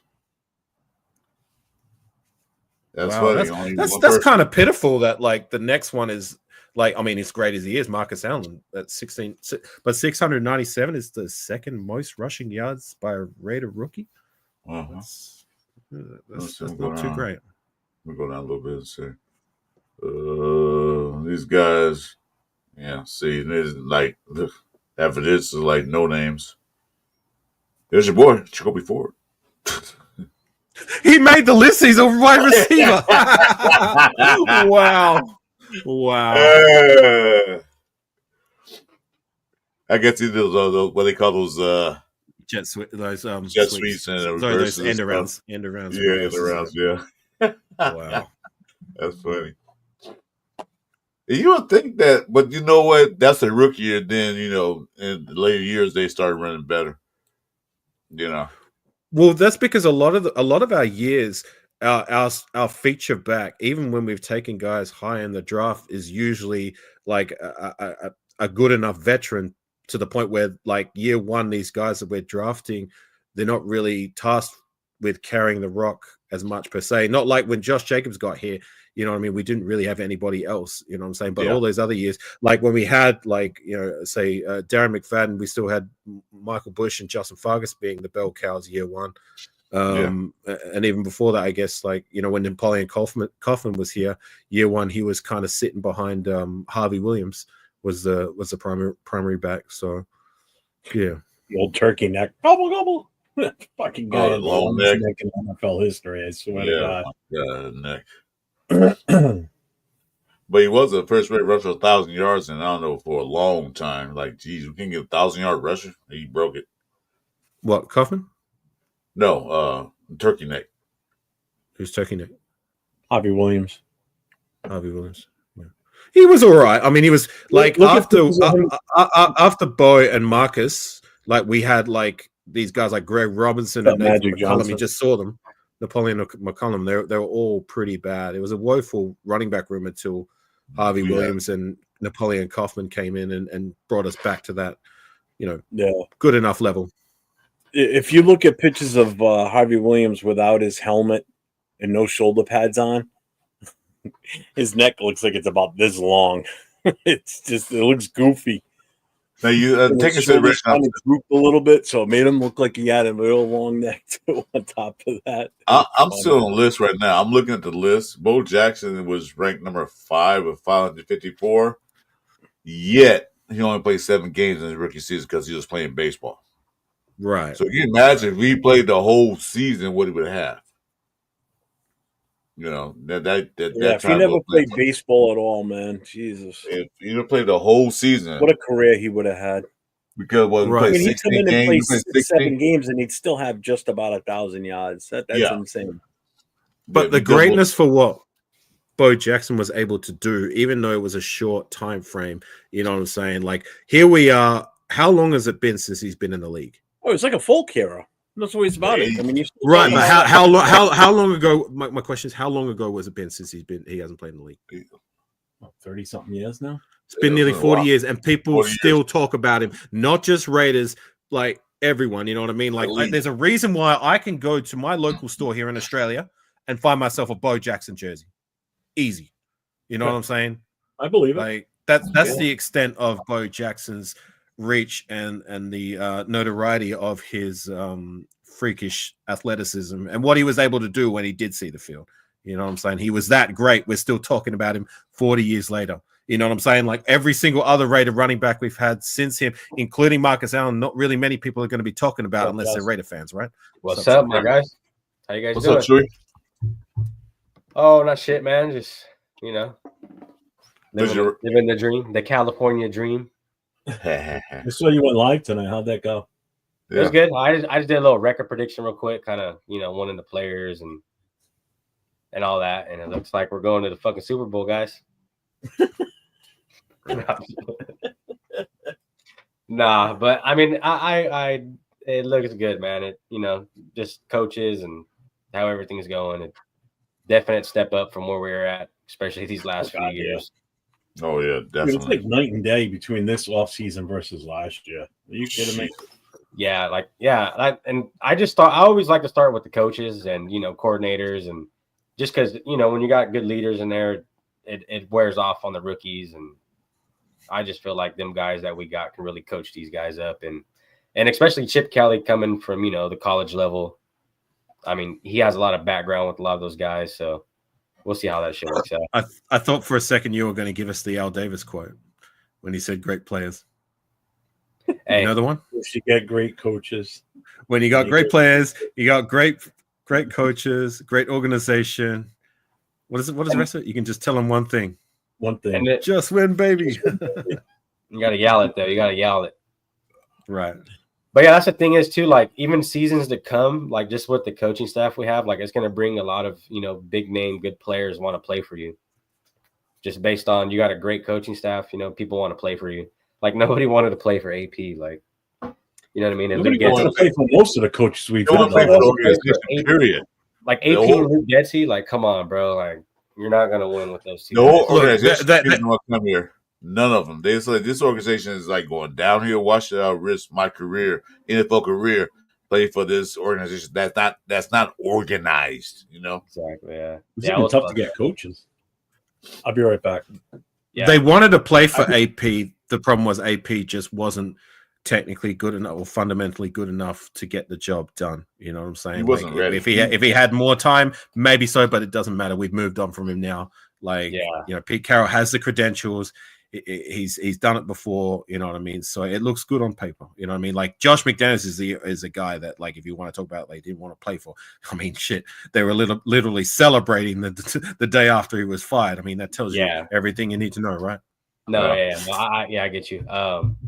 Yeah, I just feel like, I don't know, AP was kind of too friendly with the guys, you know?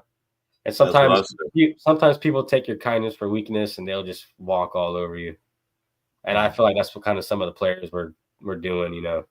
But with a coach like Carroll, he puts the stake in the ground, bro, and he drills into their head what it's going to be and how he's going to run it. I mean, I don't see any players trying to second guess Pete Carroll like they would, you know, AP, just based on his, you know, his how long he's been doing it. Especially, like I said, especially with the team and the coordinators he had, I mean, besides Patrick Graham. But yeah, I don't know. It just seemed like they were walking over him. They didn't take him too serious. They didn't. I don't think AP had full control, like, you know, as a head coach should have. I thought he wasn't calling, not the plays, but, you know, who's the play, who's the start, and all that stuff. I don't think he had full control of none of that. I think Telesco overstepped it and said, "This is what you're going to do. That's what you're going to do." It's a general manager. That's the way I feel about it. Especially when that starting quarterback. Sorry, Lord Dog. What am I saying? Because you're from Australia. Lucky Tussie's brother. Yeah, the true story. He's my cousin. Second thousandth cousin. We're related. My little brother. Well, that's the inside joke with Samoans and Islanders, is that, like, whenever somebody gets famous, we always claim him as being our relation of some sort. Thank you, very much. Or some Mariota. Oh yeah, that's my 10,000th cousin. Yeah. I like Matt Taiteo, but yeah, he didn't. Oh yeah, and The Rock, yeah, he's my you know, my brothers, sisters, mothers, friends, cousins, brothers, uncles, friends, distant relations. So that makes it right. What was that, Rock? Let's see. Okay, what was this? AP was talking about. No, he wasn't trying to tank. He was actually trying his best in a position he shouldn't have had yet. He wasn't ready. He was not ready. But he should have been an assistant. He should have been assistant coach, work his way up. Yeah. What's up with Dante? Right. Look, we had him in the door. We gave him a chance. I dared to dream that a guy that exuded the Raider mentality and attitude, because that's definitely something he didn't lack, was going to be the guy that would bring us back to where we want to be. He wasn't. We've moved on. We've brought in guys with experience, credentials, and seem to have more of a clear vision for where we of how to get to where we need to be in time. You know what I'm saying? So look, I'm happy with what we've done in the offseason so far. I just hope it all comes together and gets us to where we want to be sooner rather than later. You know what I mean? Yeah. But I'm going to give them a chance I'm going to give them time. I'm not expecting Super Bowls right from the rip, even though if they do, fantastic. I'm not even expecting playoffs right from the rip. You know what I mean? If they get there, fantastic. I just want them to be looking like, you know, they're trending upwards. You know what I mean? It doesn't have to be all the way here. As long as they're going up and it looks like, you know, we will get there in time, I'm good with that. I'm looking at them possibly sniffing at the playoffs, possibly, maybe, you know, not necessarily going, but getting there and win more than 0 games in our division. I'm seeing them be more competitive, you know, pulling out the wins. Wins the games they should win and beat some teams that they're not supposed to beat. I'm looking at more competitiveness. I don't want to see them like go in there with a 17-3 halftime leaving out 24-20. I don't want to see it anymore. I don't want to see it. Right. Yeah, those days got to be over. Those 4 win seasons, bro. That shit got to like be in the rear view mirror type shit. Well, we actually won that fourth game in New Orleans side. They didn't want to play football that day too, so they didn't want to play. So just like imagine if the coaching staff and team we have now gets like 5 wins. Like, you know how disappointing that'd fucking be. You know what I mean? To see these guys like only, you know, like I just don't see it happening with them though. Especially like I said, we lost 5 games last year by 1 possession. And then you look at the team we had. And then if you look at the team we have now compared to 1 possession, I don't see those coaches losing those tight games this year. I think that's where we turn it around. Right. But 2022, we had Josh McDaniels' first season. This is why I will always, for me, I go on record saying like he's one of the, if he to me is the worst head coach, at least in my time as Raider. There was coaches that had worse win-loss records in my time and even before that than Josh McDaniels. But taking what we had at the time, a playoff team, and we made moves to make it better, and on paper it was better. With the right leadership, we should have been better. You know what I'm saying? And no, it didn't happen. What did happen is that we nosedive back into mediocrity. Where here we are 3 years later, still trying to dig our way out. Yeah, and he pushed a lot of players away. I mean, I know Devontae Adams went all fucking diva on everybody, but I feel like that coach kind of McDaniels kind of rubbed everybody the wrong way. Jeff said the best not too long ago. He said McDummy set us back 5 years, and we're in year 3, going on 4, of getting back to what we should be. Right. So, like I said, here we are 3 years later after we brought him in the door. We're still trying to dig our way out. Exactly.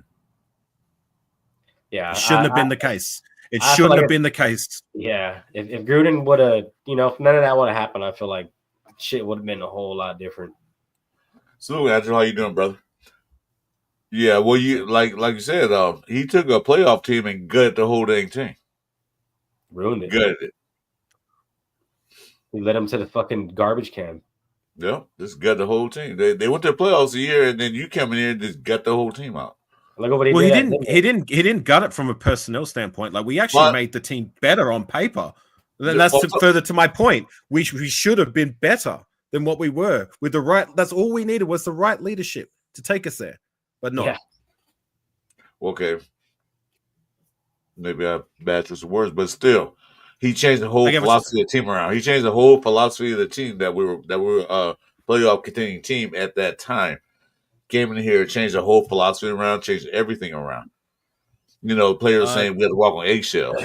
We have to do this and that. They're gonna say I changed in a press conference. I changed. He did exactly the same thing he did in Denver.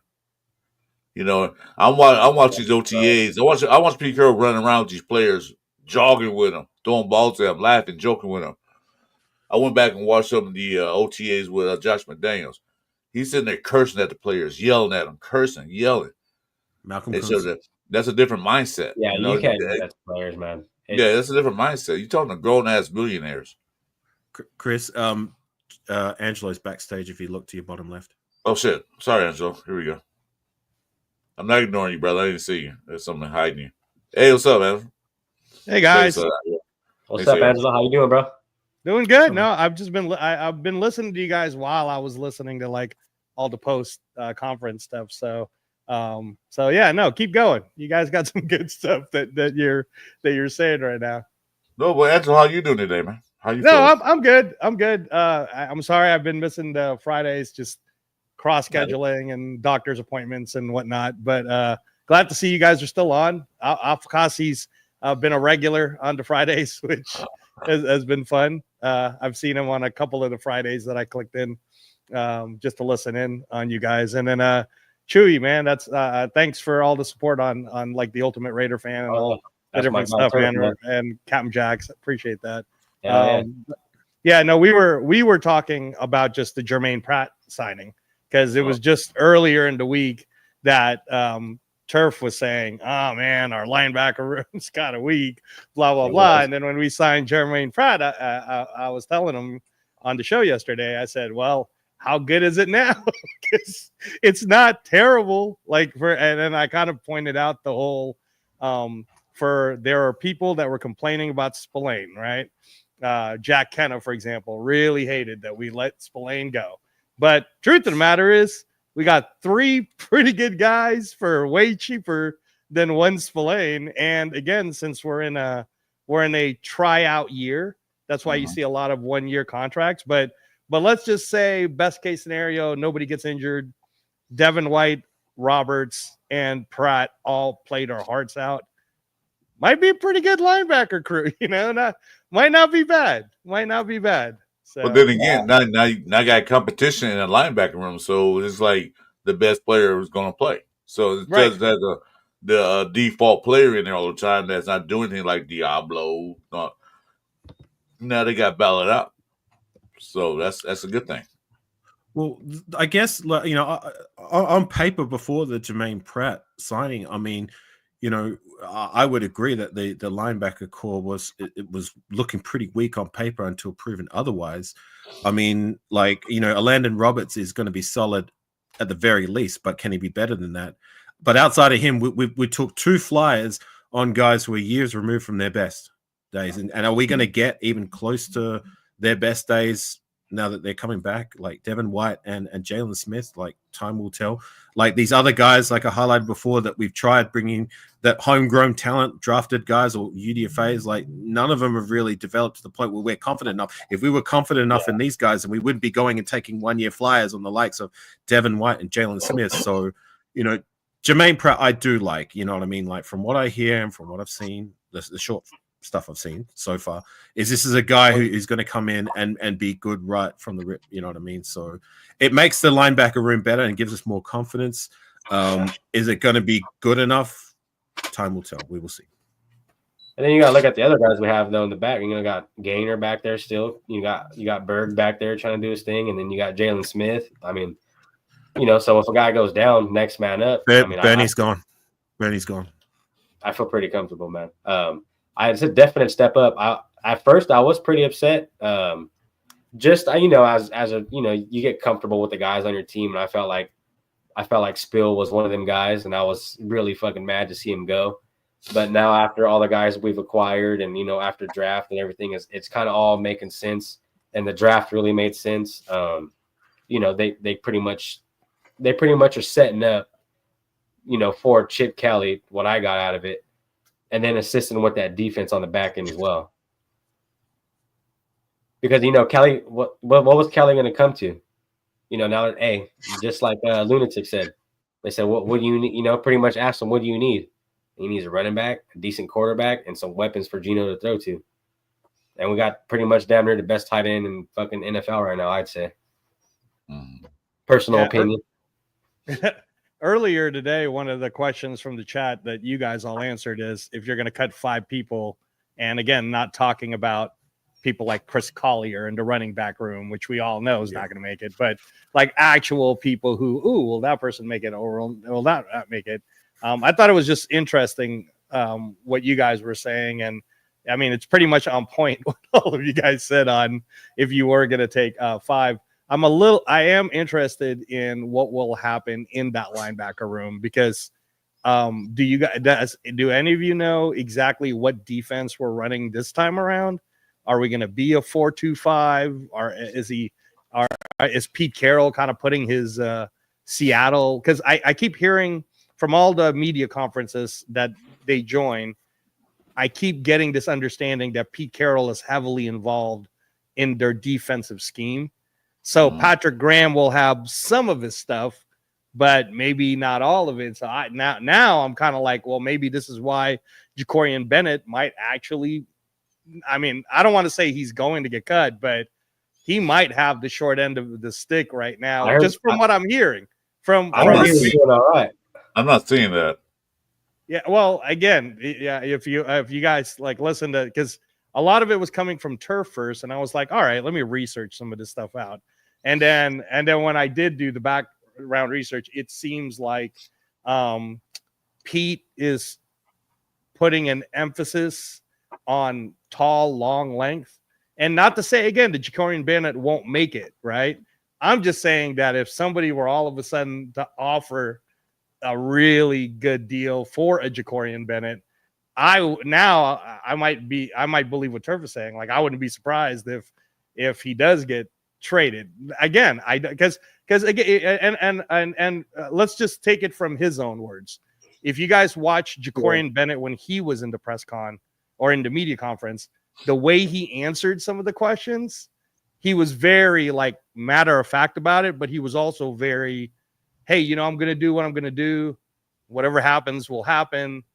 I'm going to do. And then he kept mentioning how his shoulders kept popping out, and that's maybe why the production wasn't as good, but he's going to show everybody why he's good. So it felt like the way he was talking was more like, I'm going to prove myself to everyone why I was the best cornerback that we had last year. And I'm going, but he also didn't he didn't give you that confident, I'm definitely making the team. It was more like, no, I'm going to make myself deserving of making the team, but whatever happens, happens. And I thought that was kind of interesting. Bennett was our best coverage cornerback last season. He didn't give up many, if any, coverage catches. You know what I'm saying? Like, I know. How? So you mean to tell me that this guy we've only had for 2 seasons, right? This is year 3, okay? And he's only been getting better since we've had him in the door. You mean to tell me we're already going to cut bait with our best coverage cornerback until proven otherwise from any of these other guys? That makes no sense to me. Yeah, he might be one of the first people. If he's healthy, he's starting day 1. Bank on it. Yeah, I don't see what you were saying. That don't make any sense to me. Like, he was the best we had in the backfield doing the coverage quarterback because he barely no touch. I think he had 1 touchdown against him. If that, and he did that year too until he got hurt.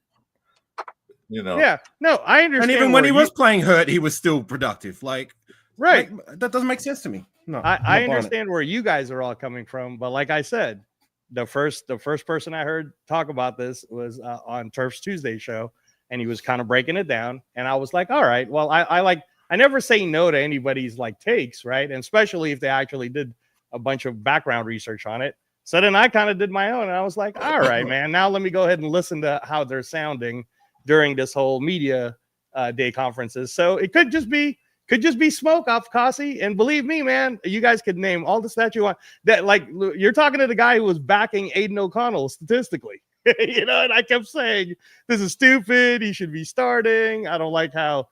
So I'm with you guys when it comes to what Jacorian Bennett proved last year. But there is this whole narrative right now of last year was last year, and we'll see what happens this year. So it makes no sense to me. Why would we cut bait with a guy who's only been getting better? In his 2nd year already, he was our best coverage cornerback.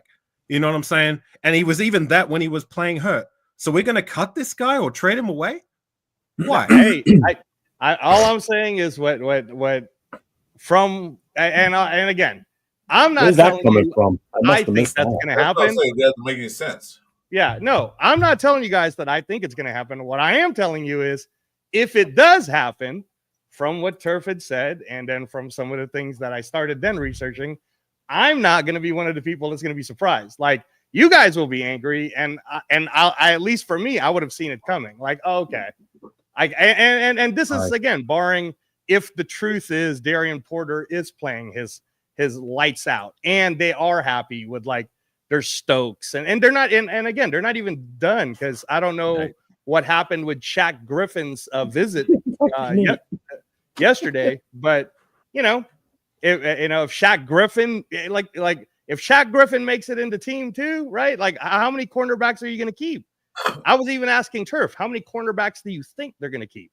And I was thinking, are they going to at least keep 6, maybe?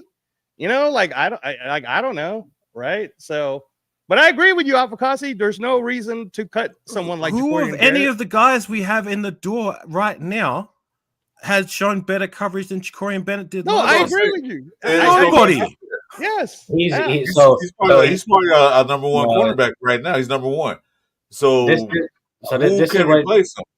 This way he's getting at is he's saying just based on size that Pete doesn't like him, which I get. But then it's like if he's our best cornerback, there's no reason why we should let him go whatsoever. What's your primary role? Pete never say he don't like him. Pete prefers a certain type of cornerbacks. Okay, but the guy's a good coverage cornerback because he's only 5'10", 5'11", but Pete wants 6'1" guys, six guys. But I take the 5'10" guy that's better at coverage than the fucking 6'1" guy just because he's tall. Yeah, why would you who cares about his size if he gets the job done? Which he did. That's Pete's preference. He likes those big cornerbacks. That's his preference. But if this guy can cover, why would you cut him because he's 2 inches short than what you prefer? That don't make any sense. Hey, man, you're not seeing me disagree with your point. I'm just pointing out something that Turf mentioned, and then I started kind of going, I wasn't just gonna say he was crazy. I was gonna do the same type of research. And there is Chewy, you get what I was saying, right? No, There is yeah. a growing narrative is what's happening here in Las Vegas that Pete Carroll, who is implementing just upon the size. I get it. Part of his system in this. So that's why I asked you guys, like, I don't even know the direction of what our defense is going to run. It's definitely not going to look like last year's defense with Patrick Graham. So it's going to be a combination of Pete Carroll and also Patrick Graham. So that's why I was thinking with the linebacker room alone, are we keeping all of those? I mean, what are we doing? Because if you have 1 year contracts with all of them, right? 1 year contracts with Jalen Smith, 1 year contract with Roberts, 1 year contract with White, 1 year contract with Pratt. So who knows? Like, I mean, I don't think none of them would get cut, but I don't know, right? We'll find out after preseason who gets cut and who doesn't. It seems like everyone's on a prove it deal kind of thing with Pete, and whoever stayed is because Pete feels comfortable with those guys. And that's why you've seen a lot of guys go and you've seen a lot of guys leave. And I don't know that from what I see, I feel like Pete's kind of like, hey, you want to be here as a Raider, you got to prove it to me. Otherwise, you're in the back door, bro. Like, you're not going to stay here too much longer. And that's why I'm pretty big on Tyree Wilson. If he doesn't show out like this, he's gone, bro. Just before East Coast, because I know you've got some pretty good takes. So go ahead. I'm sure you want to share. I just want to say this real quick. So you mean to tell me that, like, we're still good on keeping, and letting Tyree Wilson and Michael Mayer, who haven't produced even close to what they should have done by now, come year 3, yet Jacorian Bennett was drafted with far less draft capital, was our best coverage cornerback, which is your primary job as a cornerback in his second season, but we're going to cut him or trade him away? Again, man, you're not going to get a disagreement from me about stats. Makes no sense to me. I'm sorry. Yeah, you brought it up, though. That's the confusing part. Did I not start this whole thing? See, Chewy, this is what I mean when I'm on Turf Show and I go, see, this is what happens. Everybody thinks I said it when I clearly do a disclaimer in the beginning of what I'm saying, where I say, hey, this is what's going on right now. Turf was the first one to say it, and I didn't attack Turf. I said, okay, let me see if there's some validity to all of this. So I didn't read the fine print that you put out there at the beginning, and I missed that on the contract. No, see, and that's what I'm saying is that this is the same thing as when somebody says, "Oh, Angelo hates Ashton Genty." I never said I hated Ashton Genty. When did that come out?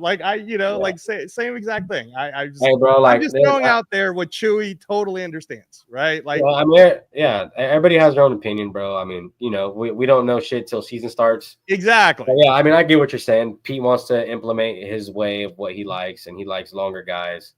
But then, Afakasi, he's saying, fuck that. We're not going to cut him if he's our best cornerback, which I get. Coverage cornerback. Sorry. I want to hear what East Coast has to say. Sorry, East Coast. He's waiting. What's the topic here?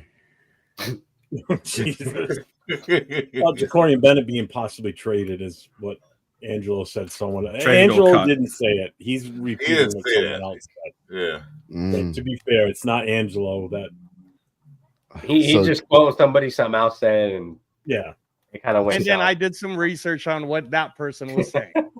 So, and I just threw it out to the floor. Hey guys, here's something on the floor. So, I don't just yeah. And then Afakasi, and it's not like, again, like I believe me, man. Why would you trade? You're just like when I was defending Aiden O'Connell. I'm like, why would we trade that guy? He's definitely good enough to start, but if Gino gets hurt, then we got a good starter on our hands. But what's our worst case scenario? We got a 4th round pick who's going to end up being our backup, and he's a good teammate. Like, stop with this whole Aiden O'Connell getting traded crap, right? So I agree with you, Alvacazzi. Jacorian Bennett was our best cornerback last year. I don't know exactly where he ranks in terms of overall cornerbacks in the entire league, but I'm just saying that it's new coaches, new everything. You never know what was going to happen. And when Turf first said it, I was just like you. And then I actually started listening to even their own words. Compared to what we had last year in the cornerback room, Jacory Bennett was the best. We had lackluster cornerbacks last year. So, he did what he had to do until he got hurt. Okay? So, this year, new coach, new regime. You got to prove yourself every year when you come to the NFL. How big a contract is doesn't matter. If you can't play football, you can't play the way we want you to play, you out of here. So, he's probably seeing, like, what Pete Carroll's mindset is, what he's thinking about, what he likes. He's like, he might be a little worried about that in his press conference when he talked. He might be like, shoot, I got to prove myself now because I'm not the typical Pete Carroll type of a cornerback DB. So I got to prove myself. So maybe that's on the back of his mind. You understand what I'm saying? Yeah, no, totally. And again, a lot of things will happen if, for example, on Monday we hear Shaq Griffin signed with the Raiders. Now we got another cornerback. I hope not. I hope not. Can we hit East Coast takes? Please? Oh, go ahead. I really wanted to hear what he has to say about this. Yeah, I'm trying, Lord Order. I'm trying. I don't see a possibility where Jacory Bennett gets traded or let go. I mean, thank you. In my humble opinion, he was one of the better corners against Jamar Chase last year when he averaged like 100 yards a game. He kept him at like 40 yards. So if you're looking at somebody of his size, I think he's like 5'11", like sub 200 pounds, and you're able to keep one of the most physical wide receivers at bay, I think that's pretty good. When you look at his whole, I mean, some people want to have 8 passes defended in a year, right? and they don't even touch that, and he got that for the short amount of time that he played. So again, I agree with new regime, new skill sets coming in, all that stuff. But I watch Seattle heavy. Like, that's another team that I root for outside of the Jaguars. He screams, I'm a Pete Carroll type guy. I know he likes his big, tall receivers, but he also are corners and DBs, but he also likes physical DBs as well. So Jacory fits that mold. I don't see that there's a possibility that he gets let go or traded in the slightest sense, because you're bringing in Darian Porter, who I've been very critical on. This guy plays special teams and wide receiver pretty much his whole career in college, and he got drafted in the 3rd round. That's pretty, to me, when Siobhan Revel was there and you guys didn't draft him, you draft Darian Porter. I have a big problem with that. But Jacory he's going to be a staple for you guys, because the only knock against him is what? Injuries. Okay. Yeah. And maybe it's just bad luck. Yeah. Well, he still played what? How many games did he play last season? He still played. Wasn't it like 9 games? 9 or 10 games? 9. I swear it was more than that. This is my thing. Like, to Pete, yeah, he's probably a small guy. You know what I mean? But he's not, though. In the reality of things, he's 5'10", like 5'10", 5'11" is like the normal size of a corner in the NFL. Yeah, but like, how he was saying, Turf was saying he likes those long guys. To Pete, he's probably like, oh, this guy's too little. That's why they're getting the narrative trying to cut him, is because they think Pete wants long cornerbacks. But I always go based on what you show on field, despite if you're fucking 5'5", bro. Like, you know what I mean? If you got 20 fucking picks and you're 5'5", bro, you're gonna start on my team. You know what I mean? No matter what. Earl Thomas was like 5'10"? I mean, I know he played safety, but like, and he was a hitter too. You can play. But would you agree? Like, is this something we can agree on? That, like, yes, it's nice to have the physical intelligence. It's nice to have a cornerback who can offer and run support and with the tackling, yes.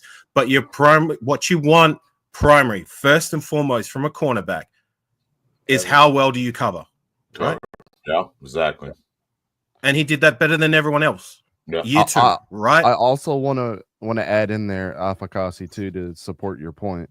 What's the point of bringing Patrick Graham back if you're just going to go ahead and just demolish everything that he's done there? Like, if Pete Carroll really wanted to, he would have just brought his whole crew in.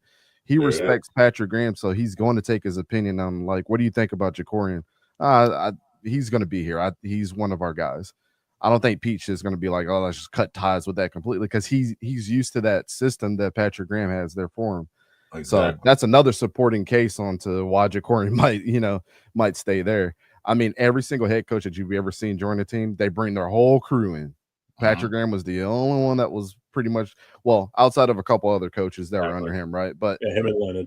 But like the main coordinators, he was the only constant. So I don't see them wiping the floor with Jacorin and saying bye-bye because of that reason too. Yeah, but see, because Patrick Graham wasn't going to sign an extension. Thank you. Patrick Graham was not going to sign an extension to his contract until they hired Pete Carroll. Then he signed his extension. Pete Carroll said, I want you here. I want to keep you here. Because he wasn't going to sign. He had to get 1 year left on his contract. Pete Carroll said, no, stay here. Okay, I'll sign an extension. So there's a reason why he kept him there. Well, I think it was a lot to do with what he did last year with nothing. And he still had a productive defense out there. Right. You know, so he It was the best part of your team by far. Like, oh God, yeah. It was literally the close games that you had were because of your defense. God knows it wasn't the offense. It wasn't. Exactly. Defense had no time to rest. That's how bad our offense was. And they still did okay. And still did good.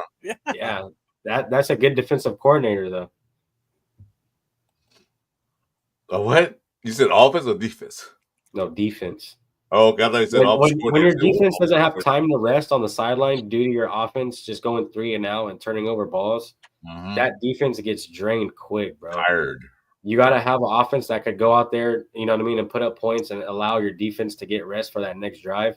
But when you're going 3 and out, fumbles, stupid shit like that, I mean, of course. And look at Crosby. That dude had to play so much because our team, that defense, I mean, they did what they could. But Crosby felt like he had to play 95% of the snaps just based on he thinks our guys don't have what it takes. You know what I mean? And a good head coach would not allow a guy like that to play that much just due to injuries and stuff like that. Like, I don't see Pete Carroll allowing Max Crosby to go out there and play as much as he did and then him have to work on an injury in the offseason and potentially go into the next season with a slight injury. You know what I mean? A smart head coach thinks about things like that as well, not just let's put this dude out there 95% of the time just because he says, oh, yeah, I could do it. You know what I mean? And Chewy, can I like rebuttal to this comment by Rock? Because like the one wide receiver that I studied the most last year because I wanted to make it a point to come back on people that think Justin Jefferson's better than Jamar Chase. I studied the hell out of Jamar Chase last year. And that's the only reason I know Jacorian Bennett had him in shambles. Jamar Chase is one of the most physical wide receivers in the league. So that comment alone, I can't agree with, brother. And we're talking about the Triple Crown winner last year, Jamar Chase. Yeah. And he had him at 40 yards. That's pretty remarkable for the number one receiver last year. So I don't know. I mean, not every receiver is going to be physical. I mean, let's think about your schedule last year. How many physical receivers did you really go against outside of him? Not too many. Especially not the number one receiver that's used to making guys his size look absolutely ridiculous going one-on-one against him. So I'm very high on Jacorian just off. If you just want to break down one game alone, you pull that out and you tell me that dude's not talented and he was battling injuries all year. Yeah, there's something obviously wrong there. I would pump the brakes on that take. I thank you, East Coast. Like, I'm 100% there with you. Like for me, it's like I said before, like here's a guy who's outproduced where we drafted him. We drafted him in the 4th, 5th round. He's a guy who was our best coverage cornerback year 2. You know what I'm saying? But we're gonna cut bait with him already. Yet we're gonna keep guys around who have far been underwhelming compared to what they should be by year 3. I'm looking at Michael Mayer. I'm looking at Tyree, but we're still going to keep them around and give them a chance. But Jacorian Bennett, we're going to say bye-bye? Yeah, it makes no sense. I don't see that. Zero sense. I don't see that. That makes absolutely no sense at all. None. Rock, you're talking to the wrong guy. I have 300 film studies on my channel, bro. You're talking like a 3rd or 4th round pick, and this is a guy that came in and shut down the top wide receiver in the league last year. I mean, that's how, you don't get rid of guys like that. I'm sorry. Especially when his first year, he was going to the Wolves. He got cooked a lot because he was a rookie. He got cooked a lot. Okay, that's a rookie. That happens. The second year, he doubled his outtake. He got just boom, off the chart better. So that tells me that he's learning. He's getting the game. He's starting to learn the game better now. So why would you give a guy that's still got an upside? No, he might be one of the best cornerbacks in the league in the next couple of years. We don't know that yet. Why give him now? He's still on a rookie deal. If If you want to want put it, $20 million a year, yeah, well, maybe not, but he's still on a rookie deal. So no, we keep him till he's finished. A rookie who's just been getting better and better. Yeah, exactly.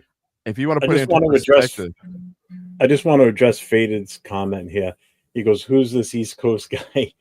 He's not a Raiders fan. What he does is his channel. If you go to his channel, they break down game film of college, some pros. It's a really good channel if you want to check it out. If you're into film breakdown on games and players, he's your guy. He's a great channel. It's your Jaguars, right? Aren't they? Yeah. Jaguars. Yeah, he's a Jaguars fan. But he comes in a lot of Raider channels, and he comes in with good information on players, just like you just did now about Jacorian. Yeah. You know, that's why when I saw him in the chat, I'm like, oh, I'm going to send him the link. Let's get him in here. So he pops in a lot of channels. He likes the Raiders. Huh? Hey, I think he's going to be a Raider fan. Undercover Raider fan? He said nah. No, he's Jaguar fan all the way. He'll tell you that he's a Jaguar fan. So. Yeah, we suck balls. Dante's cool. I'll never Dante's give him cool people, man. They definitely check out his channel. I'm really split down the middle. I just like good football. You know what I'm saying? And hey, East Coast, since we have the honor of your presence in the channel tonight, can I ask you? I know you do those college ones. Do you believe that UNLV is going to do good for us this year? Because I'm here in Vegas and was watching them all of last season. We have Dan Mullen now, but I kind of want to get your take since you actually break it down. Yeah, we're going to do a little bit more homework on the Mountain West like we do every single year. But I think giving up Barry Odom and him going to Purdue, there's nothing that you guys could have done to keep him. His 2 years there were remarkable. Dan Mullen, he's got SEC pedigree. I think the only thing that he can possibly do, and he's a great recruiter, is bring guys there that, are not supposed to be at UNLV. Like he'll be able to pull a little bit of that in versus a Barry Odom. I think you'll have a good year. I think the momentum is still there. You guys, I think when I was looking, you guys had a top 20 returning class in college. So, yeah, I think you guys will be okay. Especially Ashton Genty leaving. Like you guys lost against him twice. I mean, Maddox Madsen is still there as quarterback at Boise State, but come on now. Like losing Ashton Genty at 2,600-yard running back, that's gonna hurt. But your team's gonna get better. You get the kid over from you get Alex Orji, who came over from Michigan. So you'll be able to put him in some packages. And what's that kid's name that came over from Virginia? I actually like Anthony. Yeah, I like Anthony him. Calandria. Yeah, Anthony Calandria. I like him. I mean, and again, you would know this more than me, but I have heard other people on TV say he's got some Johnny Manziel in him. Is that true? Calandria? Yeah, he's pretty fun to watch. I think the ACC was a little bit too much for him as far as his skill set. I think going to a group of 5 school like UNLV that has a lot going for them with Dan Mullen is really going to do him good to prop him back up to transfer maybe to a bigger school. But him and Alex Orji are kind of like in that same boat. Like, Alex Orji is this big ass quarterback that has all the talent in the world. I want I want a jersey with that name on the back, Orgy. Yeah. Has all the talent in the world, right? And then you bring Anthony Calandria in, who's kind of like on the he's got a different skill set. They're going to be able to balance each other out, and you guys are going to figure out your quarterback is going to be really quick. You're in a good situation for a group of 5 school that with 2 good quarterbacks. I just don't think they're power 4 capable right now. So going back and learning from somebody like Dan Mullen's going to do you good. Losing Ricky White though. Yeah. Well, he's in Seattle. Yeah. Hey guys, I gotta get going.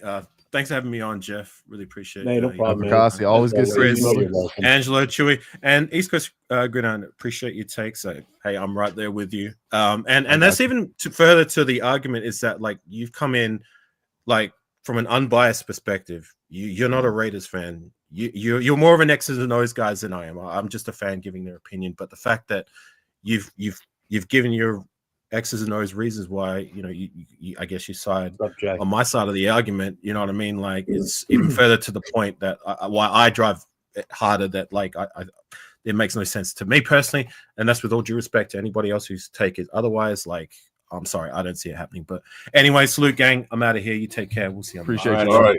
Come on, bro. Thanks, Alfred. Thanks for coming in, man. Appreciate it. Anytime. Yeah, that's why I like it when you came in at this point. It was perfect timing that you popped in the chat, because I'm like, you want an honest opinion on what we're talking about. I want, have Dante come in here because, like you said, you're not going to be biased. You're going to lay it on the line like, hey, I'm biased about my own this is team. the X's and O's behind it. This is the reason why this is this. I'm biased about. I'm not biased about my own team, and I'm really cut from a cloth of like, if I'm going to talk about all football, I can't have a biased opinion anyways. And I'll be the first one to tell you, you can go back years ago. I didn't want Trevor Lawrence on this team. I thought that it was going to set us behind. And what has it done? It has literally not. It literally has not turned out good for us. But I'll be the first person to tell you we suck balls and whatever. I'm a Jaguars fan. I'll still root for my team, but I have a responsibility for people that come to my channel to get an unbiased opinion about even their own teams and seeing it through a different pane of glass. Because I'll do the same thing with my Jaguars too. You know what I'm saying? So I don't label me as I'm a Jaguars fan, a Florida State fan, but I'm really, when I say I'm a football fan first, I'll watch anybody like UNLV, right? UNLV and Fresno State. I'll watch them till 3:00 in the morning because I like Fresno football. State, baby. Stay safe, Dixon Sider. Have fun. Hey, Dixon, you're going to Tijuana? God bless you, brother. Have fun. Be careful. Been there, done that. Stuck out there, man. They're not letting a lot of people back. Be careful. That's all it takes. Just go there once. I love that. I love that East Coast. I messaged you on Instagram. We're gonna have to get you on the Captain Jack show on one of these times that you're free. But when he said Fresno State, like, that's Coach Gravy's team too. That's right. Well, I'm from, me and Gravy we're all from Fresno, so no, hey man, no, I mean you guys I'm sure you guys won't be bad this coming season either. I think you guys will be pretty good too. And then I was gonna ask you, East Coast. So you saw that our coach went to Sacramento State, I think it is, right? The go-go offense. Who? Oh, I'm sorry. Rewind that. Who went there? So the guy who orchestrated the go-go offense with Barry Odom. Yeah. From what I hear, he's the head coach now over there at Sac State, right? Yeah, I forget that guy's name, but yeah, me too. So Sacramento State, I believe, is moving up to FBS here in a couple years. Yeah. Oh. And so because they just built like a brand new stadium or like invested in a new stadium too. Yeah, they've been good for a long time. I mean, when Cam Scadaboo was there, they really started to get, people started to understand the caliber of talent that comes from there because a lot of guys started to transfer out. Funny fact, if you guys seen the movie Sinners, the director, Ryan Coogler, he played football at Sac State back in the day. So just a little fun fact for you guys. Okay. But he went out there, is going to try to bring them into a modern day FBS type style offense, which is good since they're going to come over, and I think he's going to have a lot of success. He actually had a pretty good recruiting class, if I remember right. Like even some group of 5 teams didn't have as good as a recruiting class as Sacramento State, but it's good that he's starting to prep them up for sure. But I think it's either next year or 2 years after. I know, Chris, you said 27. I think they're supposed to join FBS. I don't know what the conference they're going to join. They haven't said that yet, but they're going to join. Probably the Mountain West, if I had to guess. That's probably where they'll go. Yeah, unless they're going to go to Conference USA, which I don't. Every stupid team goes there when they transfer into FBS. It's like the dog shit conference. Supposed to be an inaugural year, 2027. Supposed to have a big, all kind of celebration there. Yeah, they've had a lot of success. So I'm excited to see what they do. Dante would be fun to have on a before draft week, because he's going to know a lot of these college players. Yeah, since he watches it so much. I watched like 600 games of film this year, and I watch college all year long, like heavy. So that's where it starts. I mean, I think Chewy, I was out at the Elite 11 for high school a couple of weeks ago doing media out there. So I pay attention from these guys from the high school to when they get to college to when they get to the NFL. So let me ask you this then, Dante. Realistically, just from your viewpoint of watching all the films and paying attention to so much college. How do you think Ashton Genty is going to do this year for us? I have a bet going with Law Dog, which is funny. I said I'll pay you $150 an Ashton Genty jersey if he gets over 109 or 899 yards and 8 touchdowns. And so, you know what? I'm glad you said that, because I was thinking about Bijan Robinson in his year 1, and he was drafted number 7. And then I was like, all right, let me look back, man, because I remember having him in my fantasy team, and I wasn't that happy, and I was yelling at Arthur Smith a lot during that time. But then it did look like Bijan did not clear the 1,000. I think he got like 800 something or other yards. So then I started thinking, is this what Ashton Genty is going to end up being this year? Like, if you go back, guy? If you go back in the history of things over the last 2 years, I think it's only like 9 running backs last year got over 1,000 yards. Then the year before that, it was only like 8, and none of them were rookies the last 2 seasons. Then you start thinking about like when Jahmyr Gibbs got drafted to the Lions, right? How well did he do? They didn't run him a lot. And so my philosophy when I look at this whole thing, right? Because a lot of people, I always like to say this, where everybody's like Ashton Genty, like people think I'm an Ashton Genty hater. You go back when we did our Mountain West preview last year, we all said collectively that Ashton Genty might be the best running back in college before anybody knew who Ashton Genty was, right? And so I always think it's funny when people say that, just to add a little context. But I think overall that you don't bring Raheem Mostert, who 2 years ago had over 1,000 yards and 18 touchdowns, and not run the rock with him at all, right? Yeah. And he's a red zone threat, Dante. That's the whole thing with Raheem Mostert. Yeah, and on the other side of that too, you brought in a lot of wide receiver talent that you hope pans out, and Brock Bowers. The ball can't go to everybody, and people don't really have 200 and over 250 rushes a year anymore in the league. I had somebody say that like he's going to be better than Curtis Martin in his career, and I'm like, are you crazy? The dude was 7th overall in rushing yards of all time, like, and he had 1,500 yards his first year in the league. Like, we can't go back and say a guy that had like 380 attempts is going to be Ashton Genty. The ball doesn't get ran like that. And plus, you have to look at the simple fact.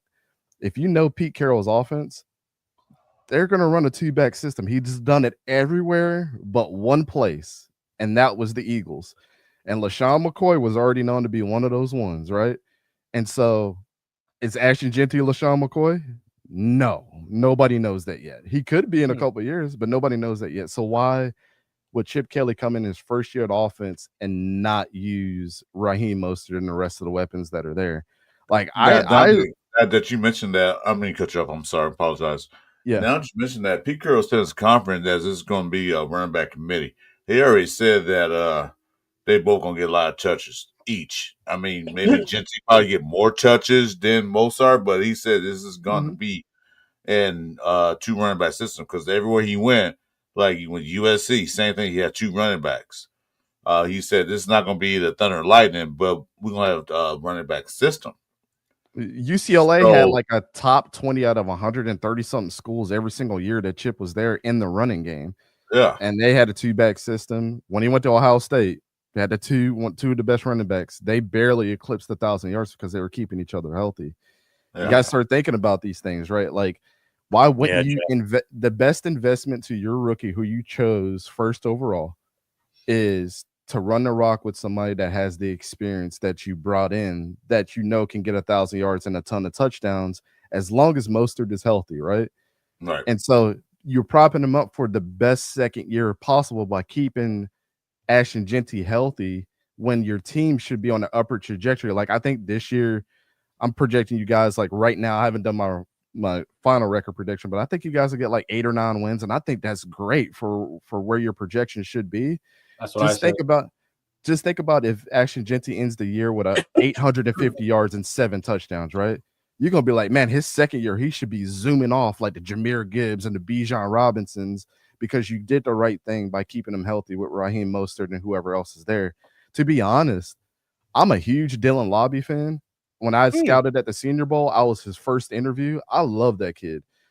I understand that he fumbled his first 2 carries in the league, but to me, he's more of a Pete or Chip Kelly guy than a lot of those guys that are on the roster.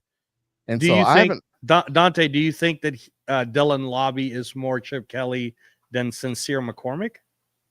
Yes, in the ways that he does things. And so think about it like this. Quinshawn Judkins is a thumper. Travion Henderson could do anything, right? And so I think Travion Henderson's comparable to what Chip Kelly has now is Dylan Lobby in that aspect. Just a do-it-all type guy. Dylan has to get out of his own head. I mean, it just is what it is. Right? You got to get out of your own head. It's a new year. You got to be able to grasp his offense and keep it pushing. I'm gonna tell y'all. Right now, Dylan Lobby and OT. I'm sorry, Dylan Lobby right now in OTAs. They've been having running punt returns, which I think probably be great for him because basically you get those punts, you have ball security. That probably help him get more ball security. I agree. So that's why I get thinking. Plus, he's shifty. You know, he's not a big stature guy, and he can evade evade tackles. So with that punt returns, that's more like get the ball and hold on to it because you know you guys come with you full force. Yeah. So that probably help him out being a running back. Yeah, he doesn't have one. I 1000% agree with that, Chris. Like that is the best way to do it. That is the best way to get him touches and get him familiar with having the NFL rock in his hands and knows that he has to evade a tackle, right? And the best way to do that is to put him on special teams and use his skill set there.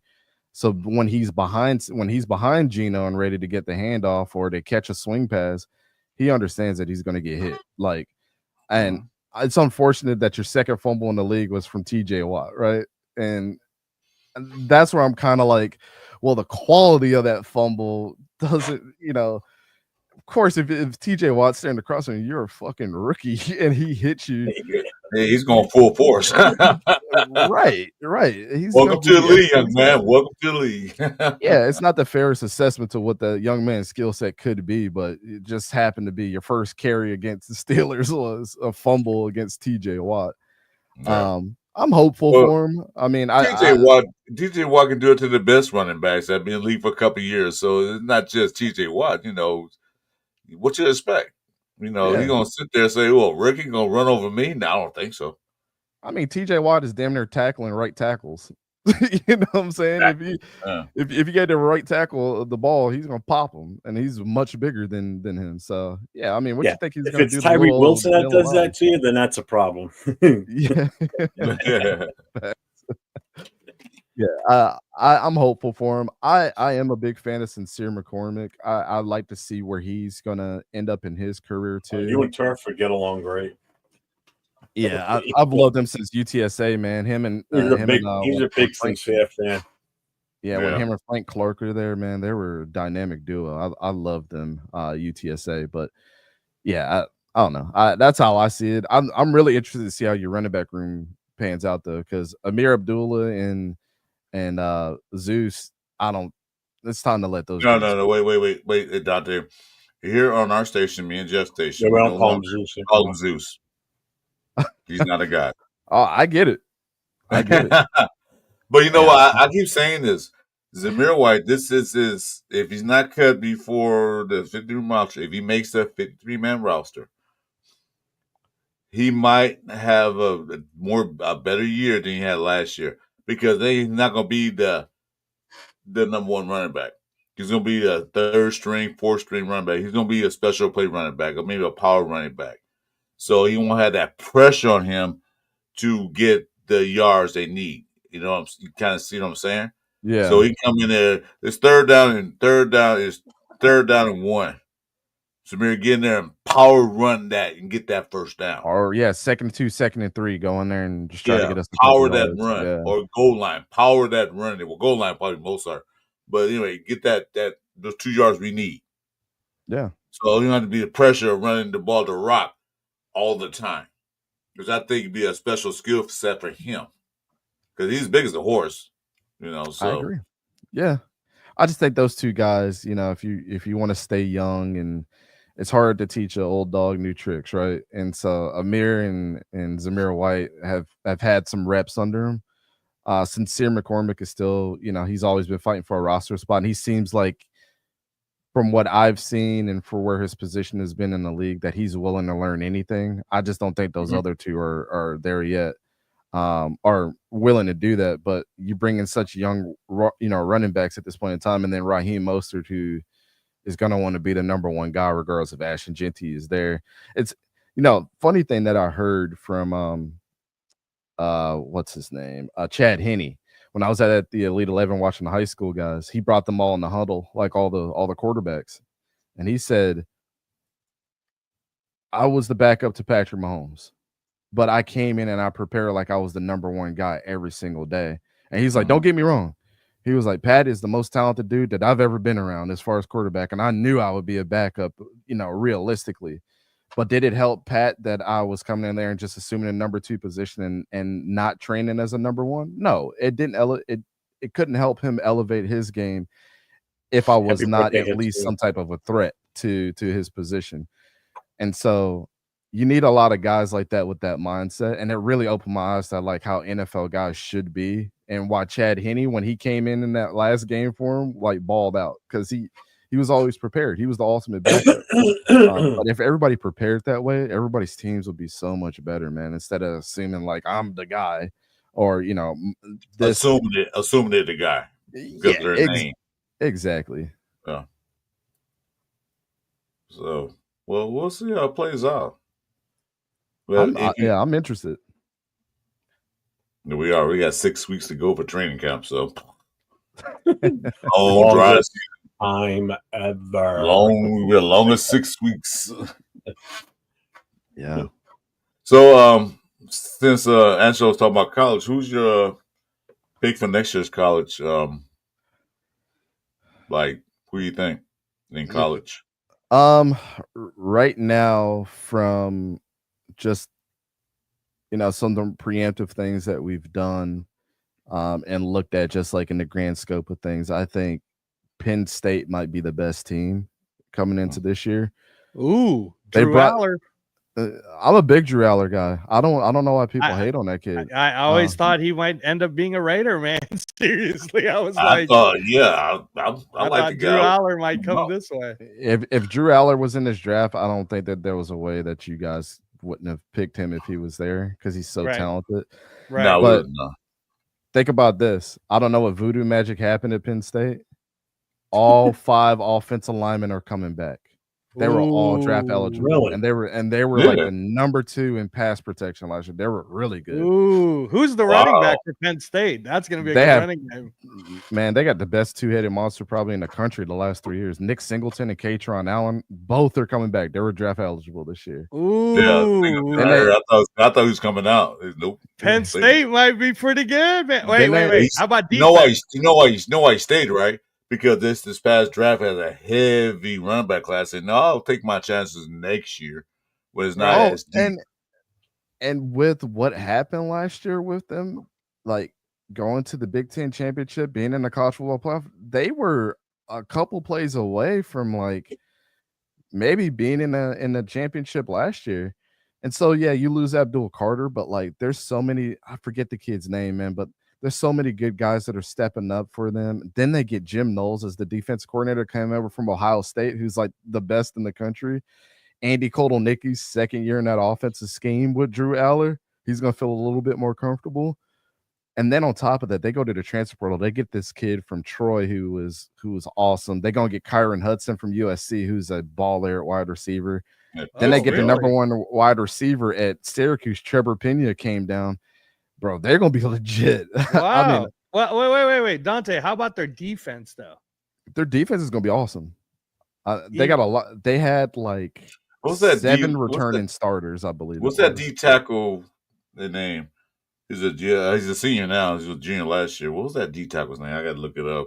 I forget I know who you're talking about. That dude, he was underrated, but he did a lot of work in that D tackle room. I can't remember. Their linebackers are still young, and like they're going to be ridiculous. LeVar Arrington's son is going to be like a freshman, and he's a beast. I mean, I've seen some practice clips of him. He's probably going to start. Arrington? LeVar Arrington's son. Oh shit! Yeah, you know, LeVar Arrington was like the best linebacker to ever come from Penn State. Hell yeah, he was. And as a freshman, his son is like, I've seen some practice clips. His son is huge. And he's making plays on Nick Singleton and Katron Allen, the running backs, and they have nothing but great things to say. They're like, he's like insanely good.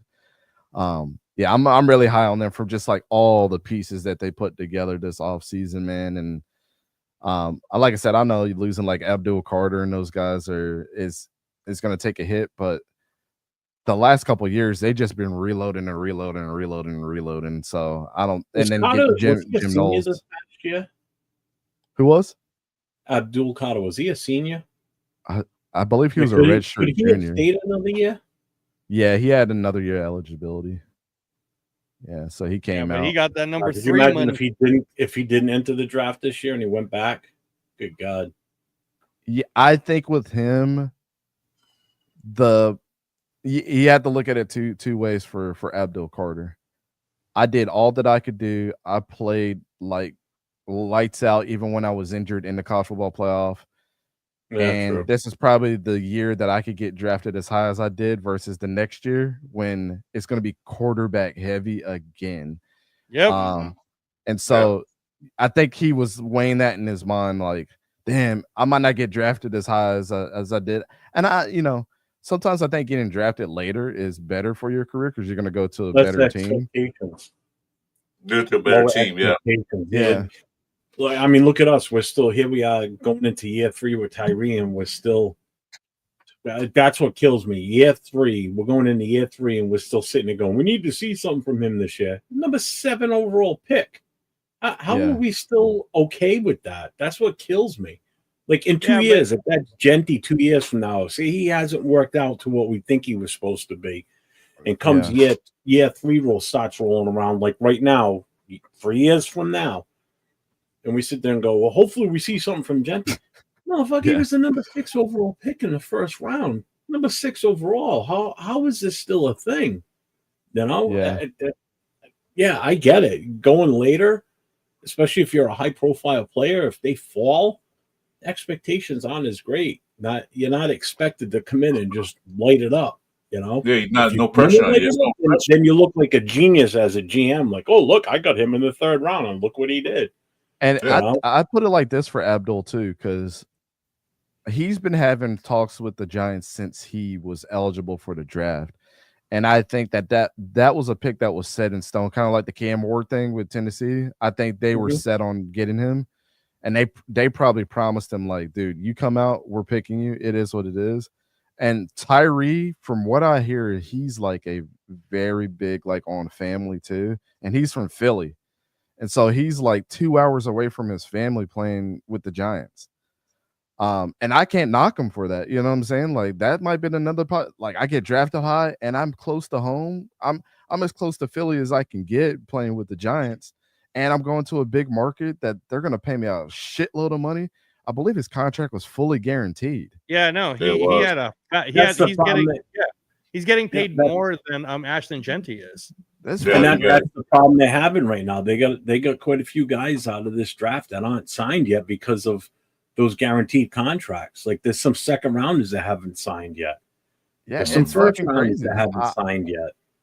I don't blame Abdul for that. I mean, he's such a Penn State guy. That's the team he rooted for growing up, apparently, from what he said. And I'm sure he would feel a type of way of like if they go all the way to the national championship and win, he's gonna have his hand around that program in some capacity, whatever the case may be, however he can give back to them. But I'm sure he's gonna be like, man, I could have came back and been a part of that.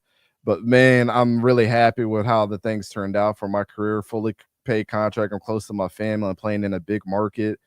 Lawrence Taylor has embraced the fact that I could be the guy, even though he won't let me wear his number, but he's embraced and give me his blessing. You know what I'm saying? Like that's pretty big deal for him. I think the good of him getting drafted where he got drafted outweighs the bad if they win a national championship.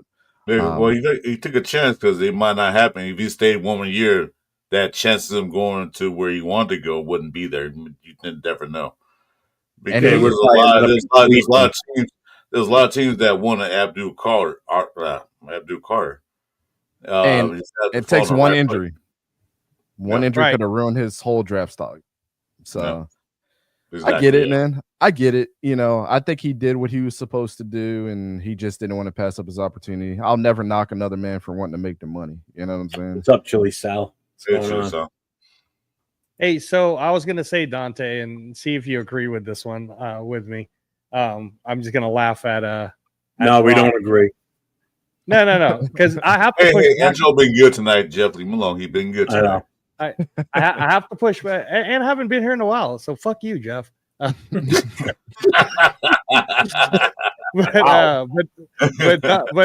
Dante, I was just gonna say my pushback on Jeff, because I get it. He complains about Tyree, blah blah blah. He's number 7. I remember I wanted CJ Stroud that year. I thought we were gonna get him. He showed up for a fight. It looked like it was a done deal here in Vegas.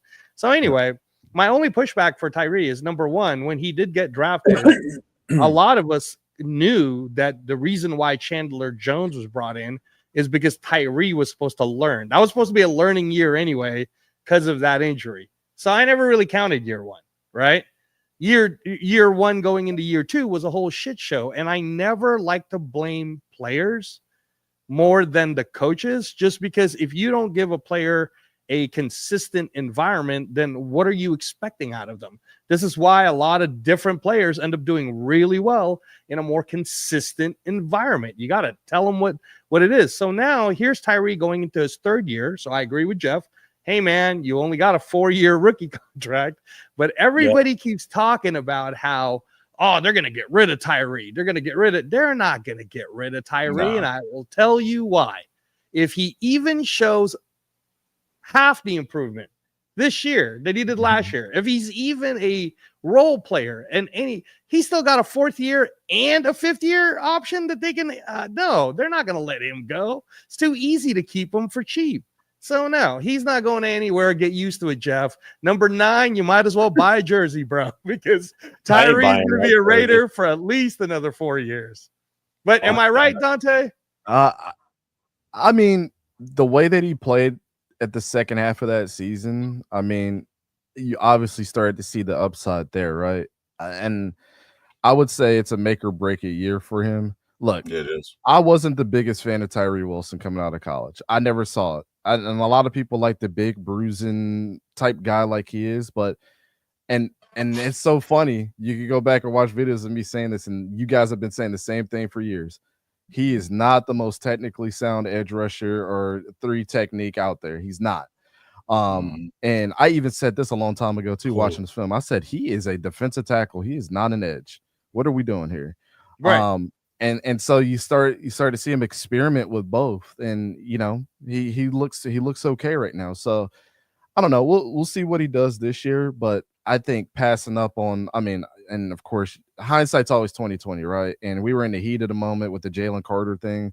But I know you guys are like, damn it, we could have had Jalen Carter. Dude's a Super Bowl champion. I'm top 5 defensive tackle. Yeah, no, I'm still strong on that, though. You know what would have happened if we would have gotten Jalen Carter, Dante? We would have ruined that kid. He would have ended up having a DUI. Our shit show of administration would have totally messed him up. And it's kind of hard to put on his future. You know what I'm saying? Like when he wasn't Not necessarily, Angelo. You can't say that. Dude, I can't say that. Henry Ruggs, bro. Henry Ruggs. I can't say that. I mean, seriously. I get it, but you know, Damien Arnett. I can't say that, Chris. Really, with the Raiders? Yeah. Well, maybe not this regime. Probably not. Maybe the last 2 regimes. Yeah, probably. Exactly. So if we would have drafted Jalen Carter, we would have been screwed. We might as well have drafted someone else, because Jalen Carter would not have survived this Las Vegas climate during that time. Would he survive a Pete Carroll era? Yes, he would. Yeah, he would. Not then. I don't know. It's hard to say, but yeah, I see your point. It's hard to say that, you know, that would happen, but I see your point. Yeah, I mean, obviously you're influenced by what you're around a lot too, right? But again, Howie Roseman is the best GM in the NFL for a reason. And he's come out and said multiple times, we do not bring people here that are knuckleheads. Regardless if people hate the Eagles or not, that's not something that we do. And so if Howie Roseman did all his research and they still brought him in and he's the way that he is, I mean, I don't know.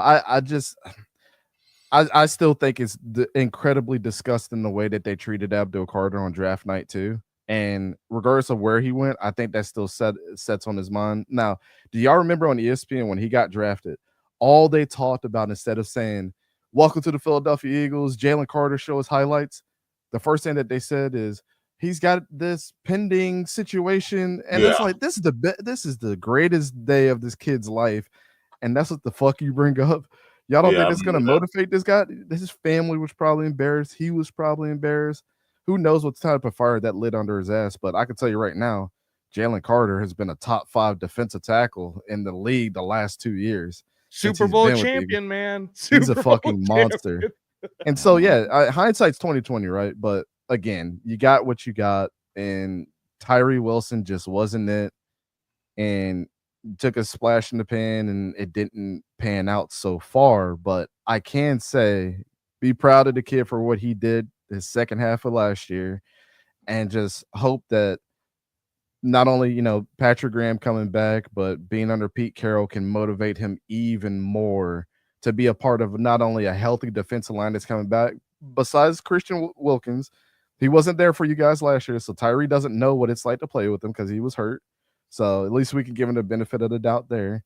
But talking Hemingway coming in, and they should be fairly healthy. It should elevate his game and take a little bit more pressure off of him too. So I don't know. We shall see. But this is, I think all of us can agree, this is a make it or break it year for him. Yeah, I think he knows that back of his mindset. If I don't improve from last year, no, like Angelo said, I'm not counting first year because he was already hurt. But if you don't improve from what we did last season, not even stay on tier with it, but get better, he knows that he'll be out the door. I think he knows that. And then no other team probably might take a flyer, but he won't make any more money than he's making now. So, he got to prove himself this year. Yeah, the other thing too, Jeff, and I know you'll hate this because, like I said, man, I don't see Tyree going anywhere, but nobody's talking about the Tank Booker kid, 350 from SMU, but I think he's making the team, man, because he's a pure nose tackle. And from what I'm hearing, I mean, I don't know, Dante, maybe you've heard something different, but Anthony Tank Booker from SMU, we have him on our team right now, and I honestly believe he's going to make that 53-man roster for our squad. What do you think of him? I haven't done a lot of work on him, to be honest. I just know from watching SMU, their defensive front seven was really, really good last year. I mean, that's one of the things they did really well that propelled them into going to an ACC championship. They eventually lost, but I think that was because their offensive firepower just wasn't there. But ask Phil Maffa how he felt running against him. He didn't feel that good. And so I believe in whatever kids come out of SMU, they're a part of that front seven. So I had to do a little bit more research. I'll never sit up here and lie to you and tell you I know all about right. So. But I think, again, we're trying to stop the run, right? And having him, and this is my whole point about Tyree is going to be this utility. He's going to be in the inside sometimes. He's going to be on the outside sometimes. But my biggest fear, honestly, is Malcolm Kuntz and how that leg is really going to do this year. So how Wilkins is still on a boot, right? And I don't know if Wilkins is even going to get to play until halfway through the season. You put Malcolm Kuntz in there too early. You invested $12 million in him. He gets hurt in the first 2 months. Who do you think's going to be the guy they're going to put on that side? It's Tyree Wilson, baby. So I'm telling you right now, I can see Tyree taking Maybe they got this kid named Judge Joyner. I watched when they got him. Yeah. Let me finish. I watched him in Minnesota, and Minnesota, of course, plays in the Big Ten. Right. I watched him. The guy reminds me a lot of Kuntz. He has great bend. He has good speed. He's almost like a semi-clone of Kuntz. So hopefully he get better in training camp and everything else. If Kuntz goes down, my bet is on Josh Joyner. That's my bet. Because they ain't even talking about him, but watch his highlights, watch what he does. No, I know a lot about Josh Joyner. I was when we got him, I was one of the first ones to tell Chris, hey man, check out all of these different things about Josh Joyner. The other thing too is being with Turf. Turf, his daughter goes to Minnesota, so he has all of these different things about Cody Lindenberg and Ja Joyner. I love Cody. Talent-wise, he's good. As a rookie, though, I'm not saying he won't make the 53. I'm just saying I'm not so sure. Dante, in your opinion, do you think Ja Joyner can make the 53 with the Raiders? We're not talking measurables. We're talking his experience and what you've seen. I think he will.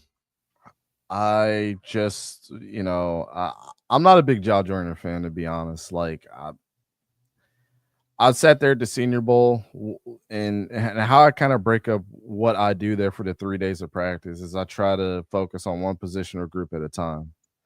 And I focus on defensive linemen and offensive linemen. Ozzy Trapillo, that played at Boston College, he couldn't do shit against him. I mean, it was horrible. And I was like, everybody's destroying Ozzy every single day of practice, like destroying him. And then just the way that he was doing bag drills, he wasn't the fastest. He was always getting pulled by the coach. And I was like, I don't see what people see in Ja Joyner. And then I went back and I watched the film, and I was like, the one person that stuck out on the defense was Cody Lindenberg. Cody Lindenberg. He's good, right? I love Cody. I love him to death, man. I don't know why he got chosen in a second. Hey, Dante, I like because he has good upsides. I was like, maybe you see. Well, you scout everybody. I'm not a scout like you are. Yeah. Dante. But I was saying that what I seen, like, hey, well, he could make the team. We got to remember, because the Bears don't have a lot of defensive ends on this team right now. You said you got Crosby, you got Coons. Who are the other guys? We have you want me to name them for you? Because I can name them for you. I did ask that question, Angelo, when you listening. Okay. So our current defensive ends right now are Tyree Wilson, Charles Snowden, Ovi Oghufe, Malcolm Kuntz, Ja Joyner, Javari Harvey, Max Crosby, Andre Carter II. That's a lot of defensive ends, bro. Yeah. And how many think will make the team? Wait, you guys got Jafari Harvey? Yes, we have Jafari. Thank you, Dante. Can you speak on this? Jafari Harvey. I don't know if Ja Joyner's going to make the team if he's there. That's why Harvey is a fucking. That's why I asked you, Dante, because you watch all of these guys. Dude, there was a list that we made of people that didn't get drafted, and we were like, how the fuck did they not get drafted? And Jafari Harvey was one of those guys. Was a UDFA, right? Yeah, he was a UDFA. So if you guys picked him up, that's a huge, people don't understand. That's a huge pickup. And that's what I was telling you about. Why I don't understand, Dante, why not more people, especially in these Raider Nation chat rooms or whatnot, they're not talking about these SMU boys, man. Tank Booker, I'm telling you, is gonna make the 53. Yeah, like I said, I don't know about Tank as far as like pinpointing exactly what he did, but Jafari Harvey, we did a lot of work on Jafari Harvey. I didn't know that they got him. I'm going to look this guy up. Yeah, Jafari is a beast, man. We thought he was going to get drafted in the later rounds of just like off potential, but if you guys picked him up, I'm super excited to see what he does. And that's the thing is I get it, Chris. Like, there's a lot of Ja Joyner. Oh, go ahead, Joe. He's fourth on the list for right defensive end. Yeah. Right. So there's a lot of hype on Ja Joyner, and this is what's my point about Tank Booker's. Would you say, though, Dante, that Tank Booker, being the 350-pound beast that he is in the middle, helped all these different people like Jafari at SMU? I mean, obviously, yeah. I mean, their front seven was good because they all played their part, right? Yep. It's kind of how I looked at South Carolina's front seven. Like, all those dudes are really good. And well, this is how it's listed right now. So on the left side, I'm going to count them. I'm going to say them in order of how they're ranked for the starting. So for the left defensive end, it's Crosby, Snowden, Ofo, and Ja Joyner. So Ja Joyner is number 4 right now. On right defensive end, it's Kuntz, Tyree, Andre Carter, and Jafari Harvey. Okay. He's 4. That's how the depth chart is listed as of 2, and it's a 4-2 defense is what Nice. they're running. That answers a question from earlier tonight. Somebody asked what we were running for a defense. Okay. They got to list it as we're running a 4-2. 4-2-5. Is this Yeah. the actual website? Is this the website Yeah. depth chart? Yeah, it's through our lads. Okay. Yeah. Well, maybe Joe Jordan might not make it. I know about this Harvey It's guy. in the so private chat, Angela. If you want to click Okay. on it, you can bring it up. Hey, look, everything cool. changes when you get to the NFL, right? Better coaching, better scheme, all that stuff. And, who am I to say who's going to start? I just want to see these dudes on the field. That's why, like in OTAs and shit, I'll be out at some of the practices. I always am at these open practices and things like that for some of the teams around here. And it's always fun to see these guys practice. But yeah, of course, they're not going to play the same as they will against somebody else. Like, I love the preseason. I really do. Because you get to see everybody at each level get to play against somebody that doesn't give the shit who they are. You know what I'm saying? And Right. so, Well, you ready they for really this gotta on prove the themselves. linebackers? This is how they had the linebackers going. So they got the middle, and then they got a weak side. So they got Pratt on the weak side. Backup is Devin White, then Amari what? Gainer, Jalen Warren, Walker, and then Michael Barrett. Middle is Roberts, Eichenberg, Jalen Smith, Lindenberg, and then Matt Jones. Really? Okay. Got Jermaine at Yeah, weak side. yeah. That's nasty work. I think Jermaine's going to be your middle linebacker, and Landon's going to be your strong side backer. Okay. Yeah, Huh. they got Pratt over Devin White. Hey, Oh, on, look at on that. Jacorian Bennett starting at left corner. Right. Right And corner. Stokes on the other side. Wow. Okay. I guess we'll see how that pans out. I know our labs is giving projections because they haven't released anything. Yeah, exactly. Yeah. Because this has Darnay Holmes at nickelback. I don't know. Yeah. And Yeah. then Sam Dante, Webb. I was thinking Sam Webb will probably get that. I don't Nickelback. know. They got Darnay did Porter, pretty good in Haas' place last year when he got hurt, so maybe they'll and see they got something. Porter number 2 on the right side, and then they've got Richardson number 2 on the left side. And then your strong safeties, Chin, free safeties, Palomao, and then Nichols, Darnay. Huh. Interesting. I want to look at the offense. That's what I'm really looking for now. See, they got Beck. So they got Trey Tucker at left. That's the number 1. Wow. Yep. They got Betch at right. They got the slot is Jacoby. Mm-hmm. They've got Colton left tackle, Parham left guard, JPJ, then Capper at right guard, Glaze at right tackle, Brock Bowers, and then obviously Gino and Genti. So they got Thornton number 2 on the left side, Tommy Millott, the slot number 2. Mm-hmm. And then Colin Johnson on the right wide receiver. So That's that 6'6" guy. quarterback, they got Aiden number 2, Cam Miller number 3, Carter's 4. Bye, Carter. He's gone. He's out. Yeah. And right now for running backs, they got Zamir at fourth string. Yeah, Dylan Yeah. Lobby So they might got get kicked Genty, out. Mostert, McCormick, then Zamir, and then Lobby and Chris Collier. Yeah. I mean, and if Dylan Lobby ends up in the practice squad, No, he they might got- get picked they up got- by another team. They got him on special teams. They got Dylan Lobby as a number 2 kick and punt returner. They got Malott number 1. Yeah, Malott. Yeah, touchdown Tommy, baby. Touchdown Tommy. Yeah, so Dylan was like number 2 on the depth chart on that part. In fact, Dante, what do you think of touchdown Tommy? Tommy ran a system primarily between him and 3 other running backs this whole time. There in Montana. So I don't know. I don't know if he's going to be a great wide receiver or not. I mean, best of luck to him. You There's a don't couple think guys. you don't think the measurables really pop out and he could be something? I just seen him run the ball a lot. I mean, I don't know. I don't have anything against him. I mean, I like Tommy for what he did at Montana, and they won a bunch of games. But yeah, I'm just not a big fan of him transitioning to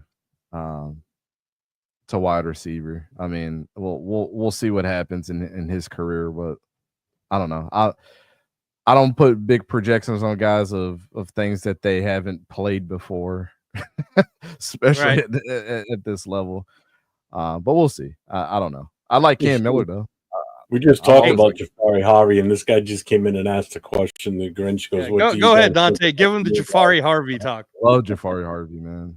It's underrated. Great pickup. It's probably one of the best offseason pickups anybody's done. What's up, Matt? How you doing, brother? Hey, Marinovich. Good to see you, man.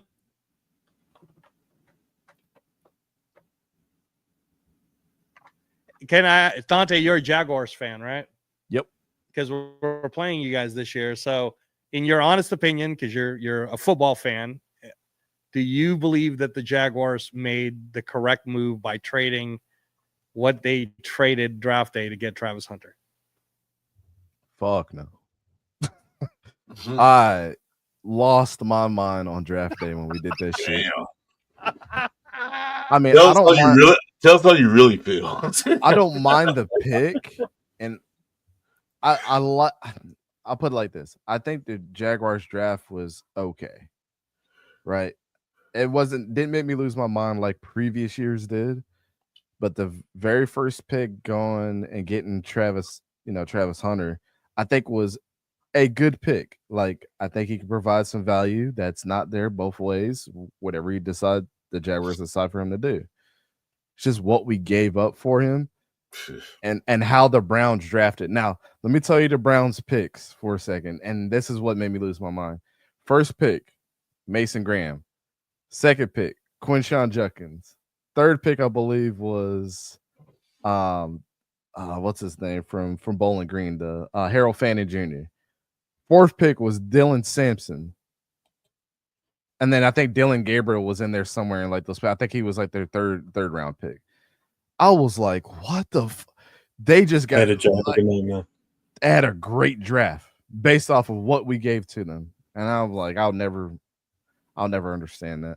They really capitalized. I mean, because they picked up like 4 starters in their first 5 picks, which is insane. Yeah, Grinch, make sure you get over to East Coast Gridiron. That's Dante's channel where he does a lot of film breakdown. Then you also got Chris Foradas next to me too. Appreciate you coming in and asking that question. Then if you like boxing, you want to see that guy with the green hat down there. That's Angelo right down there. We have a new channel, Jeff. We launched it. Yeah, last I remember week. you saying that last week. Yeah. So the Knockout Canvas, guys. So if you do like discussing boxing and MMA, me and Turf, we have our channel now. We do it on Wednesday nights, the Knockout Canvas. Please subscribe and follow it. It's pretty fun discussions. The big one that we talked about is the announcement of Canelo Crawford, but won't get into that, Dante, because I really want to pick your football brain. Just real quick, just a quick shout out here to Jay's in the chat. Just Raiders, baby. Tomorrow, 1:00 p.m. Eastern time, 10 o'clock Pacific time. Make sure you check out his show. Him and Rundown have Afakasi on as a guest tomorrow morning. Nice. Cool. So Dante, back to the Jaguars question. So with all those they moves, suck, right? no, with all the moves, yeah, and again, you know how we talk, you know how Jeff's like, Tyree Wilson, man, he better show us this year. Are you at that point with Trevor Lawrence, bro? I've never wanted Trevor Lawrence. I was going to say, he just said a little while ago he never wanted him. Yeah. I think he's overstayed his welcome, to be completely honest. But the Jaguars said differently when we offered them the contract we did last year, making them pretty much the tied for first highest paid quarterback in the National Football League. So I don't know. I mean, the Jaguars said that they're going to keep him more, but I feel like if he does bad this year, then we're either going to eat up all that money that we paid him for him to be a backup, or somebody's going to take a chance on Trevor Lawrence and trade for him, and he's going to suck there too, and they're going to ruin their franchise. So I don't know. It's make it or break it to me this year for him. I mean, it was last year, but the contract tells me I got to give him at least one more year to figure it out. I don't see that happening. I feel like I'm literally going to lose my mind all over again because we have 4 wins like you guys did. What's up, Divine? Did you guys have more than that? We have 4 wins this year. Oh shit, we were ass. Yeah, no, that's why they got to pick Travis Hunter, and they traded up to get him. I mean, okay. Trevor Lawrence didn't play the last couple of games because he got hit by what's his name. So, and you guys still haven't signed Hunter yet either, right? He's still unsigned. No. Hunter's signed already, bro. No way. No, Travis hasn't signed his contract. No. Really? He's playing, dude. Hasn't signed yet. His girlfriend wants more money. His girlfriend wants more money. Yeah, he hasn't signed yet. So his girlfriend wants a little bit for one of those guaranteed contracts, like some of these other first rounders. And there's a second rounder that got a guarantee. That's what's the holdup. These contracts that aren't the norm are coming out this year, and it's fucking everything up. No, that's his girlfriend doing that crap. I need more money. I need more money. Sign. He just bought like some $4.1 million home. Yeah, in a gated community. So I'm like, how the fuck are you doing this with no money? NIL money, man. Don't forget, you know how it works, right? Is when the agents give them like an escrow account. So they get their money out of escrow and they say, you got to pay this back, but we'll provide whatever you need because the agents know what their market is going to be. So they can allocate funds for them to use. And they just have to pay them back at like some premium. That's what Travis Hunter is doing. He's like, I got paid. It's just I haven't got paid for my team because the NFL is going to get whatever that marker is for him being the first round pick where he got chosen. I'm telling you, that's a fiance. I ain't sell for a house no less than $4 million, so you better get it now. That shit is wild, bro. That shit is wild to me. Y'all remember when Alfred Morris when he played for the Redskins? He was driving like a Civic to practice for like 3 years, like a 1996 Civic. Oh yeah. I was like, why can't we be humble like that anymore? He was frugal. He like, I don't need all that. I don't need a Bentley for what? No, I don't need a Lamborghini. No, I'm cool. He did the right thing. He had a short career too, so he knew it. It's like, huh? Oh, it was a Toyota. That's what it was. It was like a. Well, look at Mark Davis. How long was he driving around in that minivan? He still is, isn't he? I think I don't know. Isn't he still driving around in a minivan? I don't know, but I know he was for a while. No, he had a Corolla. No, I thought it was a minivan. No, dude, he's got a legit minivan. I think it was a Toyota or something. It wasn't it was any car that anybody is shacking by right now. Didn't go out and get by it. I forgot what it was. Let's put it this way: ain't nobody out there stealing that whatever car he's driving because he ain't driving anything nice. So, well, anybody see him driving in that car with that haircut, I say he ain't nobody.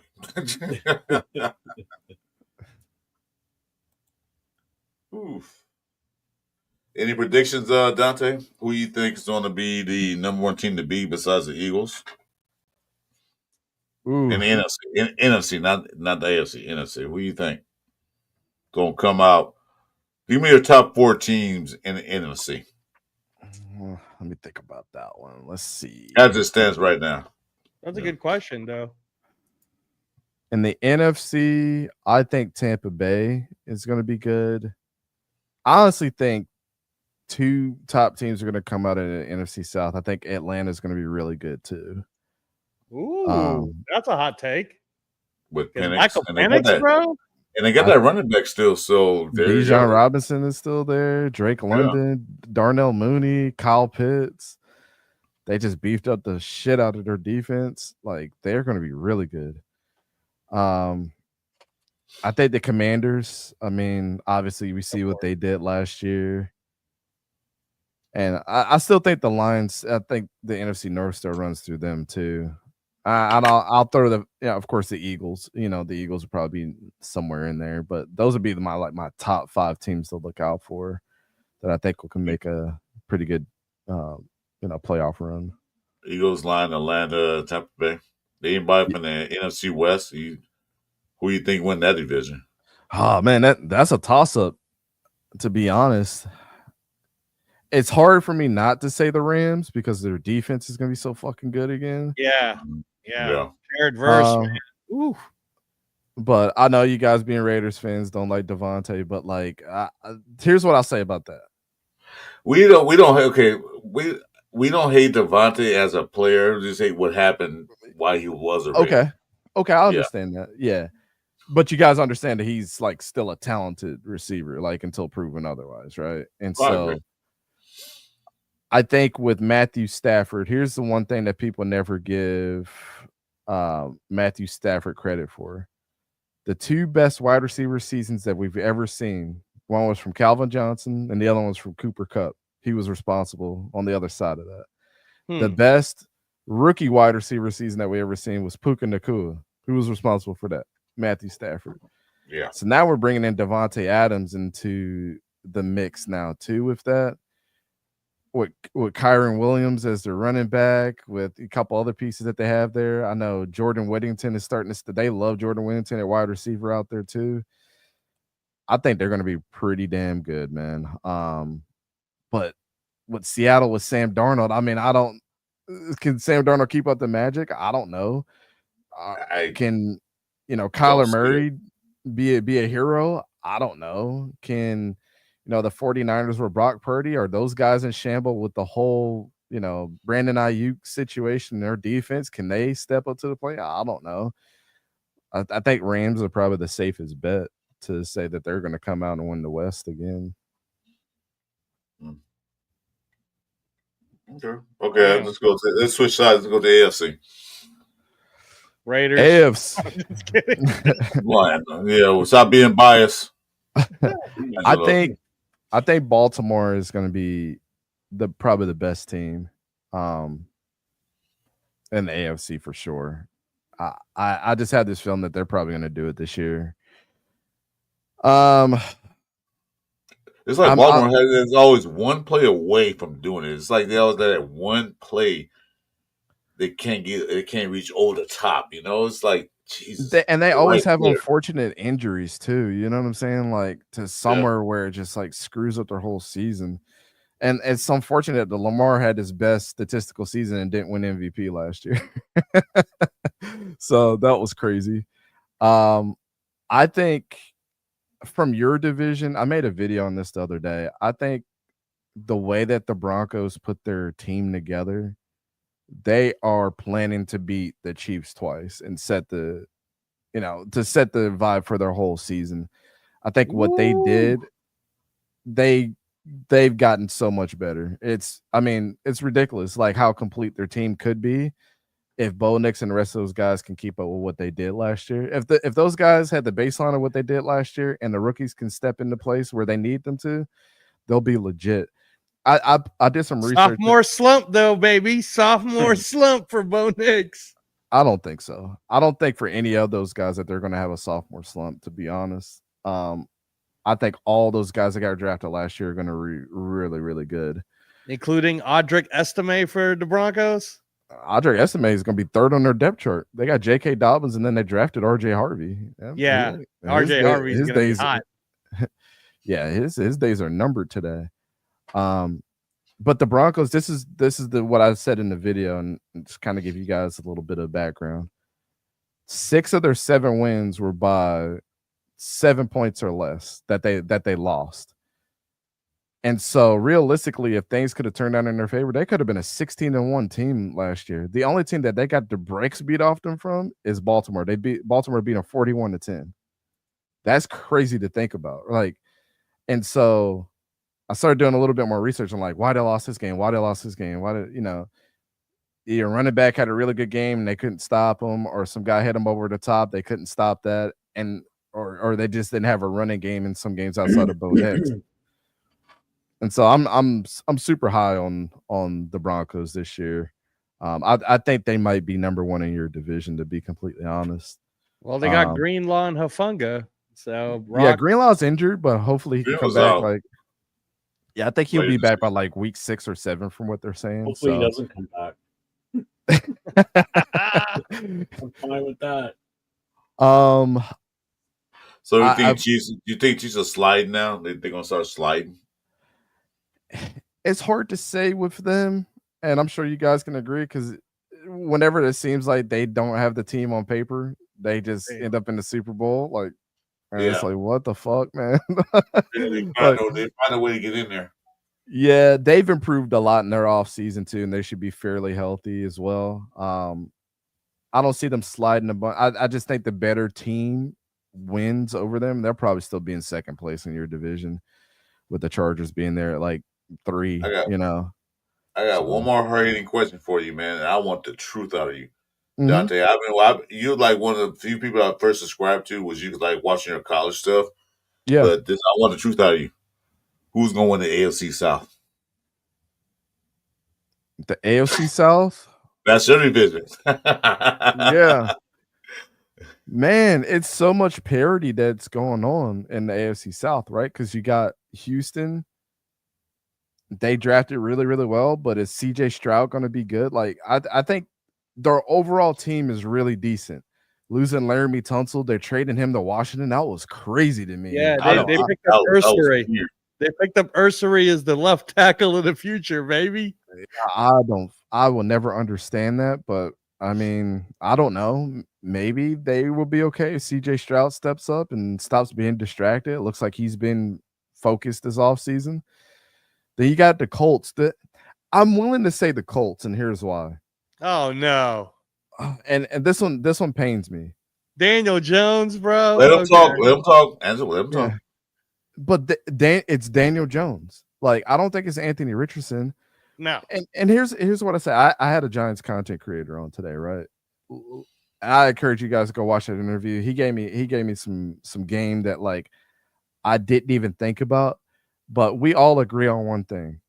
If Daniel Jones is able to put it together, this is the best team that he's been on paper, by the paper since. The best offensive line that he's ever been on. Got 4 great receivers: Josh Downs, Michael Pittman, Alec Pierce, and Adonai Mitchell. They just drafted Tyler Warren. They got one of the best running backs in the league in Jonathan Taylor. They drafted DJ Giddens to be his backup, which is a different dynamic. And then you go to that defense, and it's got, DeForest Buckner, Kwity Paye, Layatu Latu. They got JT Tuimalau from Ohio State. They got Kenny Moore. Like, those dudes they're legit on paper. And if Daniel Jones can just be, I'm not expecting him to be Sam Darnold from last year, but if he could be half of what Sam Darnold was for the Vikings, they're going to win the division. I mean, wow, that's a hot take, bro. The Colts? Yeah. I want the truth, and I got it. There it is. Everybody says the Jaguars, but like, I just have no faith that we're going to be able to put it together this year. And then the Texans are interesting because they're brand new everywhere, right? I don't know if the Titans, I don't know if they're going to be good, but it seems like the team that has the less to worry about is the Colts, but the one question mark is the biggest question mark is the quarterback, right? You know what I'm saying? So Dante, the South is the Titans, the Colts, Jags, the Texans, Jags, and who? The Texans, Houston Texans. And the Texans. Okay. Yeah. All right. Okay. Yeah, I didn't think the Titans. I thought we were going to beat the Titans when they came here to Allegiant. And then I mean, honestly, I thought we were going to beat the Jaguars too. Sorry, Dante. Yeah. I mean, we'll see, I guess, but I thought we were going to beat you guys. I think you guys will beat us this year. Yeah. Yeah. Chris was saying we come off 2 weeks of being laid off and getting ready for a game, and we blow that one. That's a trap game. That one scares me. That's the one I'm worried about. Well, Chris, you said something earlier, like, this is the year that we should win the games that we should win. I agree with that. And then you also said, there should be a couple teams that people think that we're not going to win, that we're going to win. And I agree with that too. And I think the Jaguars are one of those teams. Like, everybody's going to expect the Jaguars to win because on paper we seem better than you guys. And we might win some games that we shouldn't win either. So it's going to be very interesting. Like you said, Jeff, you guys come off a bye. and so you rested up, and then we come to your house and play you in Las Vegas, right? Yeah. And I think that's one of those games where you guys are gonna get real pumped up about, because I think you guys are gonna beat, like when I say you guys are gonna beat the brakes off of us, I think it's 21-10. Like that's gonna humble the Jaguars for the rest of the season for sure. That might be the game I go to then, Dante. But like when Chris said that, I was like, I'm on the same wavelength as you, man. Like 8 and 9 wins with that situation happening, I think that's where your baseline is this year. And I think you guys would probably be happy with that for sure. Like it's better than what we were last year. The future's looking really, really bright. We beat some teams we shouldn't have beat, and we beat everybody that we should have. And next year, when you guys start talking about 10, 11, 12 wins, I could get behind that if you guys make the right moves in the draft and things. Yeah. So yeah. Well, my prediction. Hopefully, I keep saying 10. I'm looking at like 10. Jeff has to 11. We did a schedule breakdown. He said 11. I was saying 10. 8 and 9 wins. I will be okay with it. I won't be the happiest guy in the world, but I'm okay with what we did last year. Then next year we'll improve again. Yeah, no, Dante, and this is where I disagree with these guys. My floor was 6, and my ceiling was 9 for the Raiders this year. I think your absolute ceiling is 9. I think your floor is 6. So I'm right there with you, but thank you. I'm comfortable. I was saying, Lenjo, read what I was saying. I was saying hopefully 10. I was looking at shows that I hope they can get 10 out of this. But 8 or 9, I wouldn't be mad at that. I know, but that's your floor though, 8 and 9, right? It's my floor. Yeah. Off the gate, my first take was we're gonna win 6, and then I said I hope we win 9, but we're gonna win 6 games. And Dante, I think you guys lose a lot of close games, which I think, Chris, when we talk, I'm sure we're gonna talk in the middle of the season when we get to like week 10, and I come on your show and you're like, man, there were some games that we should have won, but I saw what we were doing, and it wasn't the mistakes that we made in the past with Antonio Pierce. It was we just didn't have the firepower to get over the hump in those games, and I understand that. I think that's the conversation that me and you will have by like week 10, and you'll feel a lot more comfortable with like the 8 or 9 wins because the trajectory is this, right? Well, you told you told me last year. You shut me up real quick. I was on the AP hype, and I think I was on your chat. And I say 11. You look at me like, what? I remember that. I got to find that. That was so funny. Said, you delusional? I said, no, I'm not. Yeah. Wishful thinking, but yeah. We were pretty much right about the Raiders last year. I think we had you guys at 5 wins overall, and you guys are at 4. So they had a 6. That's a 6 games, and we couldn't even get the 6 game. We barely won that. All time, we would have been 3-14. Well, for New Orleans didn't want to play that game that night. That they didn't want to play at all. Yeah, 3-14. Hey, Fady, you got to remember about Christian Kirk being paid the top dollar with Jacksonville. So I think when the Christian Kirk came and everybody saw the contract for him when he came to Jacksonville, you got to think about it like this: Christian Kirk's market was very, very wide. He could have went to various amount of teams. For us to get Christian Kirk, we had to pull the bag on him because the Jaguars are not the market that any player wants to play in. And so the only way that we can get a high-profile player like him is to overpay the shit out of a guy like him to come with us. And that's what a lot of people in the media don't understand. Oh, you made him one of the highest paid receivers. And it's like, you guys don't understand. Nobody wants to fucking come to Jacksonville. Even Allen Robinson, when he was with our team, he said that shit in an interview with Pittsburgh. He was like, when I got drafted to Jacksonville, I didn't want to go there. He was like, there's nothing in Jacksonville. They have a losing culture. And when he went to the Steelers, he's like, this is where I expected to be in my career. I'm sure Evan Engram couldn't wait to get the hell out of there. Oh, hell yeah, dude. I think Evan actually wanted to stay, to be completely honest, because he had his best 2 years with us. With Trevor? I think Trevor's okay with being okay, so here's the thing. I said this to my wife the other day. Trevor's okay with being in Jacksonville because our stadium is called Everbank Stadium. Y'all remember when we named that shit for one game Trevor Bank Stadium? They put a T at the stadium for that. They did? Yes. Whenever a team is doing that, bro, they're okay. He's okay with that. He's like, they fully invested in me when I got these dudes to put a T in front of that. Like, come on.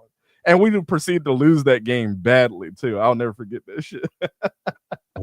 Hey, and isn't Jacksonville like one of the cheapest seats to get? Like, if you really want to watch an NFL game, you can get in pretty good at Jacksonville Stadium or Trevor Banks Stadium. There's Carolina too. Carolina also has some cheap tickets. Yeah, Carolina's pretty cheap. Actually, Atlanta's pretty cheap too. Really? Mercedes? Really? Atlanta's cheap and their food is so we used to do a segment on Thursdays before the game. My man Don will come on and give you a breakdown of like how much a ticket cost and like the food there and everything. Atlanta's like bottom 5 in tickets and food. What? For how new their stadium is. Yeah. Man. When you say bottom 5 for food, you mean cost wise or yes, he's talking about cost. Good. Yeah. Quality. And I think they had I think food was bottom 5, and I think they had the cheapest beer in Atlanta too. So if you're a beer drinker, if you go to Atlanta, you can drink a lot for real cheap. Man, Atlanta. Yeah, wow. So it's great. I'm as in disbelief as you guys. Jacksonville used to be like bottom 10 and all that stuff, but I think this year when I looked at the tickets, they're going to start upcharging because we just got our stadium approved, like our new stadium that we're going to build. So in order to offset those costs, ticket prices are going to go up for this year. And so a lot of people are not happy about that. But the thing about what Atlanta did, they did some voodoo magic. Arthur Blank is so cool with like Chick-fil-A and a bunch of like Atlanta-based Atlanta-based companies that actually owe him money and the city of Atlanta, that he was able to build his stadium without coming out of Atlanta's like capital. Man, so he's rolling. Yeah, I mean he's a great businessman. That's why he was able to keep the ticket prices like really, really cheap and the food really, really cheap and everything. I said that's pretty baller right there. That's baller. You owe me. Yeah. Yeah, Arthur Blank is balling. He ain't tripping. Yeah, it's crazy.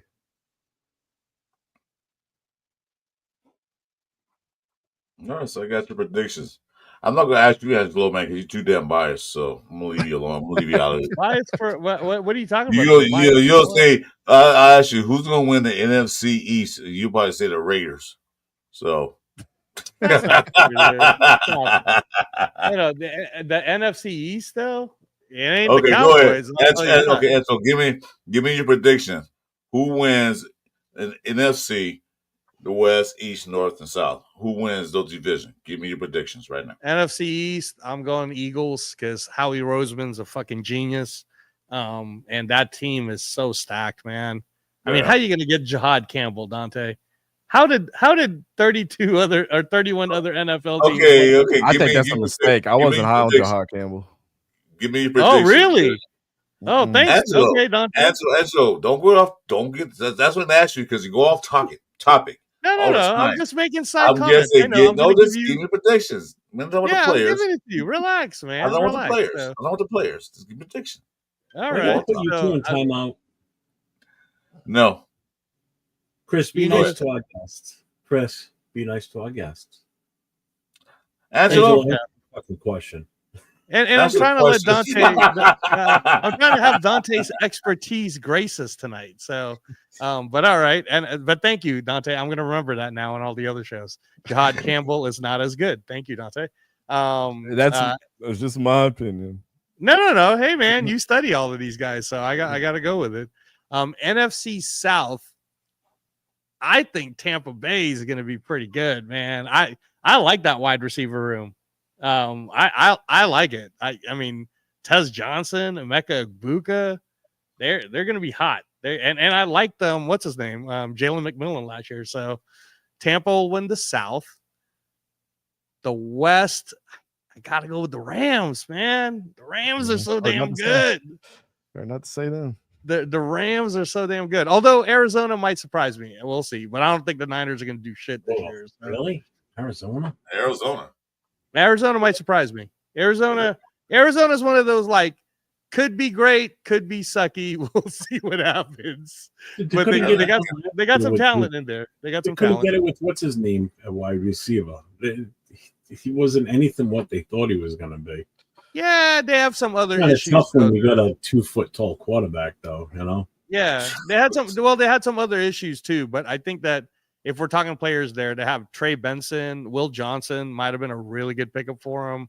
I think Marvin Harrison's going to do much better. And Trey McBride, man, if you're playing fantasy football, y'all, get Trey McBride. That's the #1 tight end in fantasy football right there. So, but anyway, so I think the Rams for the West. So I said South, I said East, North. Thank you. Ah, man, that is so hard. Okay, well, I think the Vikings will not do as good because this is JJ McCarthy's first year. So it's not them. I don't know about Detroit because it does suck to lose both Aaron Glenn as your coach and Ben Johnson in the same year. So I don't know. I mean, it's Dan Campbell, though, man. How do you doubt that guy? I mean, I'm just gonna say it now, so I'll have it on record. But I think Green Bay might actually win that one. I'm a Matt LaFleur believer, so I think that Chicago might surprise you. But they might surprise us the wrong way too. I agree. I agree, Jeff. I think the Bears are going to be fucking legit this year.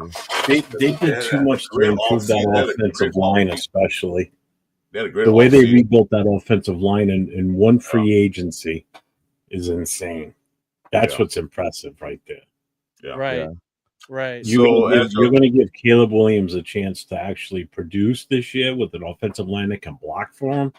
They didn't bring in no bums on offensive line. They brought in some top-notch players, man. And coaches are actually watching film with them now. So I'm telling you, I think Chicago's going to do some damage. I see Chicago being first or second in that division. I really do. You got Green Bay, you got the Rams. Yep. You got you said Falcons, Tampa Bay, and Eagles. Okay, let's go to AFC. Start the AFC East. AFC East. That's easy. That's a no-brainer. You guys really think Buffalo's just gonna roll everybody? Who's gonna beat them right now? Okay. I mean, okay. Okay, there's Jets this law of averages. Miami's going to be the same thing. Patriots are going to be better, but I don't think they're going to be. Nobody's going to be storming down the gates to knock Buffalo off their throne in the AFC East right now. I just don't see it. Yeah, I think the Jets and the Patriots will be better for sure, but it's still the Bills division, man. They're gonna Okay. I'll say the Bills, but the one thing I will say about the Bills this year is don't be surprised if they have a down year. So they won't be as good as they were last year. You know, Josh Allen just got married to Haley Steinfeld, James. I don't think that I still think they're gonna be right in the thick of things for the AFC. They'll make the playoffs. They'll make the playoffs. Dude, they got better in the draft, man.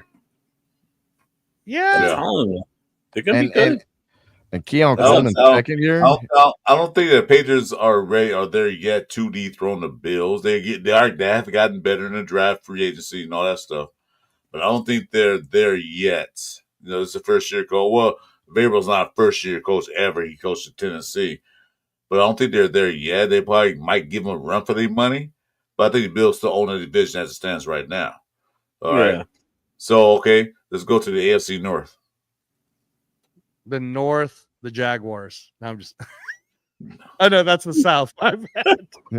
I was like, what the fuck? I told you going to do that. I didn't know Florida was up north. Yeah. No, my bad. Why am I blanking on tell me the Baltimore, teams? Steelers, Browns, and Cincinnati. Oh, thank you. Okay, thank you. Yes, I watched them on Hard Knocks. Yeah. Browns, Steelers, Ravens. No, it's the Ravens, dude. I'm always a Lamar Jackson guy. It's the Ravens. Ravens are totally winning that division. Aaron Rodgers is not going to do shit with the Steelers. Cleveland's still going to be a joke. I have them as one of the teams. I think this is going to be the season where the Steelers don't finish at 500. Yeah, this might be it because Aaron Rodgers is there. Yeah, it was a mistake not to let what's his name be quarterback Fields. there, man. Will Howard. Yeah, and that too. Oh yeah, Will that, Howard might have been fun. Chris, let me tell you, man, when Justin Fields was not re-signed to the Steelers fans were like, what the fuck are we doing? Yeah, I heard that. I watched them with some of the Steelers content creators. They were fuming about that. So how'd you let him walk away? Yeah, but that's what they do. Justin Fields was 4-2 last year, led their team in rushing touchdowns, and didn't really turn the ball over a lot. Nope. And it's like, you guys got worse when Russell Wilson stepped in there. Like, yeah, how are we not building off of this momentum? Yeah, Steelers fans are one of them. But then you draft Will Howard, and it's like, why don't you let that kid start? And then Aaron Rodgers comes in and says, "Oh, I'm gonna just show up and tell Will Howard to go piss off." Yeah, I'll start. Yeah. And Mason, it's not fair to Mason Rudolph either. Mason Rudolph came back thinking that he probably had a legit shot to compete. I thought when they let Fields go, I thought it was going to be a starting quarterback, but before the Aaron Rodgers stuff came up. But it is so you got the Ravens in the north. Okay, let's go to the south. The Jaguars. I'm just messing around, man. You're it's right. a popular answer. A lot of people think the Jaguars are going to win. Nah, I don't think the Jaguars will do it. I definitely don't think the Titans will do it. The Jaguars won't do it. I still got to stick with the Texans, man. I mean, I get it. They lost Laramie Tunsil, but they got fucking Nick Chubb and Joe Mixon. I'm definitely drafting those two guys if I can, back to back. Joe Mixon and Nick Chubb for fantasy. Hold on, man. Appreciate the $1.99 super chat. Hey, thanks, Chewy. Thanks, man. Appreciate it. Good night. Have a good night. Okay, the last one, the most important one to the Raider Nation, the West. The Raiders. No, I'm just kidding. Be biased, dude. Not being biased. No, I'm just kidding. I had us honestly going fourth because I thought we would. The floor is still 6 for me. The bet here in Vegas is 7.5, and I think it's a trap because it makes you want to pick 8, but it's like, nah, man, it's probably 6 or 7, so you got to bet the under. Denver. I fucking hate the Chiefs, man. I fucking hate the Chiefs. Fuck it, I'm gonna say the Chargers. Fuck that shit. I'm gonna say because it's the most unlikely that. All right, Angelo. Dan, you read my mind. Exact same thing. No, it's just that because I mean, of course, like Dante's take was Denver, right? And I hate the Chiefs, man. I don't want to say the Chiefs. That's we can't hear you, Angelo. You talk about we can't hear you.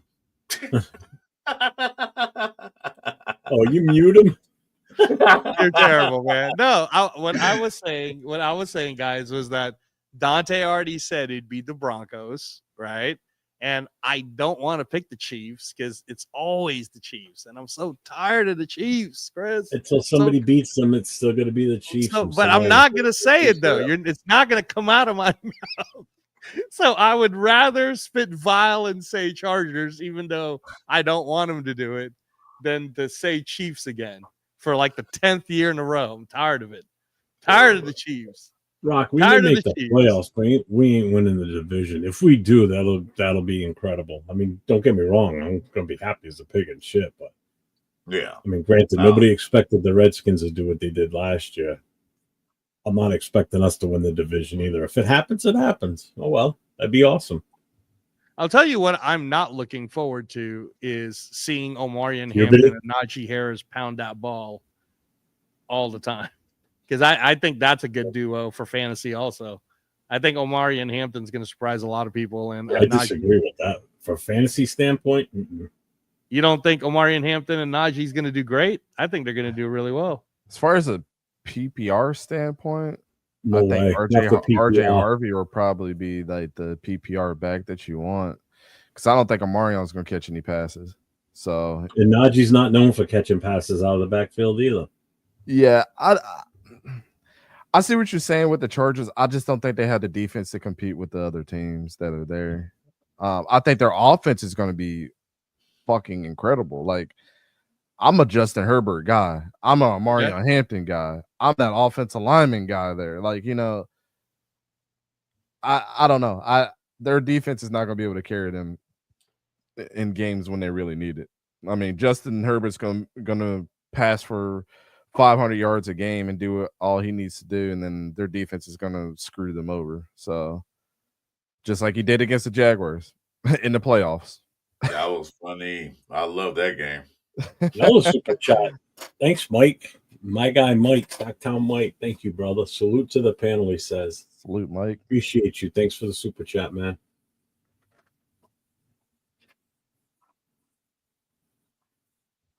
Mike burning that midnight oil. I guess him and Navman must be done then. Yeah, they're done. They just wrapped it up. It's been a long night tonight. We're at 6 hours. Been good conversation though, Jeff. Yeah, it has been good conversation tonight. I like when Dante come in and talk that knowledge. You know, like on the other guys, like this one guy that comes in sometimes just start talking, don't say nothing. I know, man. Angelo was his name. Angelo is just coming to wait. You know what? One person mentions boxing in the chat, and that's it. It's all over. You know how much I love you, dude. You know. Yeah, no, it's all good. No, hey, salute to the chat too. The chat's been on fire. You know, Rock's been solid all throughout the night. Rock started the night not believing in Dante, and then at the end he was like, "Never mind, I retract everything that I said." This guy, I think he subscribed to him too. I think I saw in the chat. I think Rock or somebody subscribed to Dante, so he got a new subscriber to Dante. Yeah, it's crazy, dude. I get that a lot. It's okay. I'm so used to it, and it's just like I'm an open book, man. Ask me. I don't have to say that I know a lot. Just ask me a question and see if I do. Just open up a dialogue. I'm a pretty open book. So hey, okay, I got one. I got one, Dante. Washington Huskies this coming season with that quarterback kid that everybody's kind of expecting to bust out. Desmond Williams, I think is his name. Mm-hmm. What's your thoughts on the Huskies, especially with that division now being the way it is? It's hard to say, man, because they proved a lot of people wrong. Remember, they beat Michigan last year. Yes, sir, they did. I love Jed Fish as a coach. I love the way that he turns around programs everywhere that he goes. I mean, when he left Arizona, you really saw Noah Fafita and what he was about. I was a big Noah Fafita guy, and it was just the Teteroa McMillan show because he outshines everybody. I'm about it, man. I mean, Washington has got their hands full, of course, being in the Big Ten. It's hard to say because I really just don't know with Jed Fish. Like, he proved us wrong last year with the record that they had. Well, I thought they were going to suck. I thought they were going to get like 4 wins last year. I really did, just because their schedule was a gauntlet, and they came in and they won games that they shouldn't have won. Chris, I'll be right back. Going out for a smoke. Now keep going, Dante. Keep going. Yeah, I don't know yet. Once we dig into the Big Ten, I'll be able to know a little bit more. I haven't really dug into their recruiting class and things like that on their side, but the constant is Jed Fish. So, and are you a believer at all in everything that they've been hyping up about Desmond Williams or Demond Williams? I don't know. Demond Williams. It wasn't Jed's guy. That was a Kalen DeBoer guy, and he didn't come over with Kalen DeBoer. But Jed has been known to turn quarterbacks into superstars. So, I mean, even when what's his name came over, Will Rogers. Yeah, he did all right. Mississippi State. I was already a big Will Rogers guy, so when he got him, I was like, okay, well. Were you surprised that Will Rogers didn't even get an undrafted invite? I thought he was pretty good, man. I was always a Will Rogers guy, man, to be completely honest with you. I am surprised that he didn't get a look, but the thing about Will is he didn't have this wowing like skill set that a lot of these other quarterbacks had too. So when you break down the film, it's like, can he do things that the normal quarterback can't do? And he was just very average at everything. The one thing that he did have was like, he stays in the game. He's tough. He could turn it up when he needs to, but that's pretty much it with Will. I'll always say that Will was he's a better college quarterback than he would have been an NFL quarterback, and I realized that too. I don't know. We'll see if he Rock gets is- picked up one day, but I think he goes to the UFL. He'll be. Oh, hey man, he's gonna light him up at the UFL. Mm-hmm. Yeah, he'll do good down there. Man, he might light it up at the we got an arena football league here in Vegas. You might The link is up there, Snacktown, man. You can join if you want. I don't know how long we're gonna be on, but you can join. So make it quick. I like Rock, man. He I don't know if you saw that, Dante. He goes, I hate smart guys. They steam my thunder. I think he meant to say they steal my thunder. Hey, I never claimed to be a smart man. That's funny. I just study football a lot. That's funny.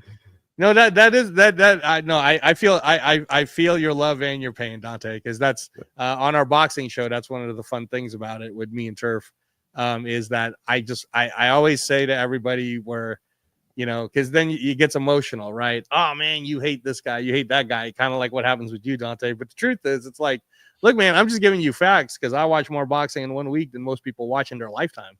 So. Hey, this is definitely my the links in the chat. Go ahead and come in if you want to come in. Even though I don't get paid like a job, this is my second job for sure. My hobby has turned into us being boots on the ground with the media and traveling and studying the game every day. Even when I'm on vacation, my wife's like, "Can you stop watching film for once?" Like, I can't. Hey. Yeah. No, I love that. I love that, Dante, because when you were saying you'll stay up to like 3-4 in the morning, you're watching all these. I love Mountain West football and Pac-12 football. That's awesome. Up to 3 I o'clock absolutely in the morning. love it. That's awesome. Pac-12? I love it. Mm-hmm. I'm on. Well, yeah, it's the Pac-2 now for sure. It's kind of crazy. Well, I guess because all the other teams that play all the other sports. Yeah, who is in the Pac-12 now? Is it Oregon State and Washington State? Oregon State and Washington State. Mm-hmm. Wow.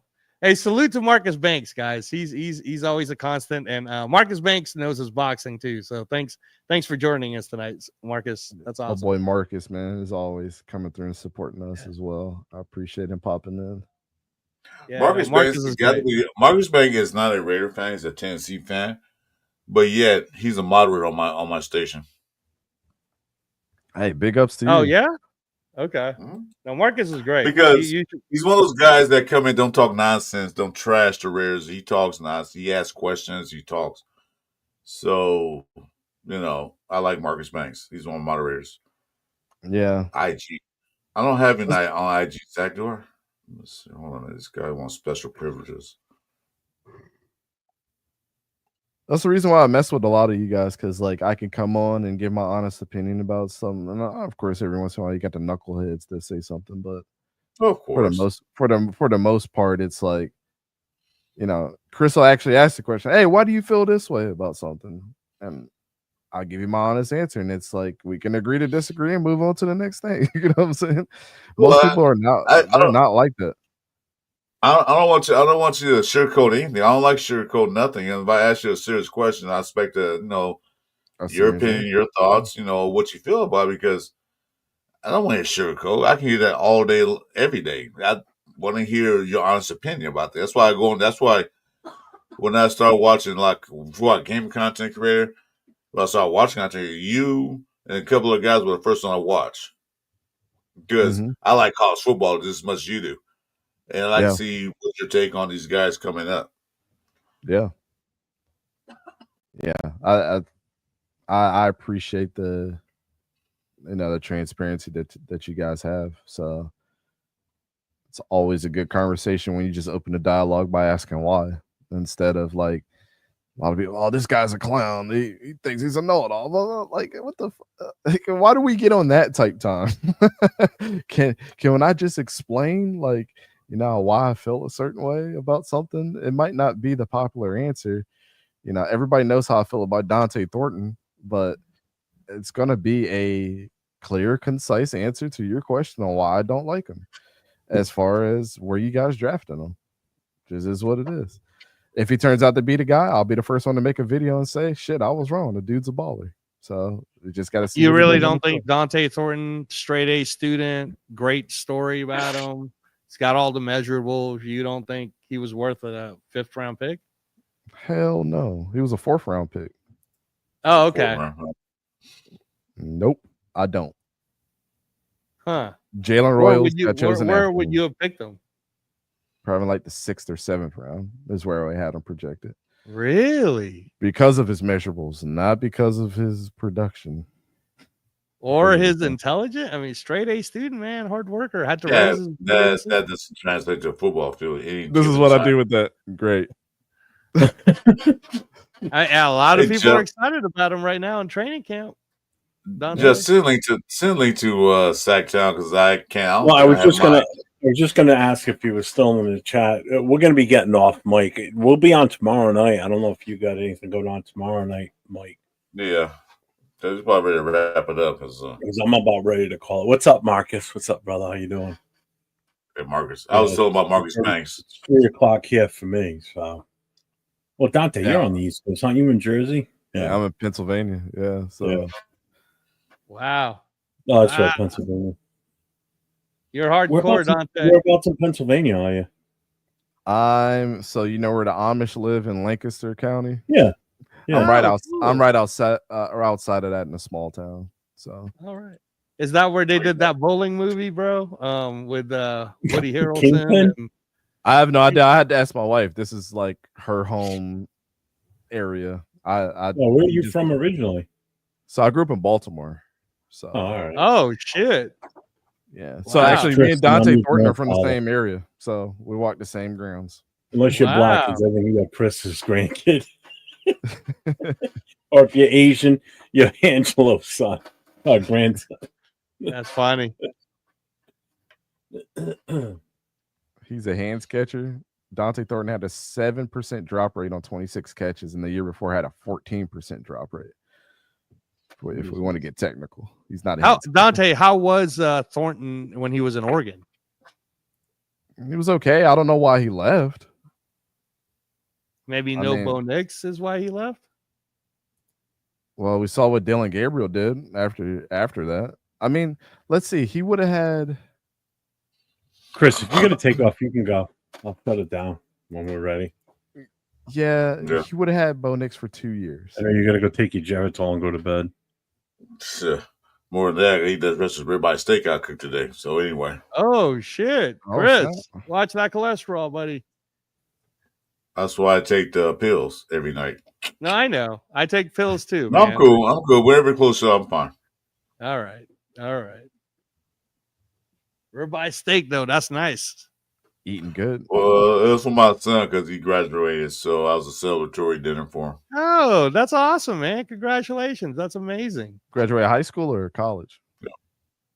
High school, high school technical skills, both in combined. Yeah, one of them programs. Ah, I got That's you. great. That's great, man. Congrats, man. Congrats. So,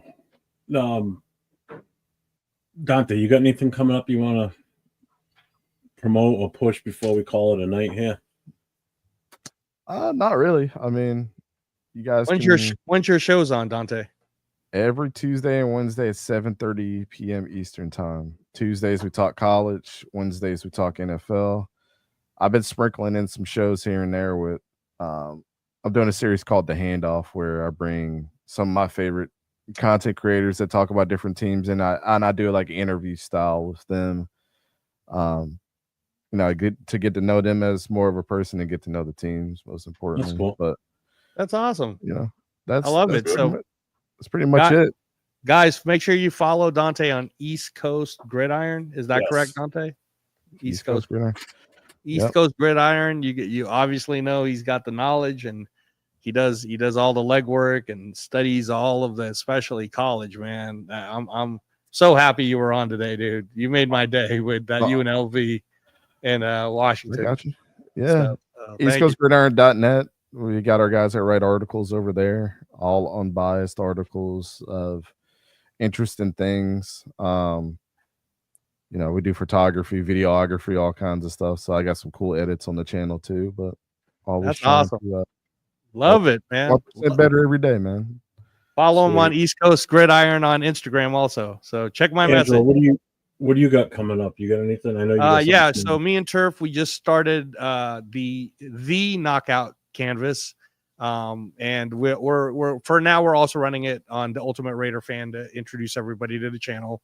We did episode 1 last week. We did kind of a combined episode 2 with Spence last night, but this week, tomorrow, me and Turf are going to be doing a live watch party on the Knockout Canvas on the YouTube channel, Instagram, and all of that. So please follow us, because Richardson Hitchens and George Kambosos are fighting main event in Madison Square Garden tomorrow night. It's a great fight card. So we're going to do a live watch party starting at 6 p.m. Pacific time. So please follow us, guys, especially if you love boxing. We'll be talking about a ton of different content when it comes to boxing. And also for you MMA fans, UFC Fight Night is on tomorrow night. And it is Kamaru Usman versus, God, why am I forgetting his name? Because he's pretty badass. Joaquin Buckley. So if any of you guys love combat sports, check us out, the Knockout Canvas. Wait, Joaquin Buckley, is he fighting at welterweight now? Yeah, he moved up, bro. Oh, there we go, Dante. I didn't know your MMA. Nice. Okay, cool. Yeah. A little bit. Tomorrow night, Chris and I will be on again. Saturday night, Last Call podcast on normal Saturday night. Going on at 9 o'clock Eastern time, 6 o'clock Pacific. Same format as tonight, basically, a Saturday night pull-up show. So make sure you guys tune in. Sacktown Mike, pop in tomorrow night if you don't have anything going on. We'll definitely get you on with us tomorrow night for sure. I just didn't want to have you join in and all of a sudden wait, you're here for 2 minutes and then we're leaving. And Chris, what do you got going? You got Sunday, right? Tomorrow, nothing really. Tomorrow I got the show with you tonight. Sunday morning I got the Pilgrim on Sundays with Raider Nation Jason at 10 a.m. Pacific time. Also, I'll be doing a show tomorrow before I join Jeff. That'll be with Laker Girl. Talking a little about the Lakers. That's at 5:30 p.m. Pacific time. So basically, I got like 3 shows in the next 2 days. So there it is. Just a quick reminder, 2 weeks from tomorrow night, the 28th of June, on our show on Saturday night, Chris and I are going to have a special guest on. I mentioned it earlier. I'm going to say it again now. We are going to have none other than Wayne Marbury, the Violator, on with us on Saturday night, the 28th of June. So, oh, nice. Make sure you all tune in for that. It'll be a good show. Be 3 old school guys kicking it, talking Raider history, talking, the current status of the team with, one of the biggest fan icons that's out there for Raider Nation in the Violator. So we will be promoting the hell out of that. So, and I thank everybody for tuning in tonight. Reached over 2,000 views right now on the show. So I do appreciate everybody checking in. Thank you, everybody that gave super chats and did the membership gifting. I appreciate everybody. Hope everybody has a good night. Angelo, thank you for coming on with us tonight. Dante, as usual, I love it when you come on the show because you add a whole new dimension to the shows that we do. By breaking down certain things like that, I really appreciate that. Thanks for having me. Oh yeah, you're always welcome to come in, man. Yeah, you're always welcome. Angelo, not so good. Look, what'd you say? Oh man, hey Angelo, thanks for coming on, man. Appreciate it. I love seeing you and talking with you and mess with you. You're one of my favorites. Dante, I like your realism. Thanks for being real. Yeah, like I said, appreciate you guys. The road with it, it's unbiased opinions, and I appreciate that. Yeah, you don't come in here and you sugarcoat anything like Chris just said a few minutes ago, and you're not like, well, I'm on with a bunch of Raider guys, I'm going to keep them happy. No, man, I want to hear the honest truth. If you think somebody's not that good, then I'd rather hear that. Let us know. Hey Jeffy, you know that Yankee spirit we got. We can't be nothing but me. real. I'm not a Yankees fan. I know you're not a Yankees fan, but they call us Yankees on the. Oh yeah, okay, yeah. I get that part. Yeah. So, with that being said, Angela, oh, you're going to be on your show tomorrow night. So, Dante, I'll send you the link if you're interested tomorrow night, too, if you're not doing anything. Yeah, I appreciate it, so guys. I'd like to show up tomorrow afternoon sometime and post it up. So, until next time, folks, thank you, everybody, for tuning in. Giving all those thumbs up on the likes. We appreciate that. Make sure if you haven't subscribed, get over to my guy, Chris Ferreiras. Get over to Angelo. Check him out tomorrow night also. If you're into MMA and boxing, he's the guy. Good guy. Right? And as usual, everybody, stay safe and go Raiders.